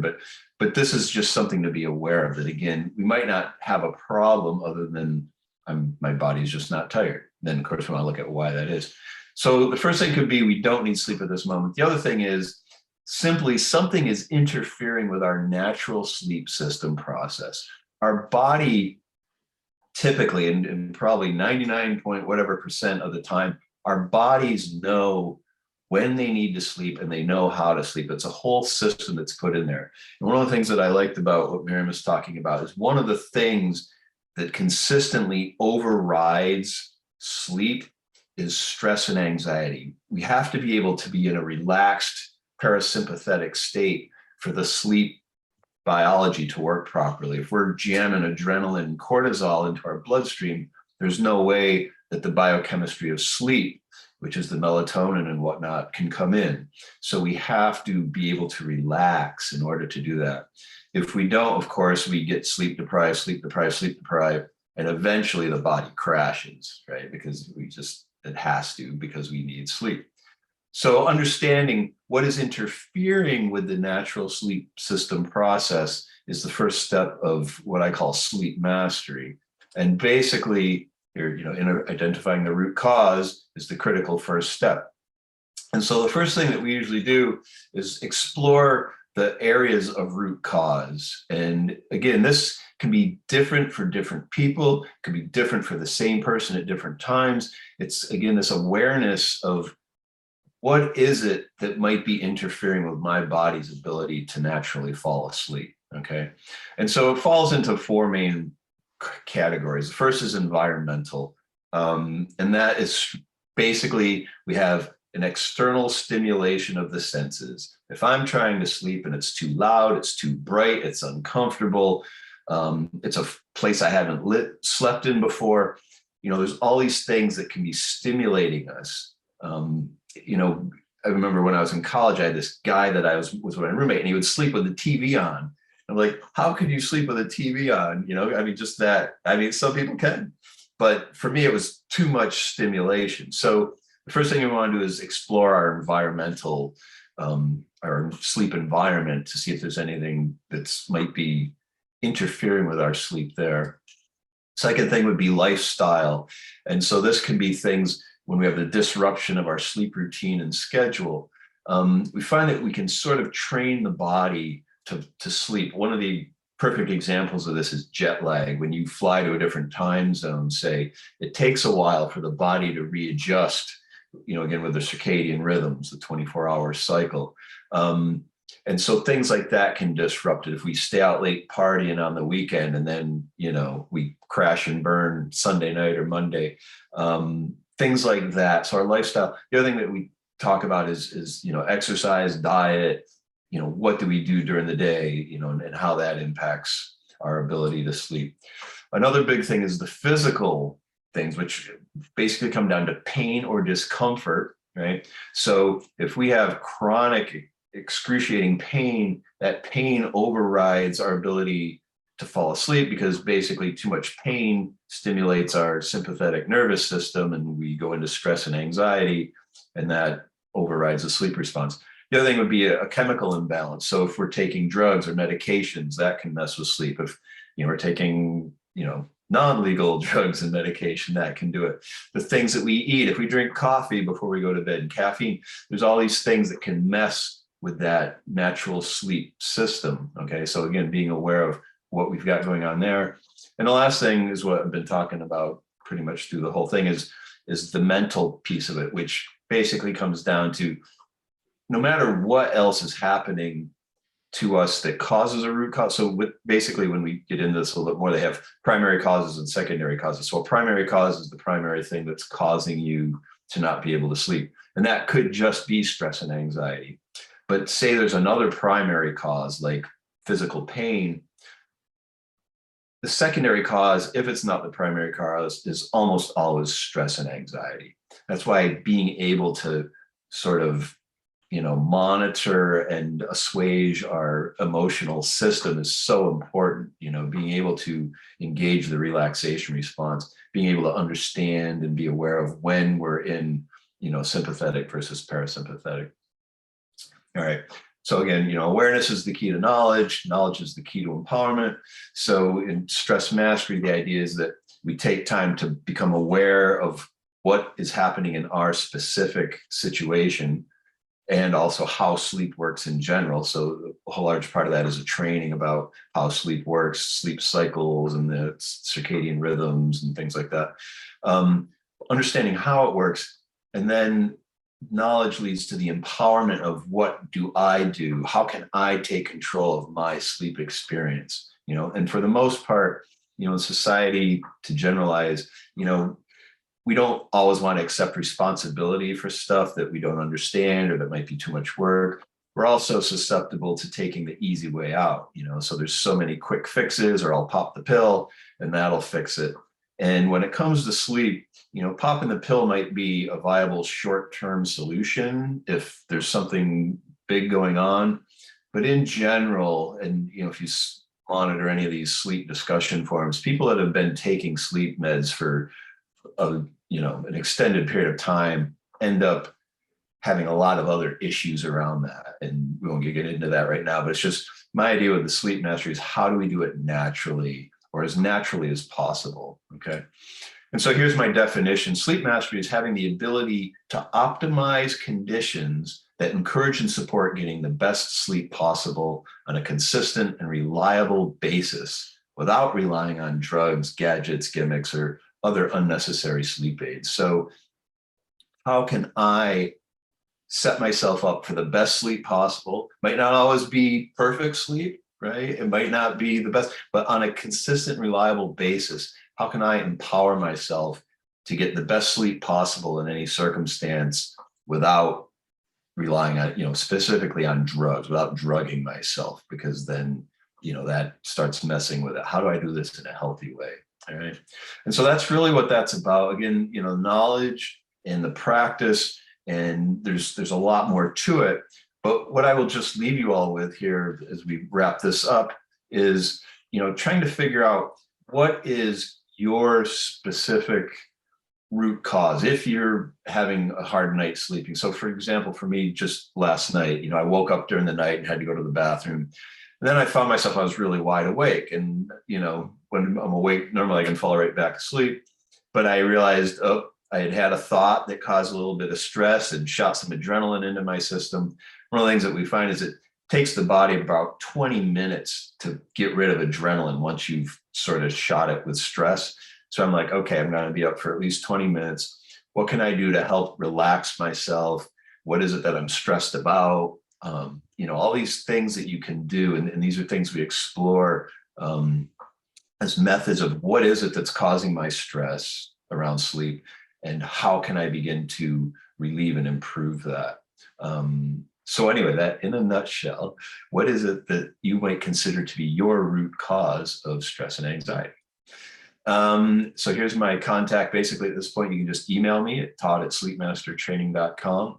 I do have a website up as Sleep Master Consulting. It's being put together. But yeah, I like to speak to people directly. So if you want to shoot me an email, and if you have any questions, or I can even send you the first step to the Sleep Master Consulting is a free call where basically we just go over your history, what it is you're struggling with, and come up with some ideas as to what might be a good next step for you. It might be seeking professional advice from a doctor. It might be something like that. It might be something like what I'm offering with sleep consultation. But it's really just to sort of flesh that out, see what's right for you, and then help you make an informed and, hopefully healthy next choice around that. So with that, I will pause and stop sharing my screen. And if anybody has any questions, I'd be happy to try and answer them.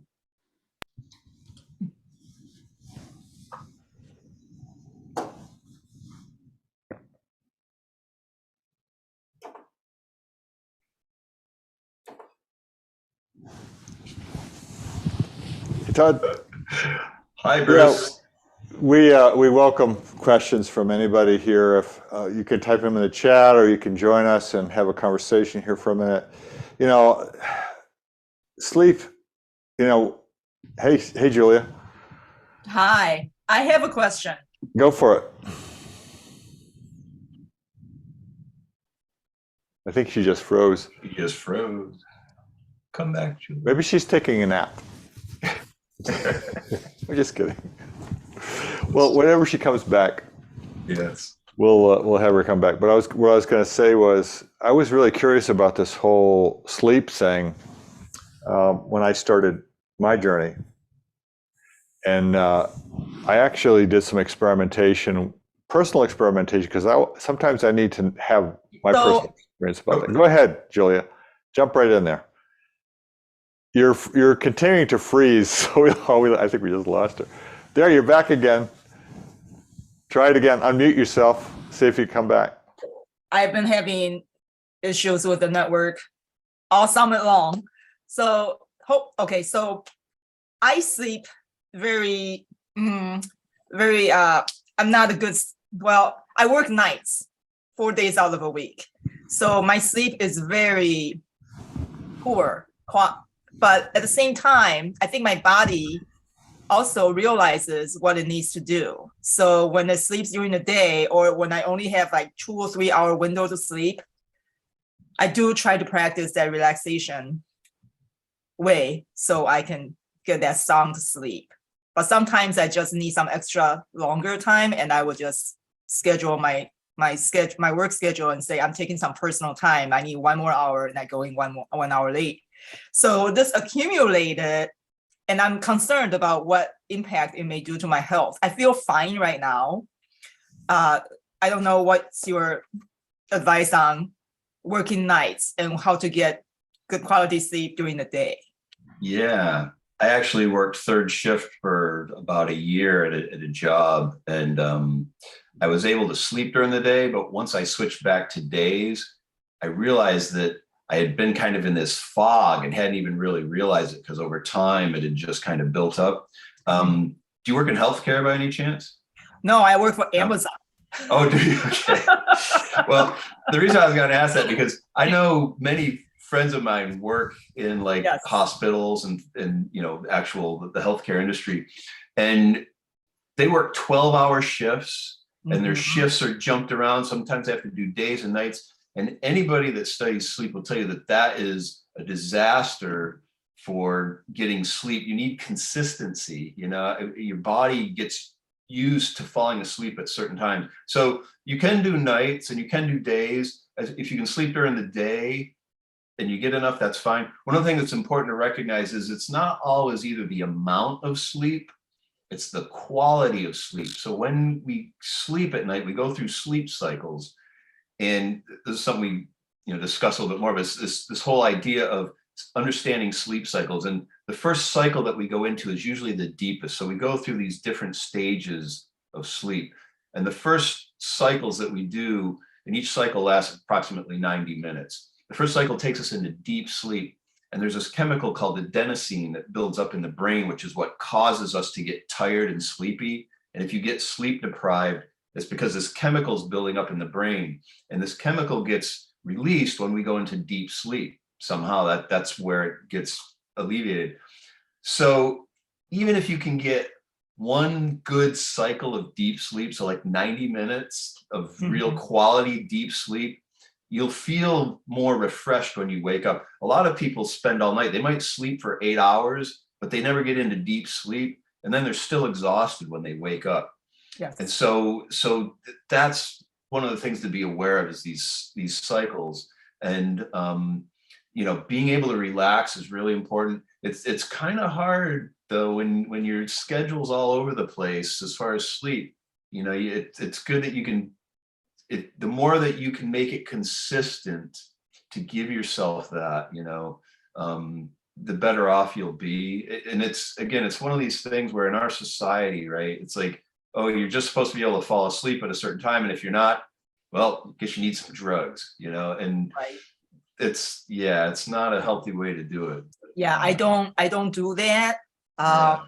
But I do have coworkers that do that. So okay. Yeah. Well, Yeah. I really enjoyed your talk. And Well, thank you. Yeah, and like I said, feel free to reach out if you have any other questions or whatnot. I'm always happy to just help you as much as I can with just some basic art. Because like I say, there's so much disinformation, helping just to understand how it works. Even Mhm. for me, that was a huge thing. It's like, oh, okay, now that I understand how sleep works, I can use that to my advantage. And if life is throwing stuff at me, I can still figure out ways to make it work to the best of my ability. Right. It might not always be perfect, but how do I get what I need, as consistently as possible? So yeah, good luck.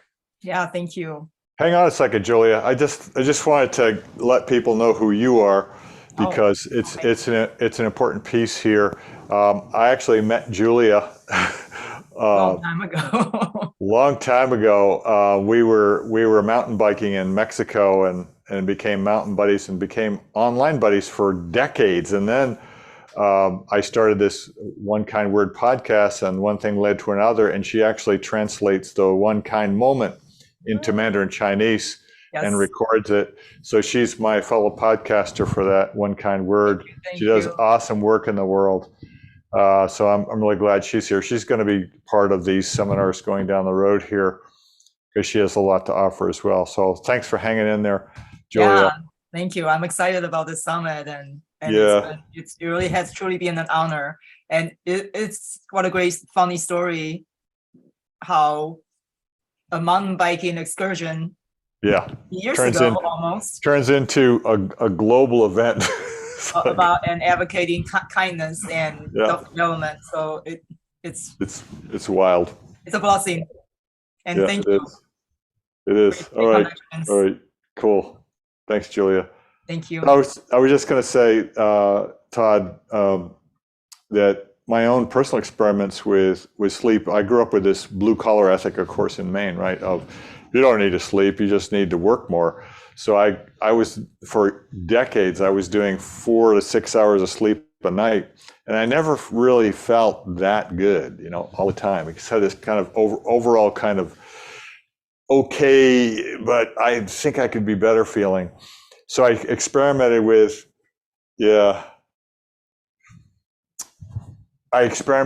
different kinds of things, like meditating more, changing my diet and all that sort of thing. And the number one thing that changed my well-being was sleeping more, getting 7.5+ hours every night, or working on that, and it was a drastic change, in terms of my mental capacity, my ability to perform physically. All those things shifted drastically when I started doing that. And it was a huge epiphany to realize how important that is. So the work that you're doing is incredibly important, and I'm glad that you're able to join us today, because I get to hang out with you for a little while here. So that's kind of cool.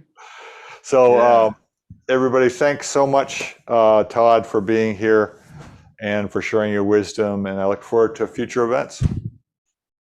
We have some hands up. Oh, we got some hands up. Go ahead. Oh, Caleb's here. Oh, do you have a question, Caleb?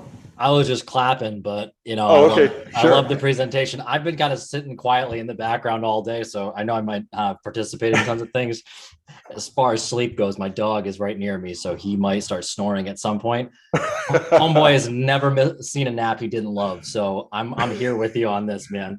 So and I can attest to my own stuff where I've gone through some interesting periods in my life where sleep was at a premium and maybe getting 3-4 hours of sleep a night, and literally thought I was like my place was bugged, like a paranoia was like setting in. So and that's as somebody who owned a wellness center, so I get it, and I really appreciate the stuff you're sharing right here, because it's in the fitness and health world, there's a saying, like, it's not how hard you train, it's how well you recover, and that's profound. So thank you for just sharing all the stuff around sleep, because it's needed. Yeah, thank you. I appreciate that. Awesome. Well, listen, Todd, I will catch up with you at a later point here. Thanks again for your wisdom and for your amazing personality out here. We love having you here. So till next time, brother. All right. Thanks, Namaste. Bruce. All right, Caleb. So we met online, but the best part is we actually met in Albany, near where you live. Cheers. And shared some food, which, you know, the more I read about food, it's not just about the nutrition, it's about the social element. And we certainly experienced that together, having some great food and some great conversation. 100%. So I'm glad you're here. Caleb is the finisher. The finisher sounds very like massacre kind of style. You're the closer. Like the Arnold Schwarzenegger of fitness, right? We'll go with the closer. How about that? And hopefully the closer. That's what I was trying to think down. Sure, yeah.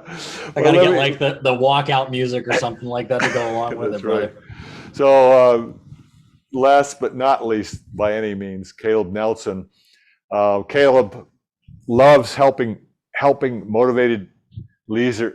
Sorry, let me start all over again because my tongue is starting to fall all over itself here.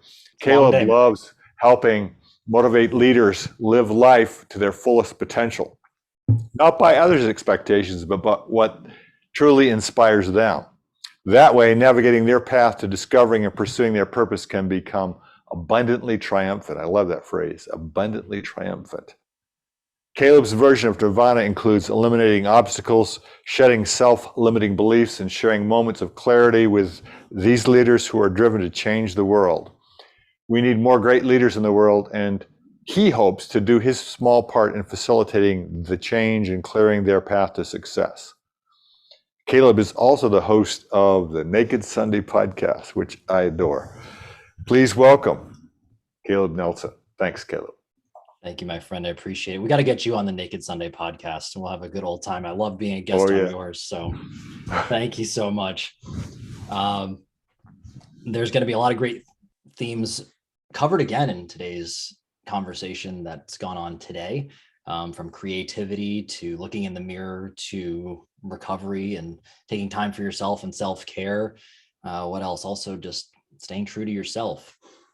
And today's conversation, it's titled, Why Do You Love Yourself? How to Look Better Naked Inside and Out.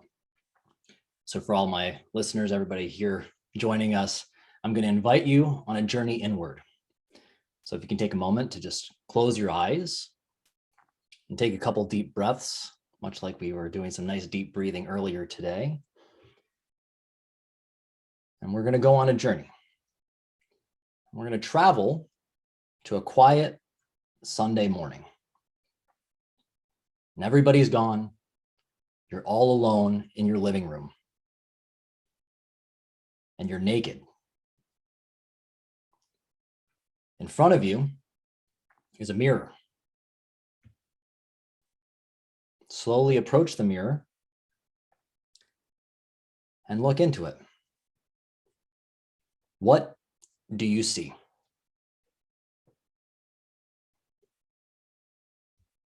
As you gaze from head to toe, I want you to observe the feelings that come up. How are you speaking about yourself? Where does your mind go?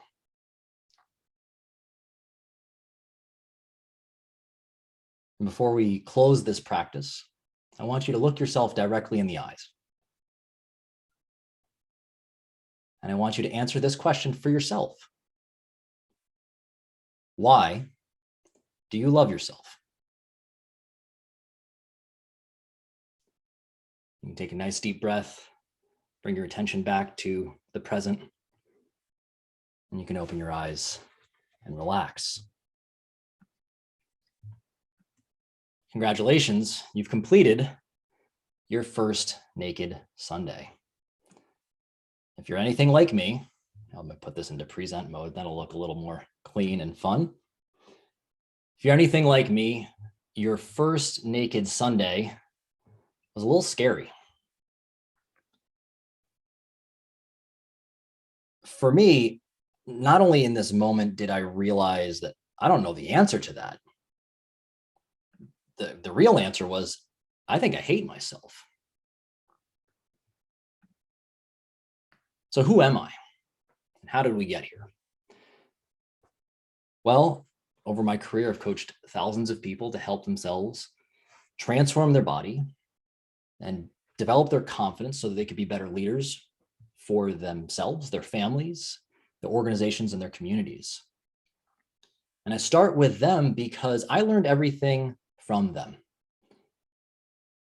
from my community, from my friends, from my family, and from my wife. I owe a lot of these realizations to them because they're the ones who taught me it all.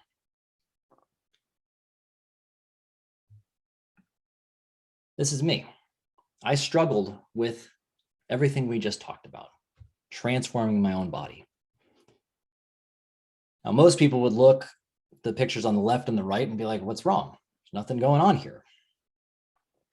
Well, when I see those pictures, the one on the left and the one in the middle, the one on the left, I was wildly insecure, chronic anxiety, I had just gotten dumped, felt alone all the time, was training like a crazy person, waking up every day with chronic back pain, my knees and my joints and my wrists and my ankles, and everything was hurting all the time because I was trying to chase some dragon of idealistic perfection to more or less win a girl back because I didn't feel like I was enough. That progressed itself to the picture in the middle. Now, while I could lift over 300 pounds on my bench and squat 400 some odd pounds, I was there on steroids because I wasn't enough. No matter how hard I trained, no matter how strong I got, I still didn't feel like I was good. Ironically, of the three pictures here, the closest I was to happiness was the picture on the right. This was at my heaviest. I was about 40 pounds overweight. And mind you, I also owned a wellness facility at the time. I felt like a hypocrite and something was missing in my life. So this is the story of how I transformed my body, reconnected to my loved ones, rediscovered my passion for my work. And most importantly, while I loved what I saw staring back at me in the mirror, I learned how to love the man and the person that was on the inside. And I did this all without hating my life in the process. And my singular hope today is to encourage you to give yourself permission to love yourself. And that's been a recurring theme throughout this entire seminar and summit. And hopefully I can put this into one nice little small packaged box and you can take it on your own journey. Because for me, this was transformative. And the first time I was ever exposed to this idea was a book called Psycho-Cybernetics. Very brief overview. It was written by a plastic surgeon who would do these amazing transformations instantaneously. And that's a relative term. But if the person who received the treatment did not change the voice and the persona on the inside, no matter what they saw looking back at them in the mirror, was the ugly duckling before that. It never changed and it never stuck. So today, as we start to consider, how can I support you? It'd be crazy for me to say, like, hey, you don't want to create your dream life? Who doesn't? Have the beautiful family, the lovely home, six-pack abs, travel, have the money in your bank account that you need to feel safe and secure and do the things you enjoy, to be creative and be valued for it appropriately. But more importantly than all of that, it's that sense of inner peace, where the inner chatter comes down and quiets itself, going from a dull roar to quiet chatter to silence and stillness. And you can be happy with yourself. So how do you go from this burnout life cycle where you're constantly chasing everybody around, really helping people build their own dreams, except forgetting to take care of yourself in the process? How do you go from that to this, to that feeling? I feel like there was a commercial that had that one, that after they cracked open a can of whatever it was. I think we all love that idea of the white sandy beach and the quiet crashing of the waves on the sandbar and the gentle breeze and the sun on our skin and that relaxed feeling, knowing that our family and our friends are surrounding us. How do we get there? And how do we do that without hating our life in the process, with the restrictive diets and the crazy intense workouts and destroying our relationships and just feeling strung out all the time? So let's start this exploration with some words for thought. This is one of my favorite quotes. It's from Dr. Martin Luther King Jr. Darkness cannot drive out darkness. Only light can do that. Hate cannot drive out hate. Only love can do that.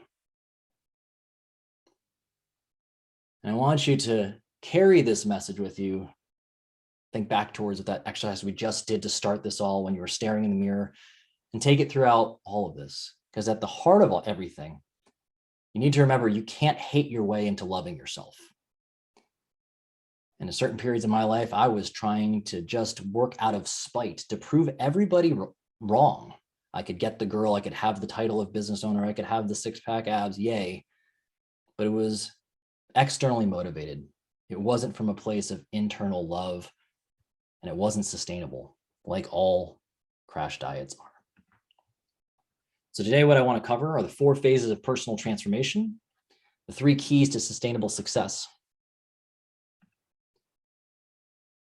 This is the cornerstone of, well, we'll call it the Naked Sunday method. Happiness starts at home. And home is an acronym for the 4 phases: honesty, organization, maturation, and endurance. With this, we're going to break down where it is the pitfalls in people's path towards, we'll call it their ideal life, towards transforming their body and maintaining the results that they have achieved. And being that there's a lot of leaders on this call, whether you are the leader in your family as a parent, or you're a leader of an organization, or your boss, or whatever it is, as Bruce mentioned earlier, we're all leaders of our own life. And I want you to think of this step stool here as your podium to present your message. I know Brenden talked about that earlier, about being a great communicator and a great speaker. To be a great leader, you must be able to step up and be a role model, to step up above the fray, rise above the fray, and communicate your message with clarity and confidence. But if you're always worried about one of these legs of the stool underneath you being shaky or unstable, you're always going to be looking down, uncertain about where you're going.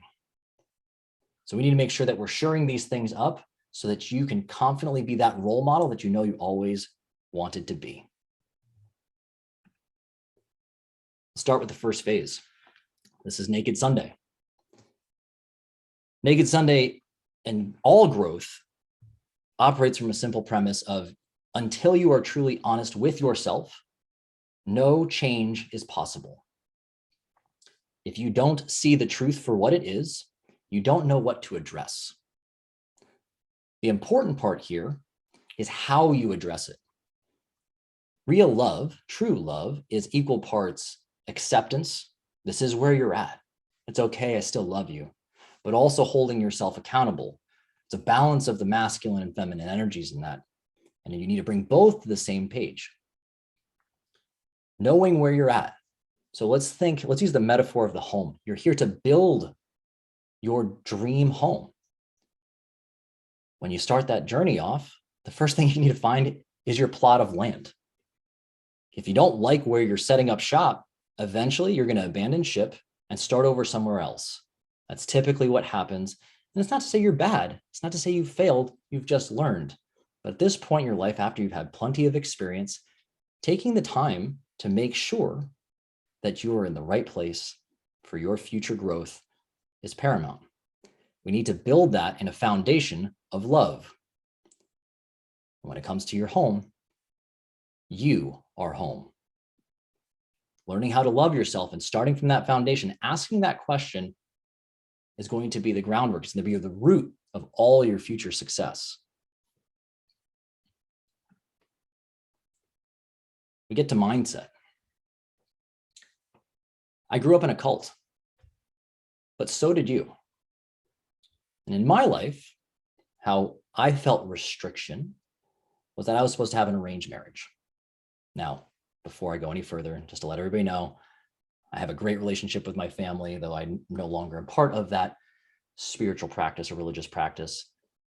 And part of this whole practice I'm telling you about today, this method, is how I actually came back to building deep and meaningful relationships with my loved ones, because I was able to forgive, to understand and appreciate and accept, and set up boundaries that allowed our relationships to flourish. Now, why do I say you grew up in one as well? Well, we must pay attention to the language of dogma, and it surrounds us all right now. Everything is binary: red, blue, black, white, right, wrong, good, bad. It's all shame and guilt, but we're forgetting that these binaries, the good versus bad, right versus wrong, should versus shouldn't, they're forgetting one very fundamental thing: compared to what? And chances are it's been compared thus far into your life to what somebody else wants, to what their idea of perfection and what is correct to be. At the end of the day, they're not living your life. You're the one waking up every day, putting on your shoes, going to your job, working on your marriage, your relationships, doing your exercise. They're not going to do the reps for you. So it's important to start by asking yourself this very thing: why do you love yourself? What do you care about? I'm telling you right now, this was not easy. And when we get to one of the next ones, I had to rely on some other people to help me with this piece. Which takes us now to our organization phase. At great risk of having my wife be able to publicly hold me accountable, she's the cleaner of the house. She likes things a little more tidy than I do. And yes, happy wife, happy life, she is right.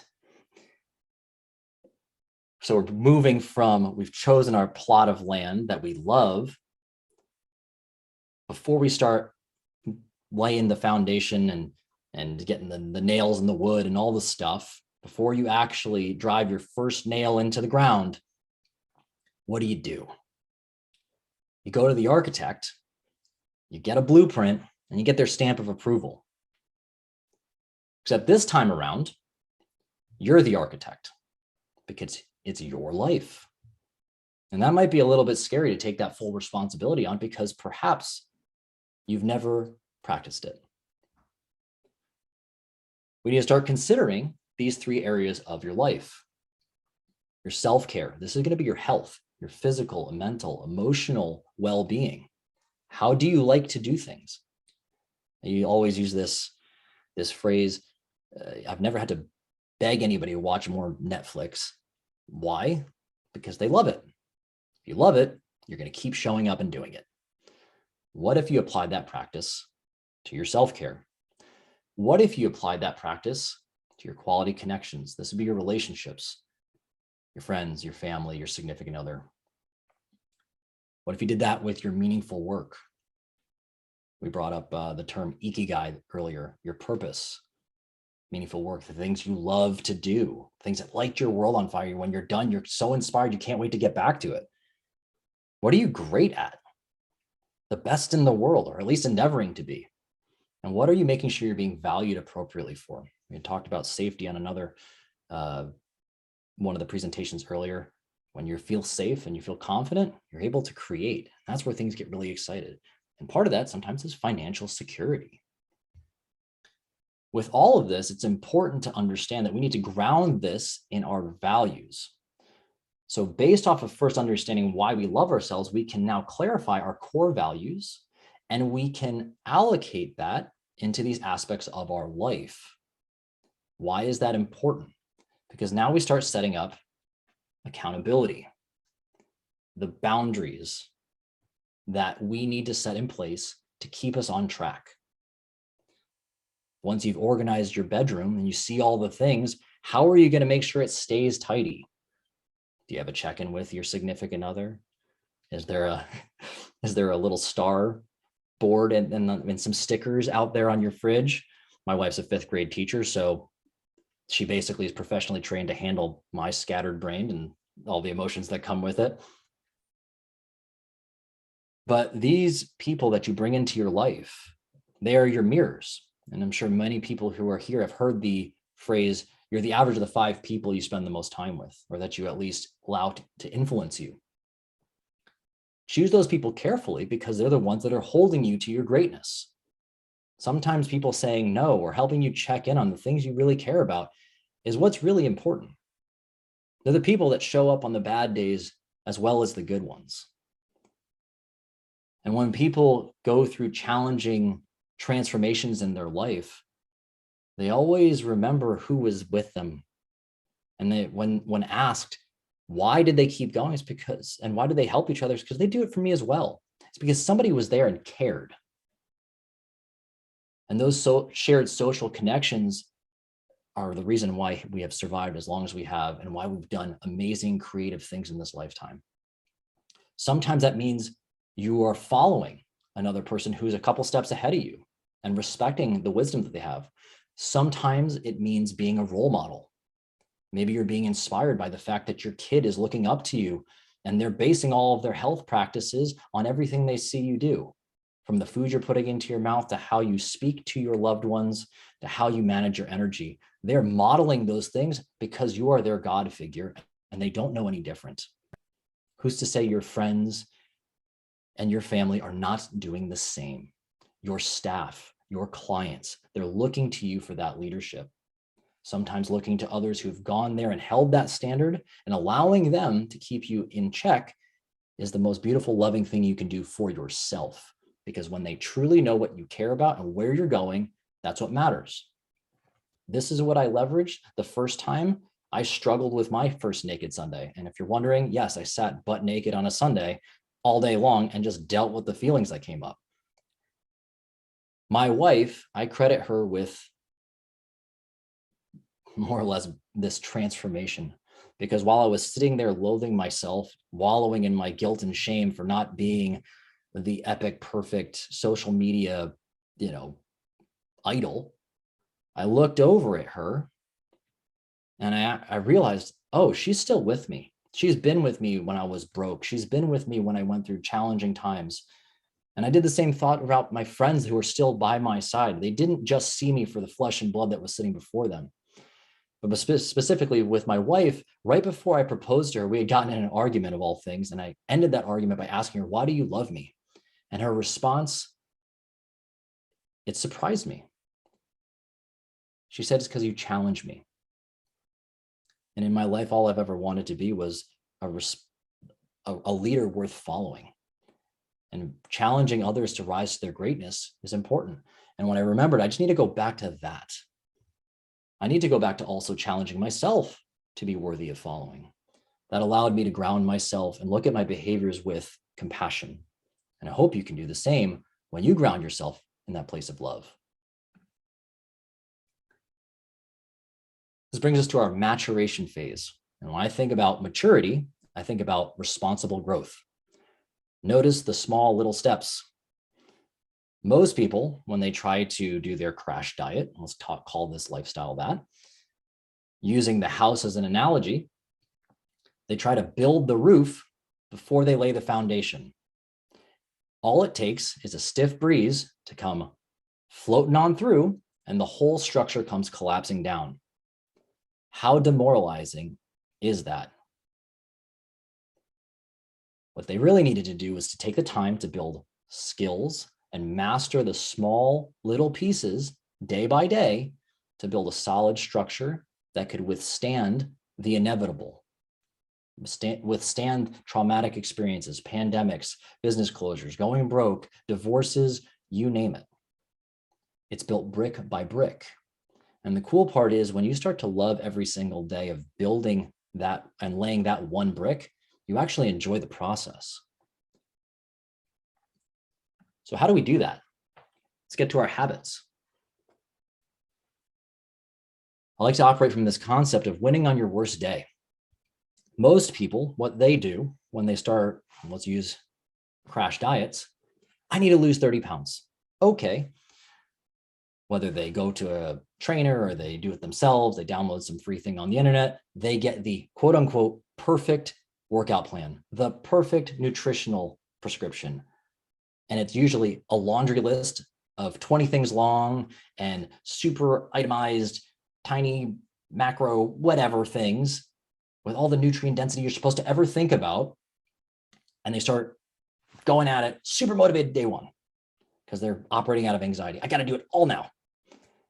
Well, they get through it the first day, they feel okay, but they're really tired.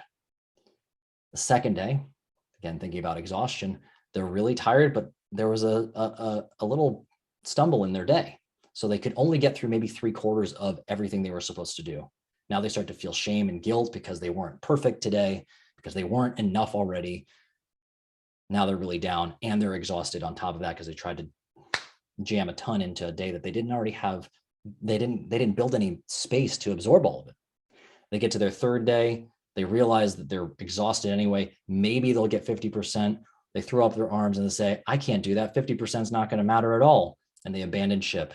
And the next day and the next day and the next day, one of those days in that week or the next 3 weeks, they just let it go because they were overwhelmed and they couldn't keep it up.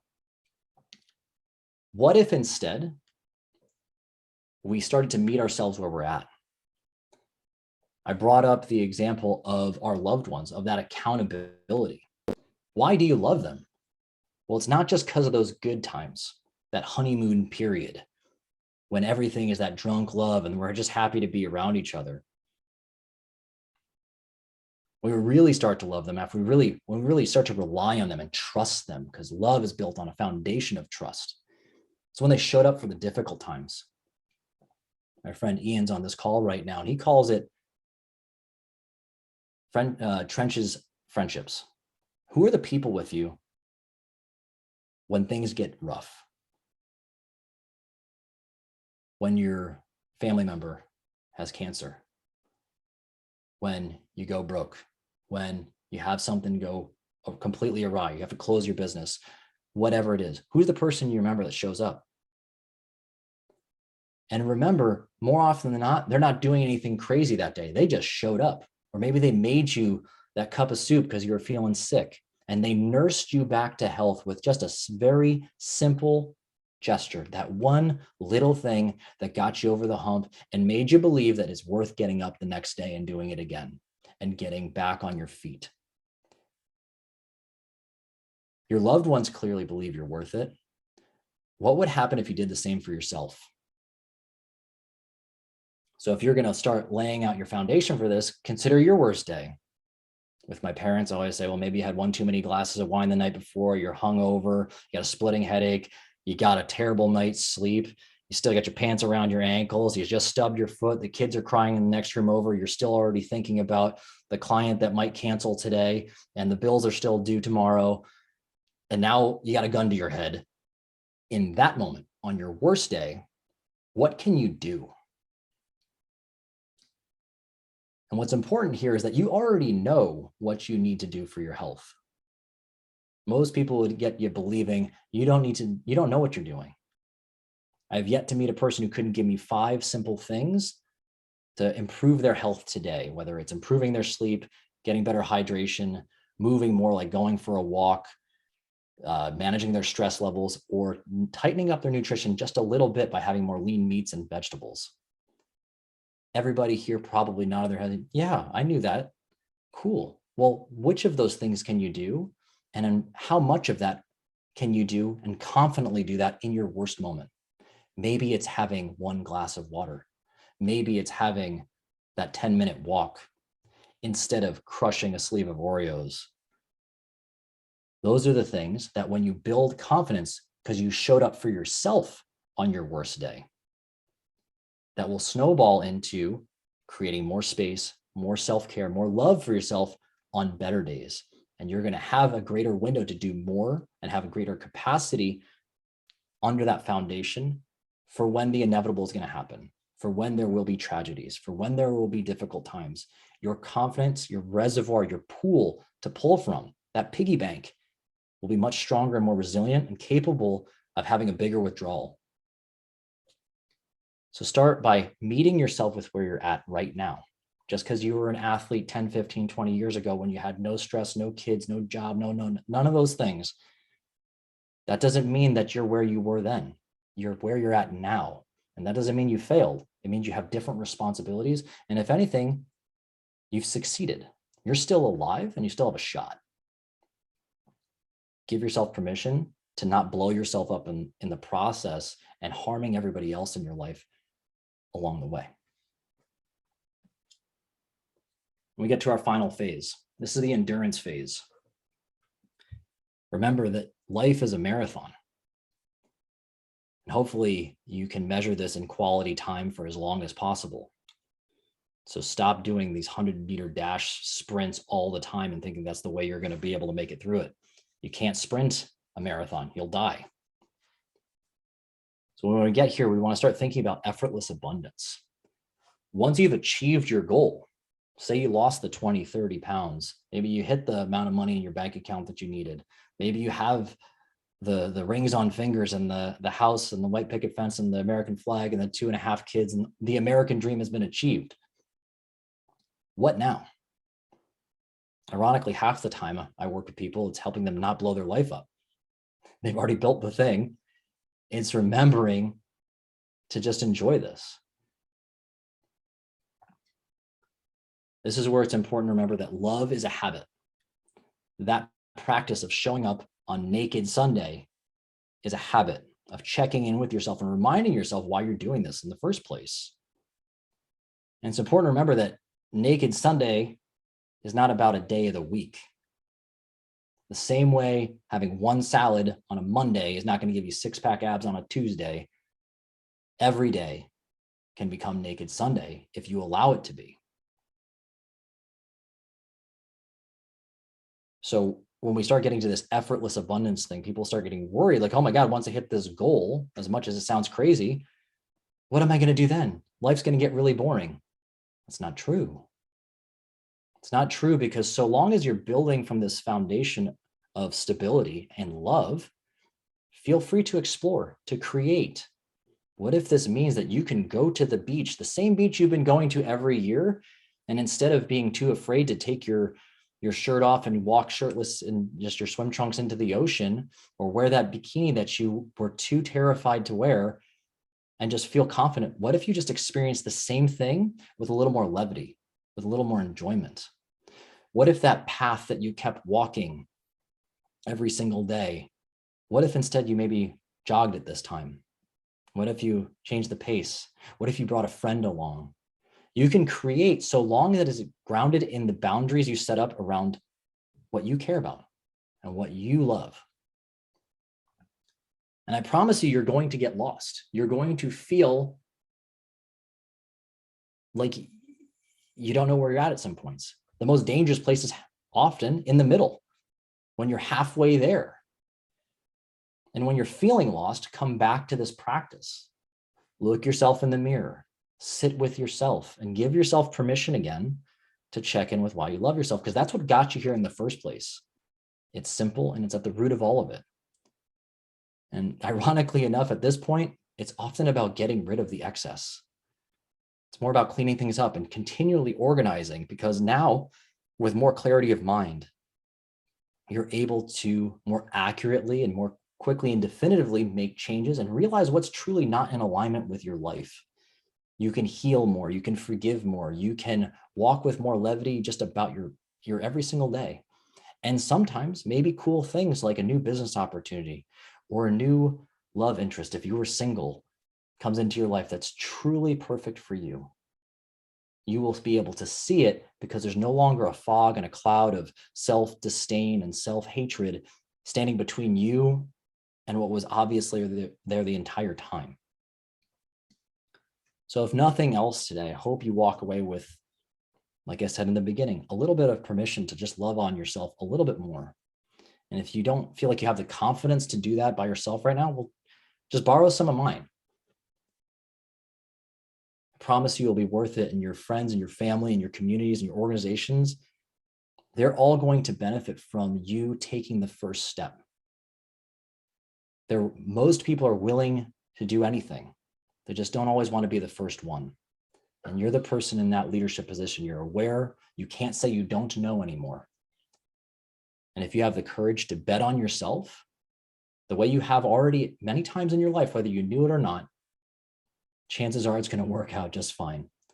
And even if you do stumble along the way, the people that truly love you will be there by your side the entire time. I want to thank you for sharing your time and your energy and your attention with me today. Until next time, I hope I get to meet you at some point again. I remind you to love every body.